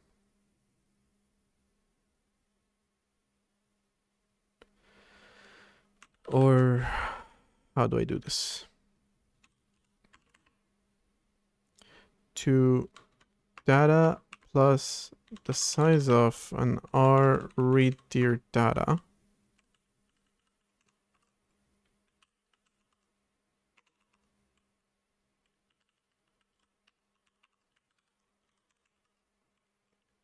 as a string.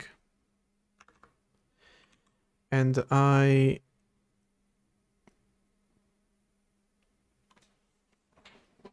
all Unix systems. Yeah, I guess I just don't know if the double period one is available at the root directory, because again, it is pretending that this is the root directory, even if it isn't. It's just a random folder inside my home folder, but it should pretend that it's the root directory. But what you're saying makes sense, so I'm most likely assuming I'm gonna see what you're saying. Okay,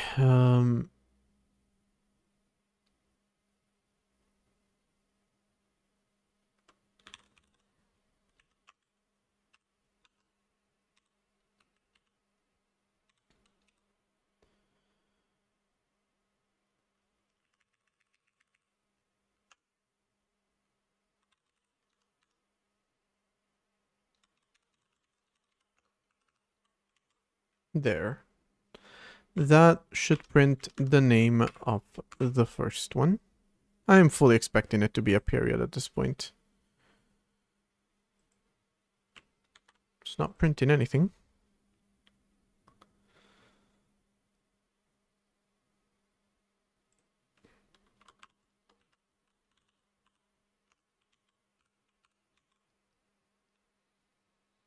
All the directories have self and parent. Even the root directory, I didn't ever stop to consider that, to be honest. Okay, so from the looks of it, yes, this entry has just one. I lost my hair tie and it's like semi-transparent. So it's on the floor. I don't know where it is. It looks like you're correct. It would probably give you the same root. Yeah, most likely. Now I wonder.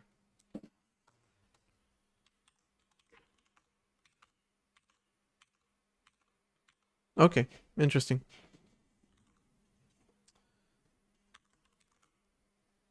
Oh yeah. Never stopped to think about that. You're right though. Okay, I'm not getting the name correctly. Though I am getting the name length correctly, but I'm not getting the name.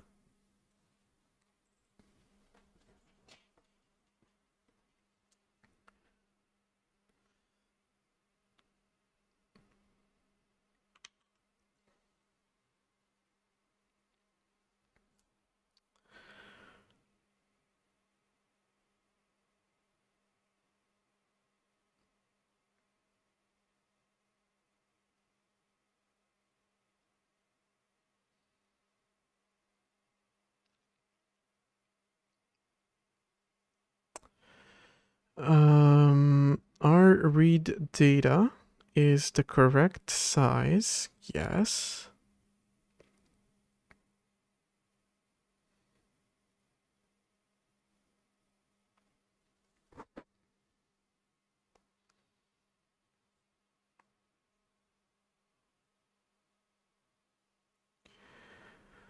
But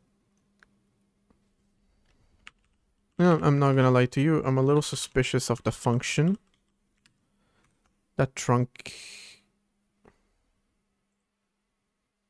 I just realized what it is. Yeah, the function returns a string, which is a type.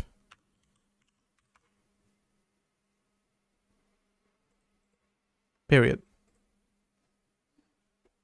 Okay. Now,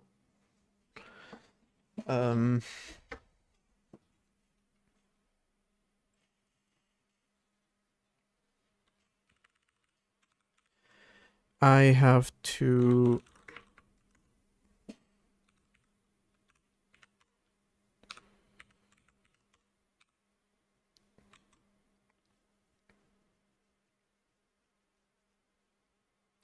do all of them. Ideally.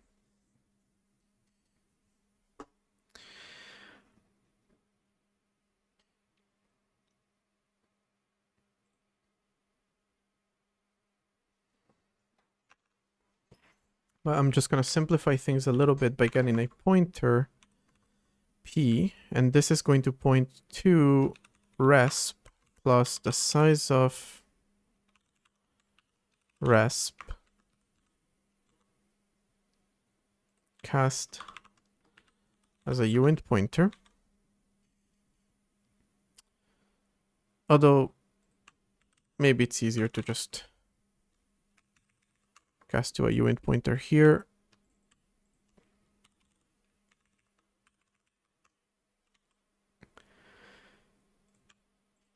Instead of literally everywhere else.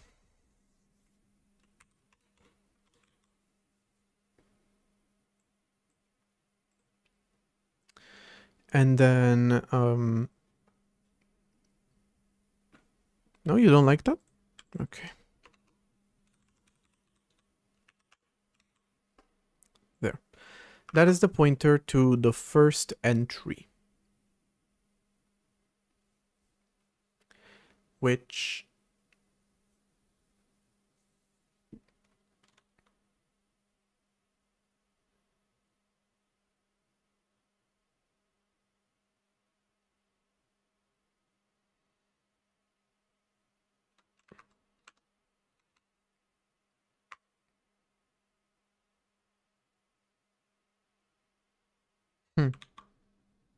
it said something about if data is not 0, then there's more. Oh, what if data is 0? Then I guess I shouldn't really use it. Okay, how I was going to.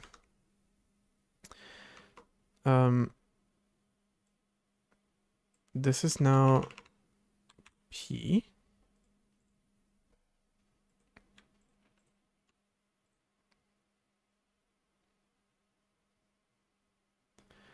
This is now P plus that. Okay, so now we're gonna want a while loop.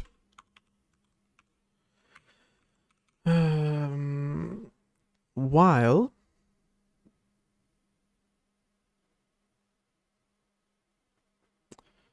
how do I know when I reach the end?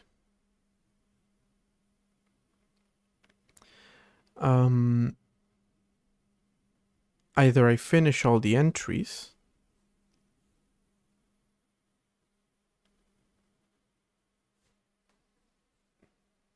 No, you don't know the size from count. At most, count bytes will be returned in data. If count is not 0, then more data is available. So essentially,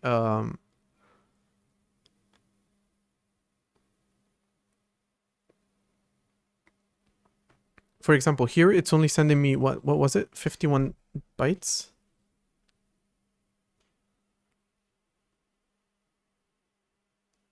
Wait, but we read those before, right? Okay, hold on. Hold on.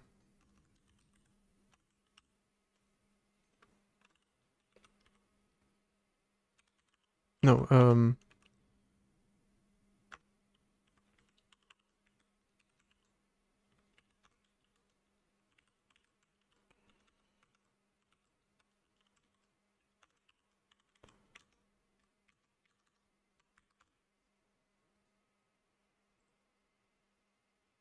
no, it does send me the data size. It says if it's not 0,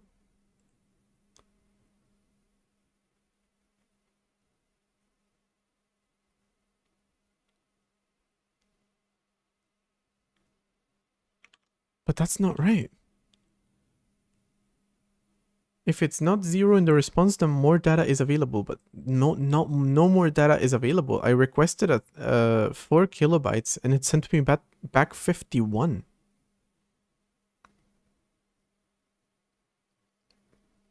So that's the read dir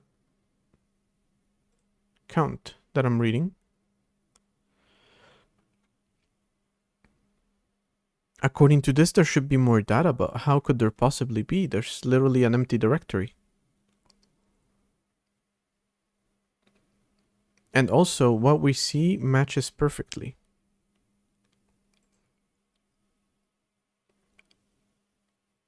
If count is not 0 in the response, more data is available. Are you sure about that? Because I am not. It is literally an empty directory with 51 bytes of data.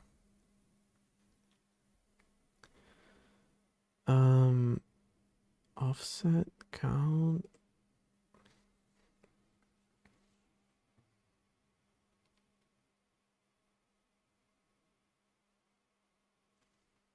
You're lying. You're lying. That's the only possible explanation for this. Let me try a really big directory and see how much data that returns. So now it's going to be kernel, which I'm expecting is going to have a lot of data inside of it.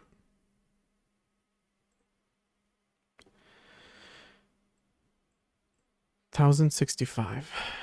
That's not enough. I requested more than that. But in that case, I am just going to lower the amount that I'm requesting to 1,000 decimal.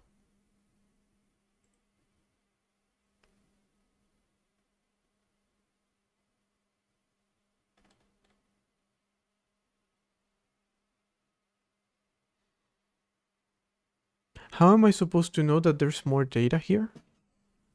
It is sending less than I expected. At most, count bytes will be returned in data. Obviously, it doesn't send more than 976 because I only requested 1,000. I guess the last entry that could have fit doesn't fit in those 24. But again, it says if count is not 0 in the response, more data is available. Clearly, more data is available here.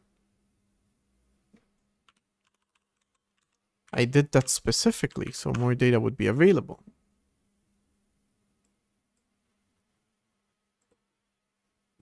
Now you're responding with 1,065. There's no more data available than that, my brother.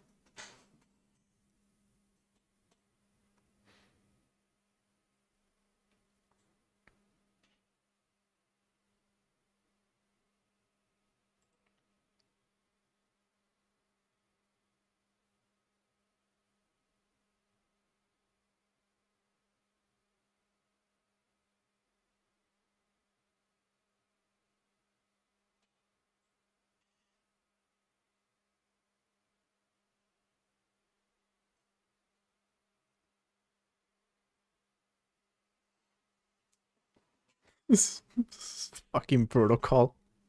I swear to God, it makes no sense. I am requesting a maximum amount of data. If that amount of data is less than the total amount of data, it returns however much it sent me, which is reasonable. If on the other hand, it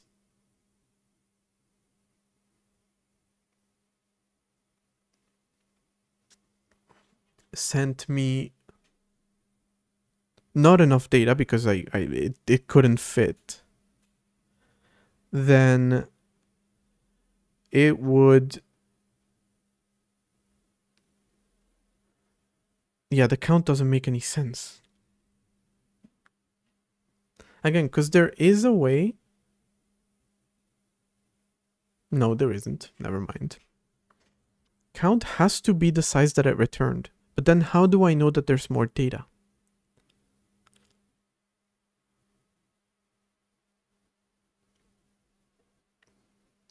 This here has to be the size because otherwise I don't know how much data to read. That part makes sense.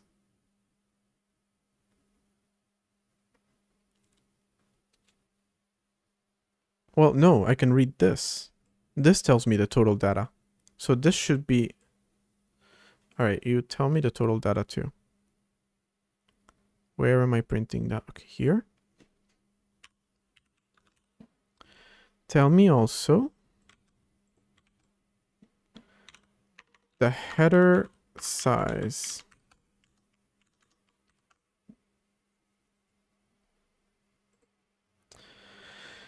$76.65. So the header is 7, and then on top of that, it is also sending 8, 9, 10, 11 for the count, plus the 1065 of data.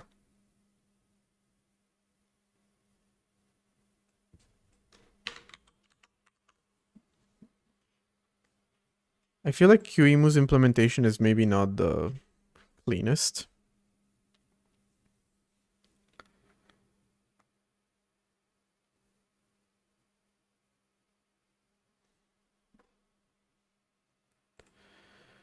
Let's see what QEMU is doing for read dir.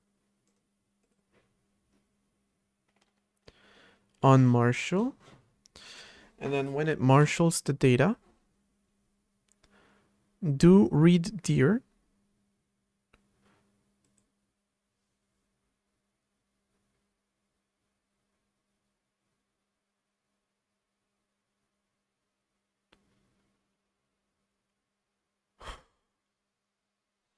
So hard to read. Okay.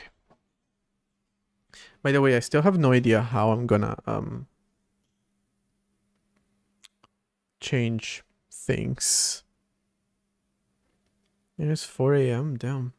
Oh, it is 1:30 a.m. here, so I should not keep going too long, but I kind of want to figure this out before I...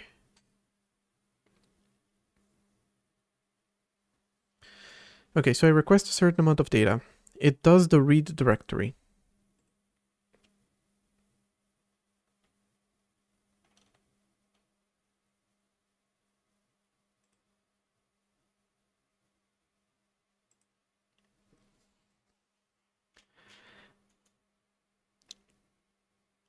If 0 is returned, then you know you're at the end. That's not true either.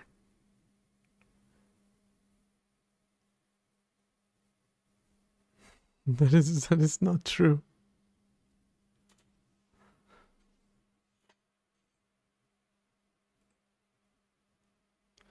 Because okay, look at what's happening.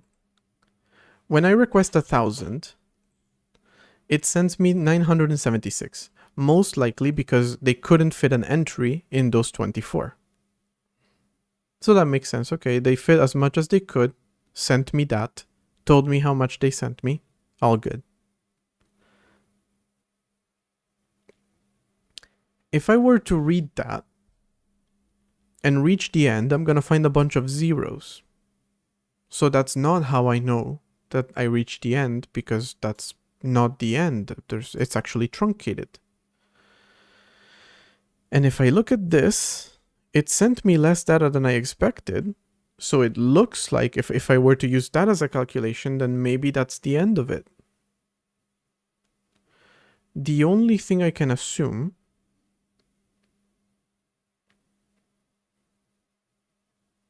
is that if I do another call afterwards, let me try that, okay?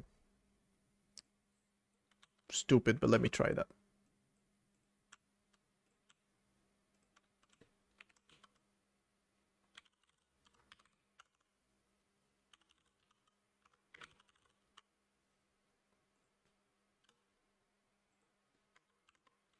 The damn calculator button right there. If count is bigger than 0, then I'm going to list contents with the same FID, and damn it, I'm not reading the offset. Okay, I need to actually list all the directories and then do that.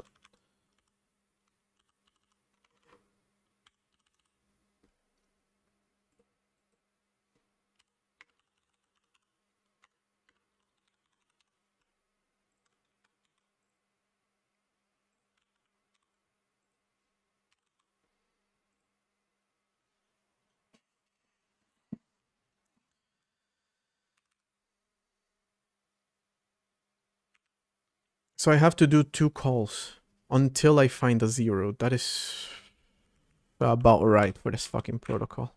I cannot wait to support my own as well. It's gonna be network only, so I'm gonna wait for the network refactor, and after that, it is on. P smaller than resp plus count.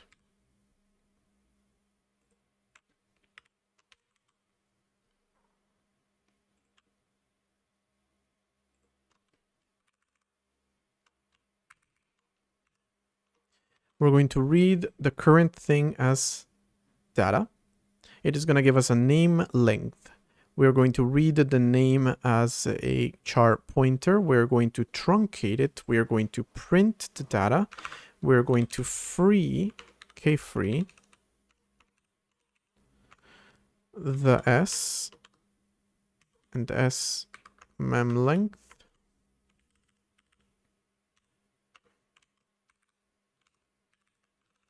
And we are going to increase the pointer by the total data that we read in here, which is the size of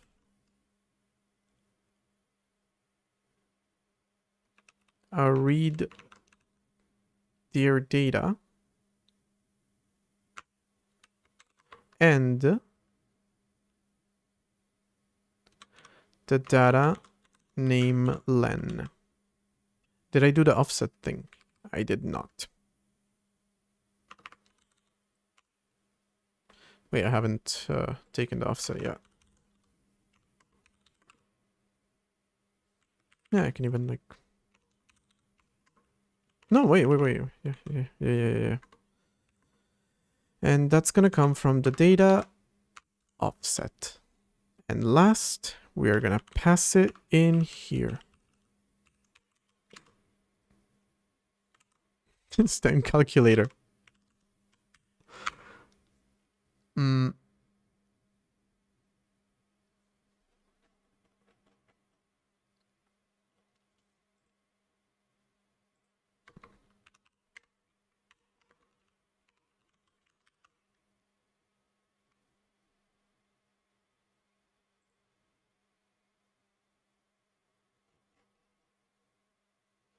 That ain't right. That ain't right.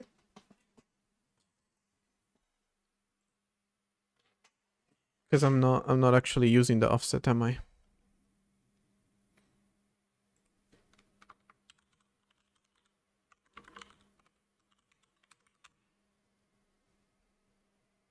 Okay. It eventually returns a 0. And so it ends. Okay. Fuck this protocol. No, okay, I guess that makes sense. And here's all the contents. HW, period, linker, memory, file system, makefile, networking, boot, audio, graph. Okay. This is here. The period is the second one.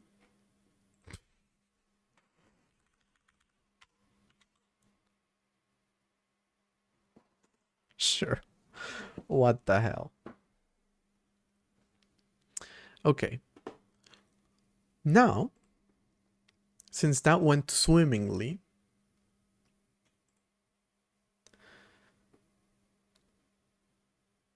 I have a simple question.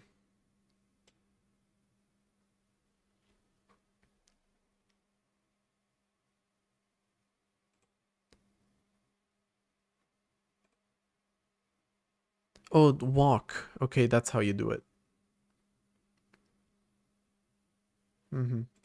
But this doesn't use walk, does it?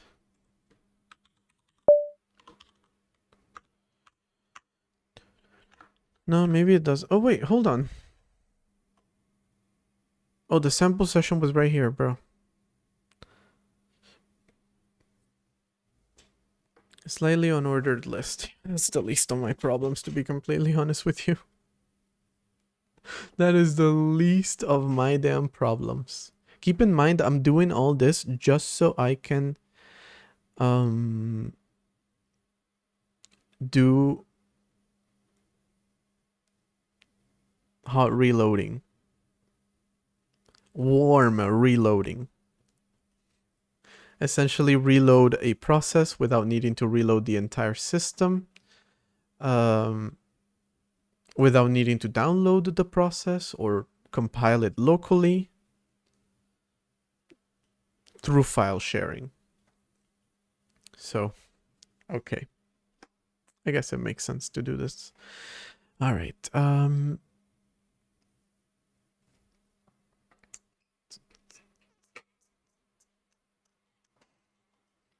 T-walk. Okay, so that's what I want to do.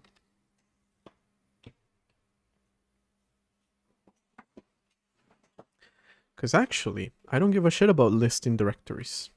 And see, you mentioned that section, but I started looking in here.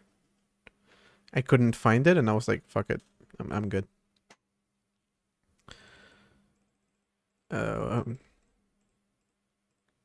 We'll improvise it. Okay, that was walk. This is what walk takes. Walk is used to descend a directory represented by FID using successive path elements provided by the W name array. If successful, new FID represents the new path. Interesting. Because I can actually pass multiple names in the W name array. Let us see. Because actually, list directory, don't care in the slightest about that.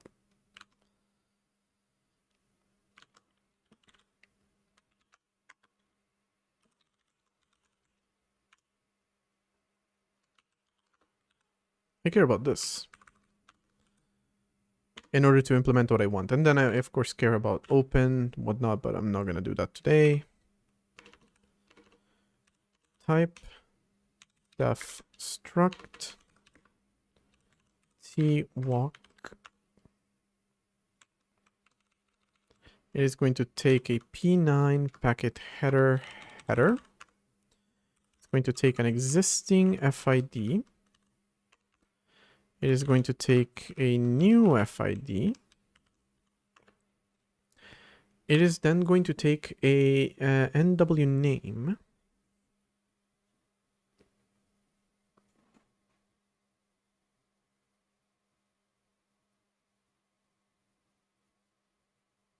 Number of entries inside W name, I assume, is what that means.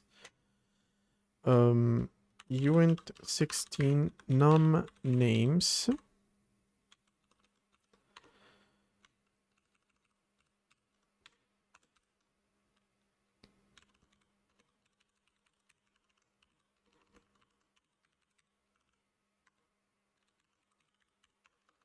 And it is going to respond back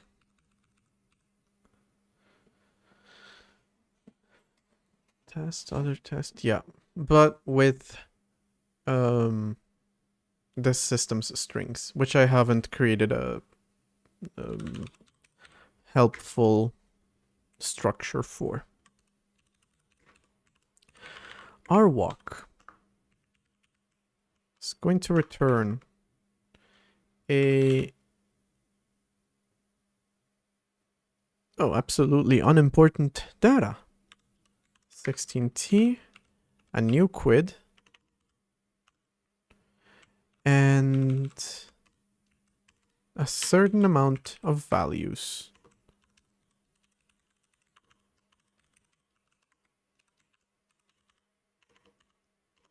I absolutely do not care about this. So here's what I'm gonna do.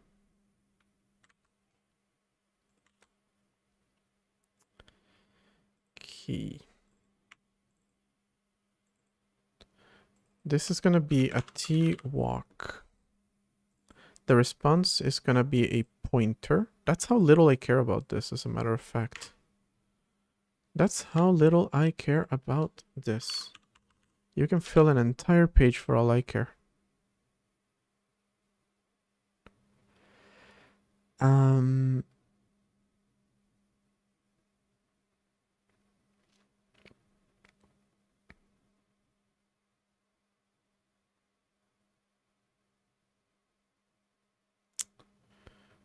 Ta, ta, ta, ta, ta, ta. Yep.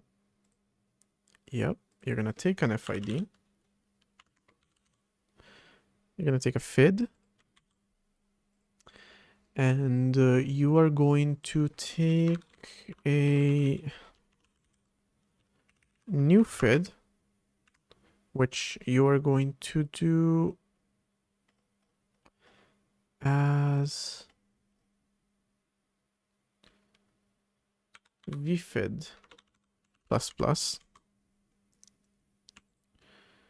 Then the number of names I need to calculate and all that stuff I need to calculate. But before I do that,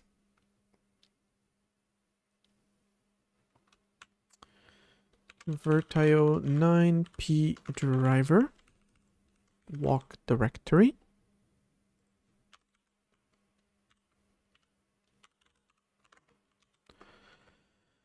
There it is.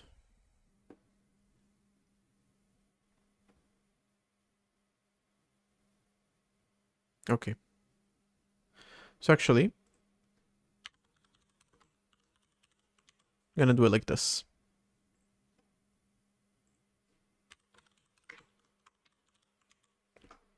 And I should have a function for calculating the name correctly.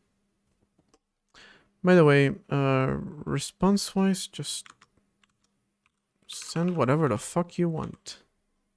Genuinely don't care. All I care about is returning the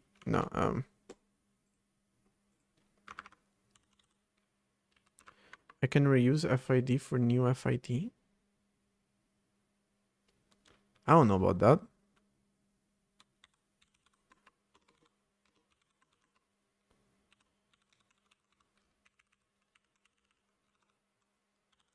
Because I want to keep, no, ideally, I'm just going to keep the current directory. If I design it the way that I'm thinking, I should be able to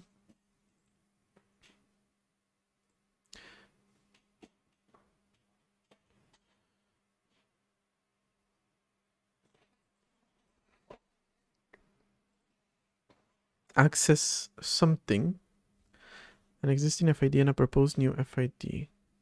No, okay, that's what I'm thinking. Right, if I use just walk directory, it should be enough for me to implement this function without the list contents and all that stuff. Open, and then read, which I haven't implemented yet.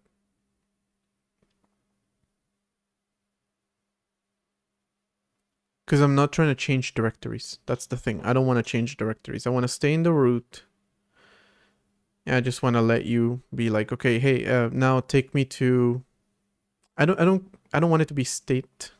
I want it to be stateless, essentially, so that you just go like, okay, send me I don't know, game.red/game.elf or game.red/resources/sprite.bmp or whatever.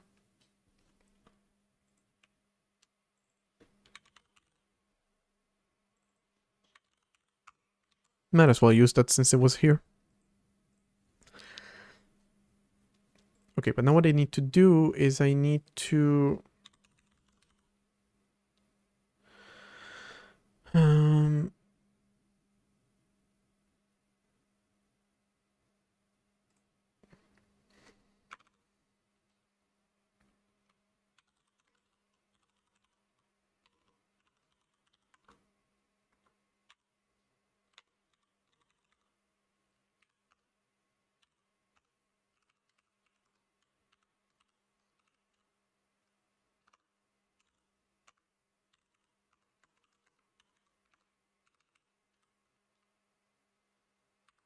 no, do I want to do while?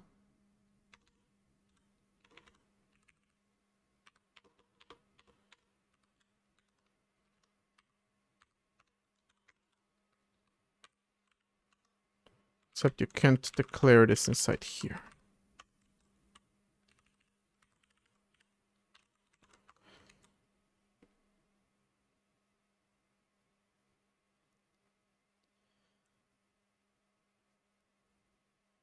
Oh, whoops.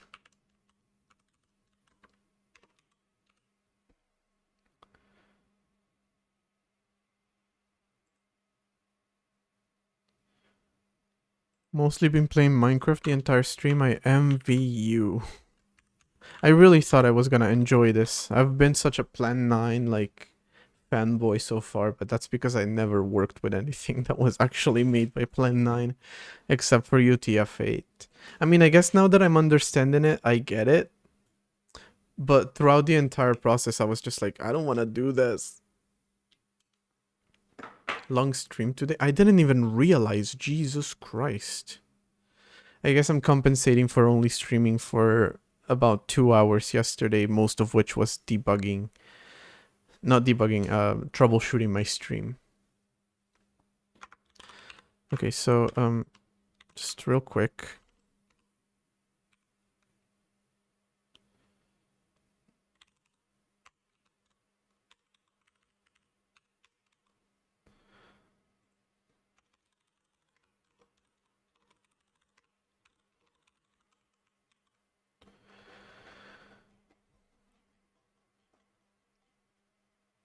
Instead of listing, what I want to do now is walk the directory root until I reach, currently using this. So, hey, you know what?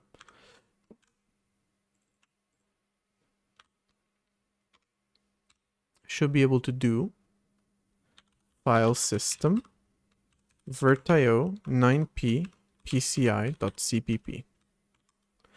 And I do assume that it won't let me just do that. Probably. No, maybe it will. Maybe it will. Even a file will work. I don't know. But I'm assuming it will because there's no other way to select a file and get a selector from it. So it's gotta be. But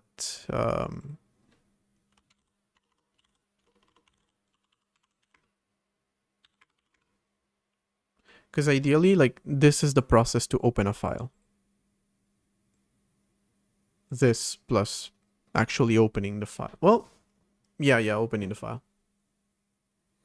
I'm assuming we need to open the file.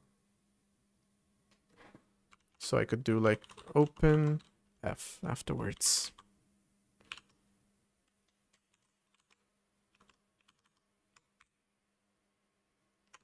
But we're not actually sending a file. Yeah. Hold on. Forgot to do the recursive part of this function.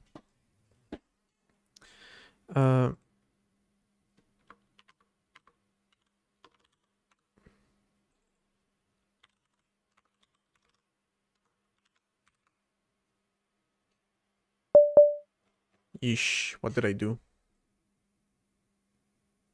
Clearly not using this right, am I? I don't know, I got a feeling that I'm not using it right.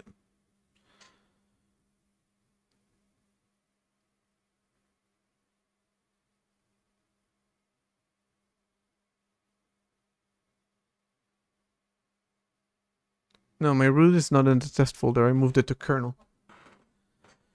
Don't know if I'll ever get past the kernel for a project for your final year at uni. Damn. Nice. Am I being stupid? Probably. It is 2 a.m. So real quick, I just want to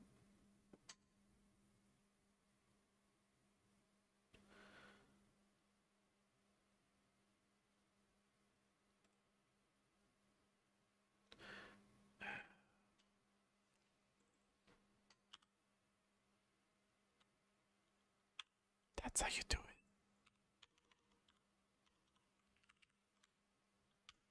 That's how you do it. No. Oh, no. It worked. Okay.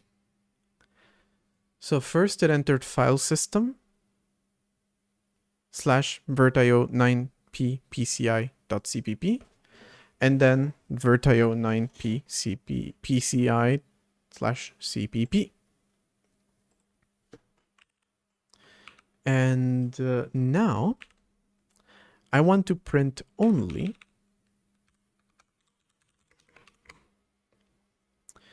a string from literal length, the path, with new path minus path, after which I want to advance the path. And I'm going to print that string, and then I'm going to free that string. So you adopted some C++. When was this? I'm not sure where you left off, but it's been quite a while since I've had CPP.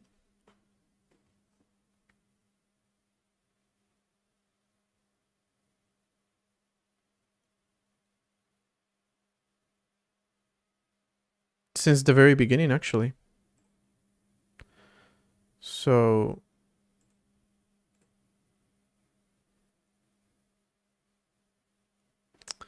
well, not since the very beginning of the project, but since the very beginning of when I started on YouTube. Okay. So with this, I should be able to compile a proper list of strings.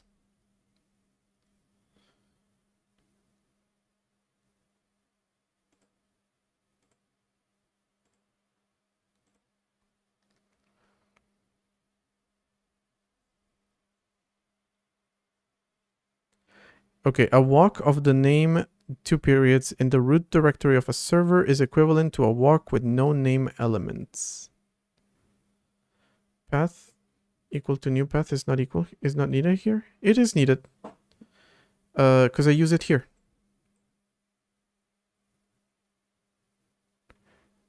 And yeah, while can now go at the front of the loop. It doesn't really matter anymore.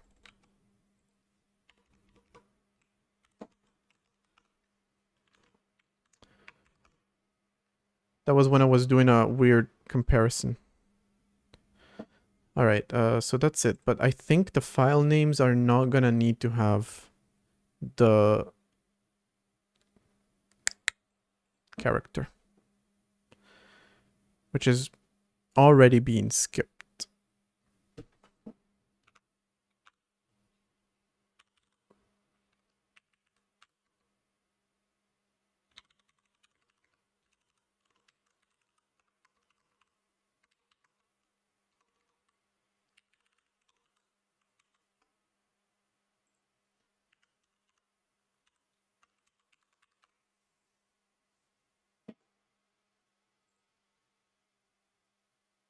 No, I did that wrong. I mean, for this it's fine, for this it's not.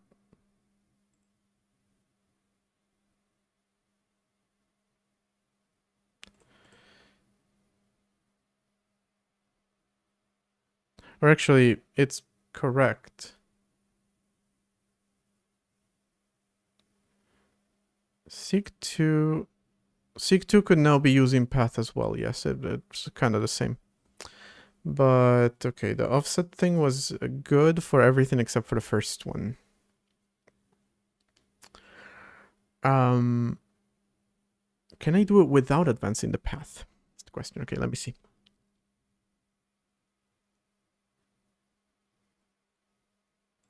No, not really.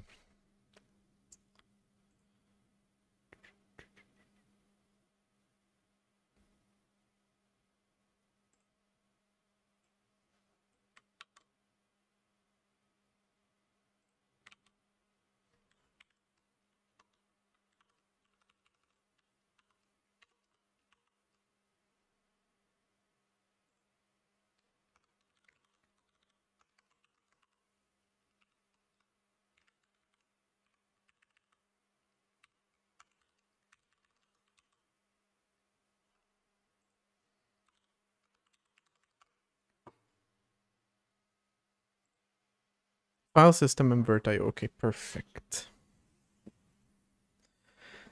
Okay, so now I want to construct the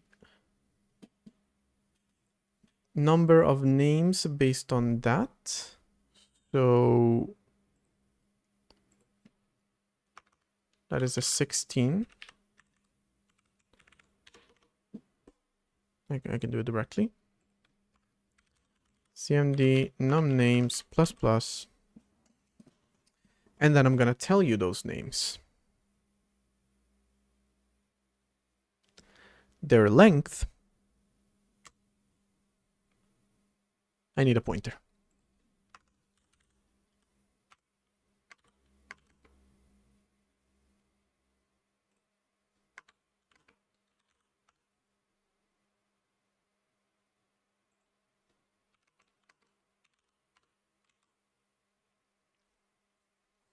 Ah, it's so nice when you don't free memory.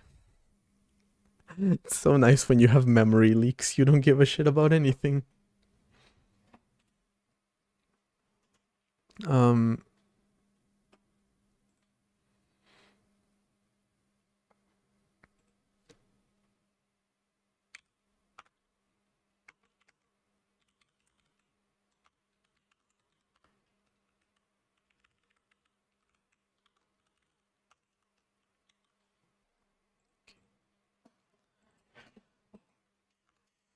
That is going to be, P is going to be the pointer of, it's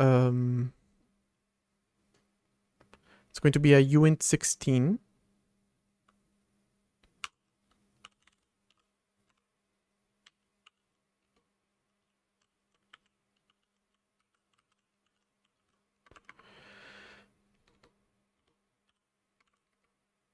And in there, we're going to write s.length. That's the name of the string. We are then going to advance it by 2. At which point we are going to mem cpy into p. The s.data at s.length. We are then going to skip the s.length. And we're going to move the free. And we're going to cast you to a void pointer. Essentially, creating the array. I sure hope. If you don't complain, anyway. Nope, it did complain. It did complain. Most likely because I forgot to change this to P9 walk.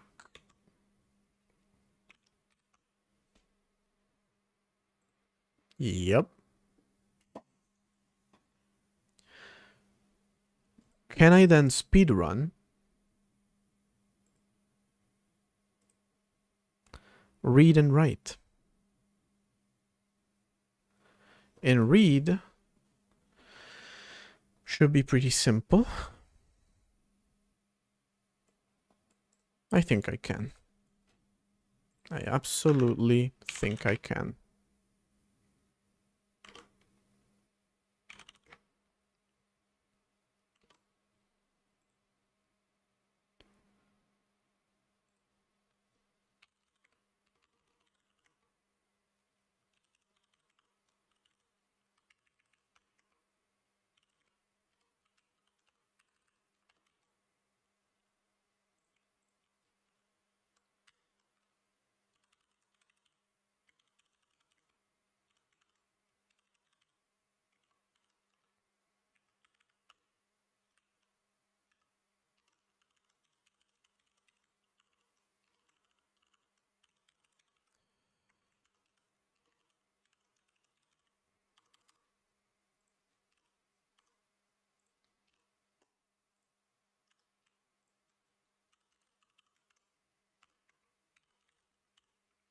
Yeah, I don't need a full structure for this. It's literally just a 32-bit.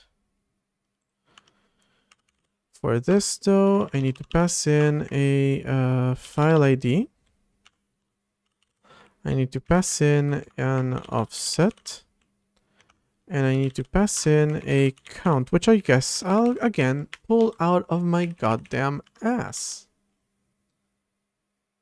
Pretty sure the ad on Twitch ended right as I said the word ass.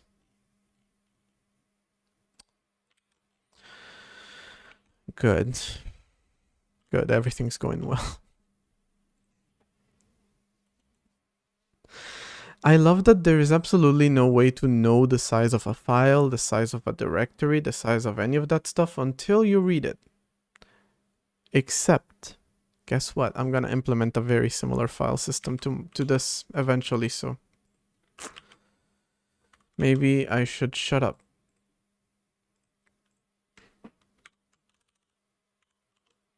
Yeah, Vertio 9p driver read. Which everything that I'm writing, I should also like generalize into a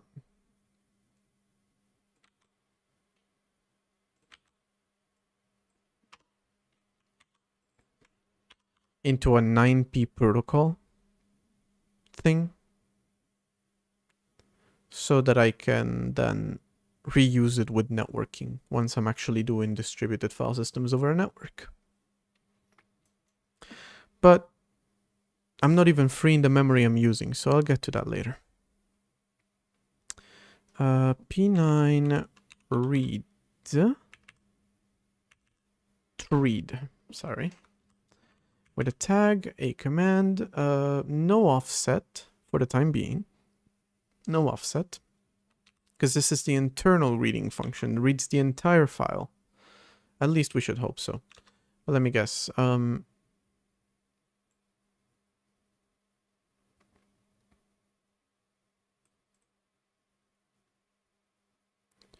A chunk of the file that won't fit in a single request is broken up into multiple, cannot be used on directories. Not a problem. Not a problem. Okay, that. With a tread, tread. Oh, I forgot the P9 packet header.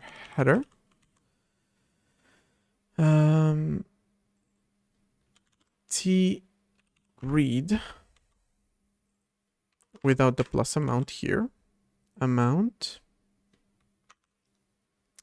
And then it's going to be a very simple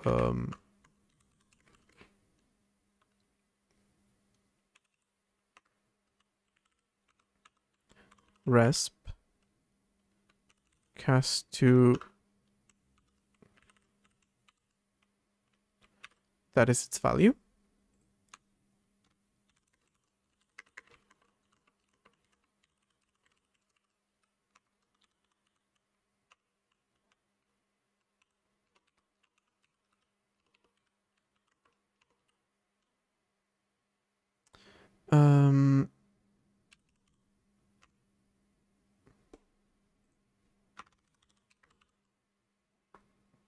Wait, yeah, can I just do a, assuming I'm reading a readable file, which I am assuming.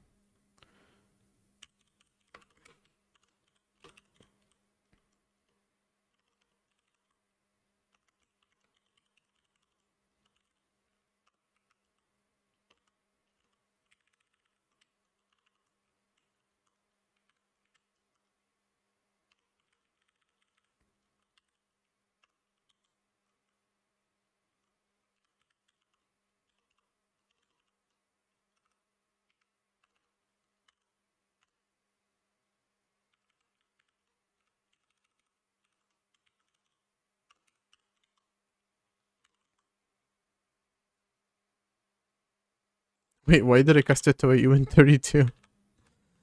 Alright. Speed running this so I can go to sleep afterwards. I'm not even looking at the size. Yeah, I should. You should look at the size 100%. Because actually, equal to string from literal length. The literal is this. The length is size. The print is for s.data. And the keyfree of s.data, s.memLength. Oh, I'm scared.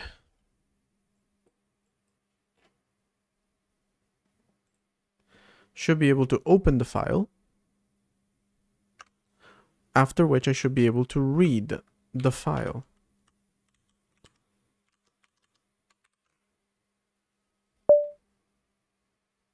System has crashed. Hey. Nah, I fucked up.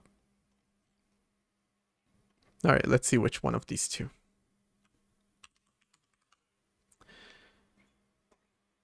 Open works. So clearly it's read. Alright, first we check that I'm sending... first off, I'm allocating a whole lot of memory in here that I shouldn't be. T-read is just an FID with an offset and a count.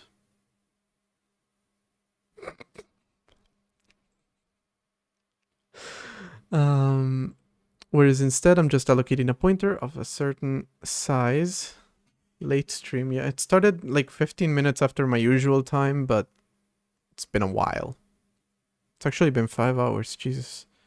Been implementing the 9p protocol. I started hating it, now I understand it. I hate it a little less. Not gonna lie, I feel like they could have done things a little better. But now that I'm used to it, now that I have the functions that I need to avoid all the stupid stuff, I don't care too much anymore.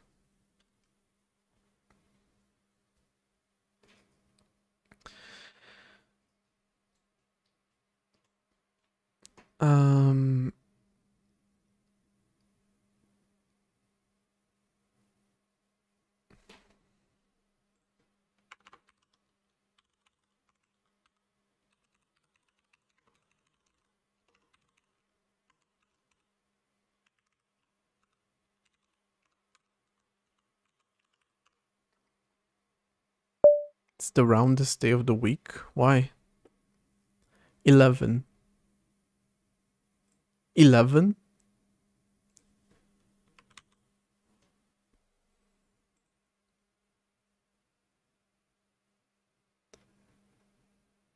Oh wait, I'm not sending a count. Jesus Christ.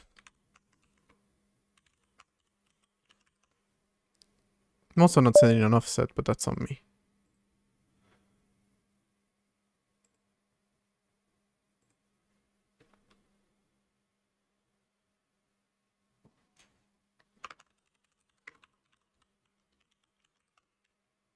The entire reason it was crashing, by the way, is just a missing return.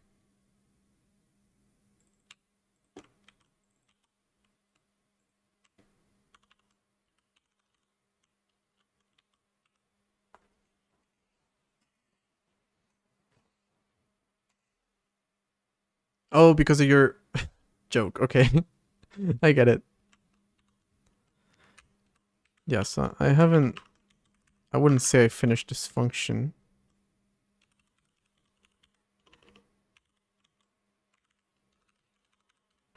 Has to be recursive like the other one.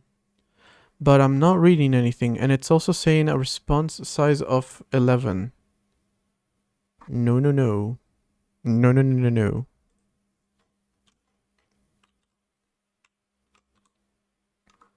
Also, I don't care about printing the QID anymore.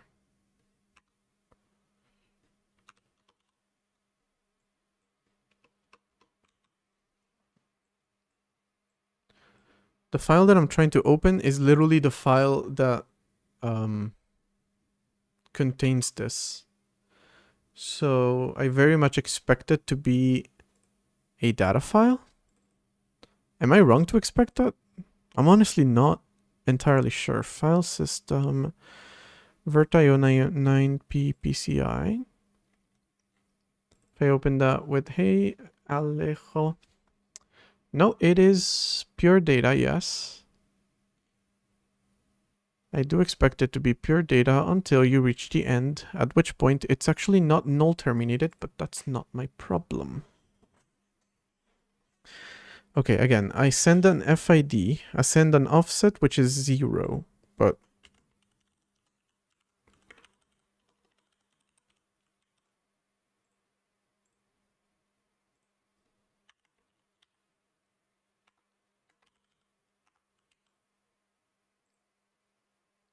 Are you into programming? Not at all. Never tried it.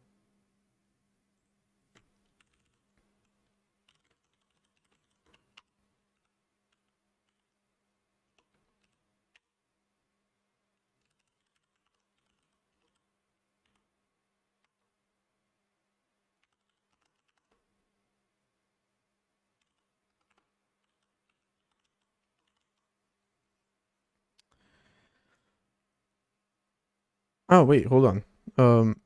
The response, I forgot, also comes with a header.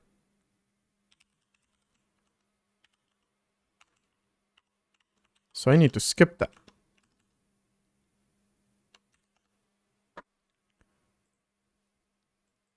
You want to be a programming content creator? 9p is the virtual file system for sharing files between host and guest, right? Yes. So it's actually a Plan 9 thing. It's very Unix. It's very Unix. Now that I understand it, I'm not struggling as much with it. It's all I can say is just it's very Unix.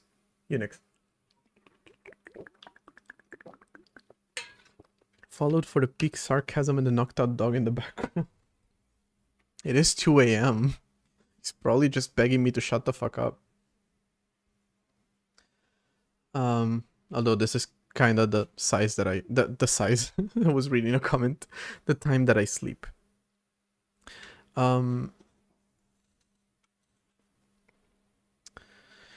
Size of response. So this should be correct, but then yeah, I'm missing this here as well. Thank you. About programming content creator, right? Honestly, I just went for it. It's not like I did anything particularly special for it.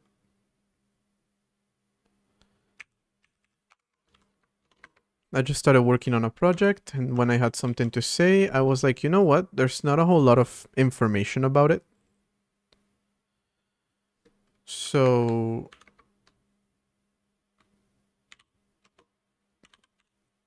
I'm gonna post something.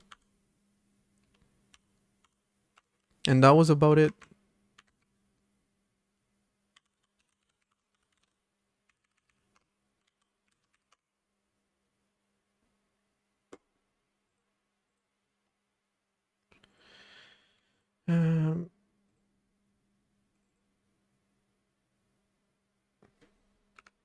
The thing is, the amount is the size that I'm allocating here. Amount is the size that I'm allocating here. It shouldn't be the size that I allocate here. Because unlike the other one, I do expect it to send me as much data as it can. But it's nonetheless wrong data. Okay, so let me get rid of the recursion real quick. You're a content creator, you're like, so I want to like programming, see the other people.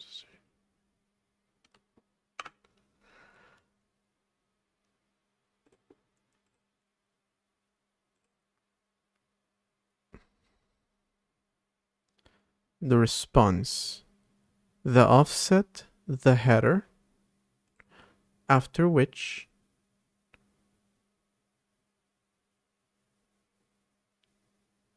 I expect to find the data. But I'm not. I am not. I can try one thing.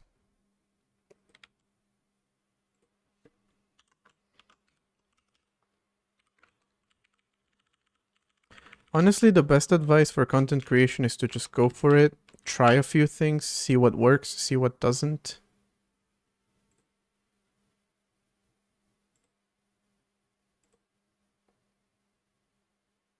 No, I'm not reading anything back.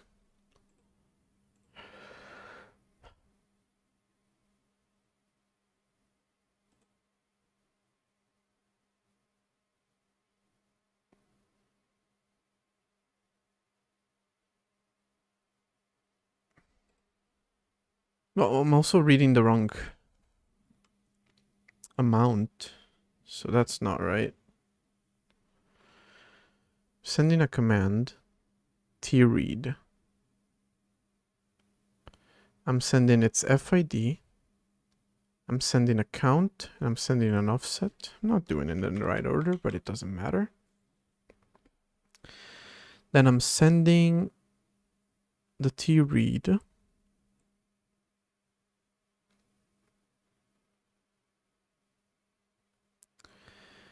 And the response length, the flag is correct.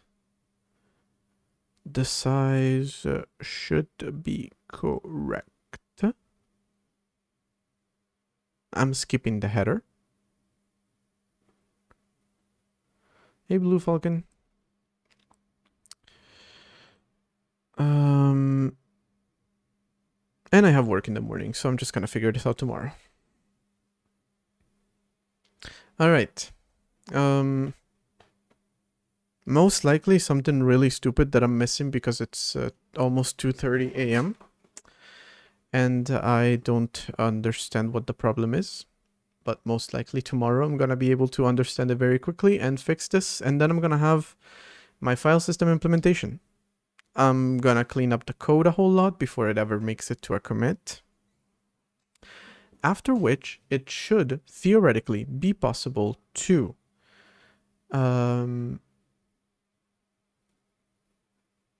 load the process. That one is worth checking if I'm sending the wrong FID.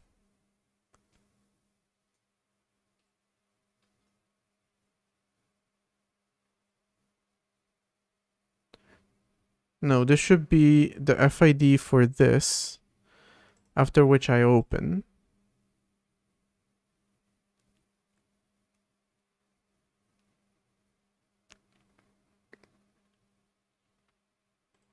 All right, it doesn't matter. And again, I'll figure this out later. Okay, yeah, so with this, hopefully I'll be able to load processes without having them be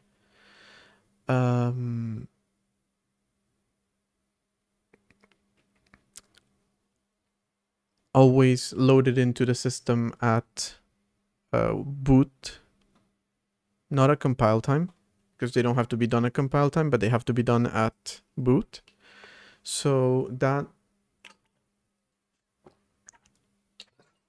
should simplify it a lot more. I am opening. So I'm attaching to the root of the file system. Oh, I don't think you open. Okay, I understand what you're saying. Let me see. I don't think so, because all I'm doing is just moving to it. Yeah, that's not it. That's not it. Again, I'll figure it out.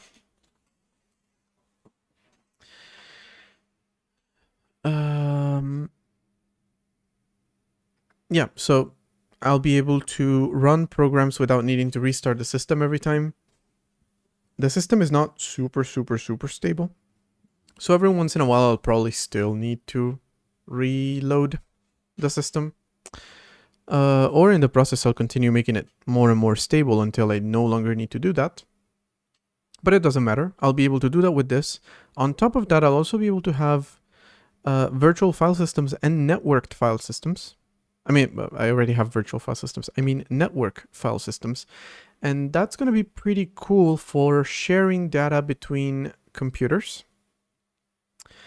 Although, of course, there's going to have to be a server for that. But that shouldn't be too hard to do. I'm pretty sure I can find some implementation of a server for that. I actually already found a few, but those are specifically for Plan 9.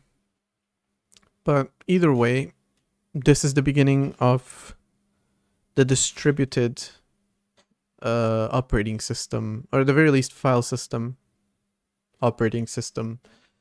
For Redacted OS. So that's pretty exciting.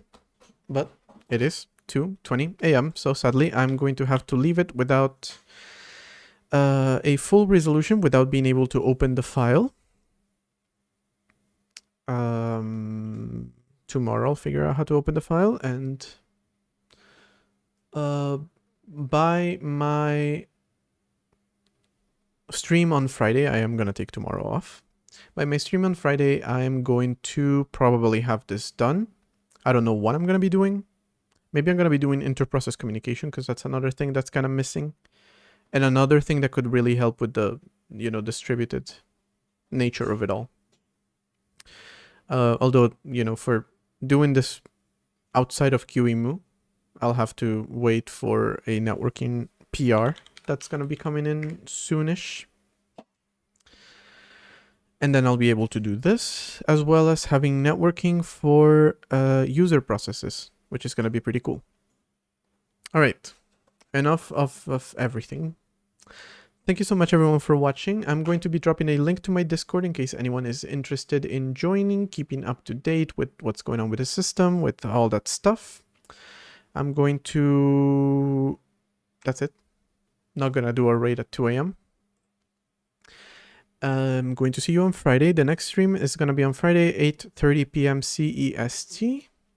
That's Central European Time, 7:30 UK time. If I was on my other computer, I had a world clock on it, but I don't on this one. So it doesn't matter. Thank you so much for the help today, iStorm. I would have stormed out if it wasn't for you, because this fucking file system was something else. All right. I will see you guys. Hi, Stony, and bye, Stony. I don't think I'm gonna do a raid. I'm gonna hop off pretty quickly. I will see you guys on Friday.